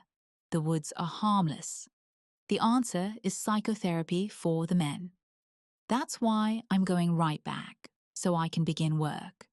They've got to be made, to see that the pipers are inside them, their own unconscious voices calling to them, to give up their responsibilities. They've got to be made to realize that there are no pipers, at least, not outside themselves. The woods are harmless and the natives have nothing to teach anyone. They're primitive savages without even a written language. We're seeing a psychological projection by a whole garrison of men who want to lay down their work and take it easy for a while. The room was silent. I see, Cox said presently. Well, it makes sense. He got to his feet. I hope you can do something with the men when you get back. I hope so too, Harris agreed. And I think I can. After all, it's just a question of increasing their self-awareness. When they have that, the pipers will vanish. Cox nodded. Well, you go ahead with your unpacking, Doc. I'll see you at dinner, and maybe, before you leave, tomorrow. Fine. Harris opened the door, and the commander went out into the hall. Harris closed the door after him, and then went back across the room. He looked out the window for a moment, his hands in his pockets. It was becoming evening, the air was turning cool. The sun was just setting as he watched. disappearing behind the buildings of the city surrounding the hospital. He watched it go down. Then he went over to his 2 suitcases. He was tired, very tired from his trip. A great weariness was beginning to descend over him. There were so many things to do, so terribly many. How could he hope to do them all? Back to the asteroid. And then what? He yawned, his eyes closing. How sleepy he was. He looked over at the bed. Then he sat down on the edge of it and took his shoes off. So much to do the next day. He put his shoes in the corner of the room. Then he bent over, unsnapping one of the suitcases. He opened the suitcase. From it, he took a bulging gunny sack. Carefully, he emptied the contents of the sack out on the floor. Dirt, rich, soft dirt. Dirt he had collected during his last hours there. Dirt he had carefully gathered up. When the dirt was spread out on the floor, he sat down in the middle of it. He stretched himself out, leaning back. When he was fully comfortable, he folded his hands across his chest and closed his eyes. So much work to do. But later on, of course. Tomorrow. How warm the dirt was. He was sound asleep in a moment.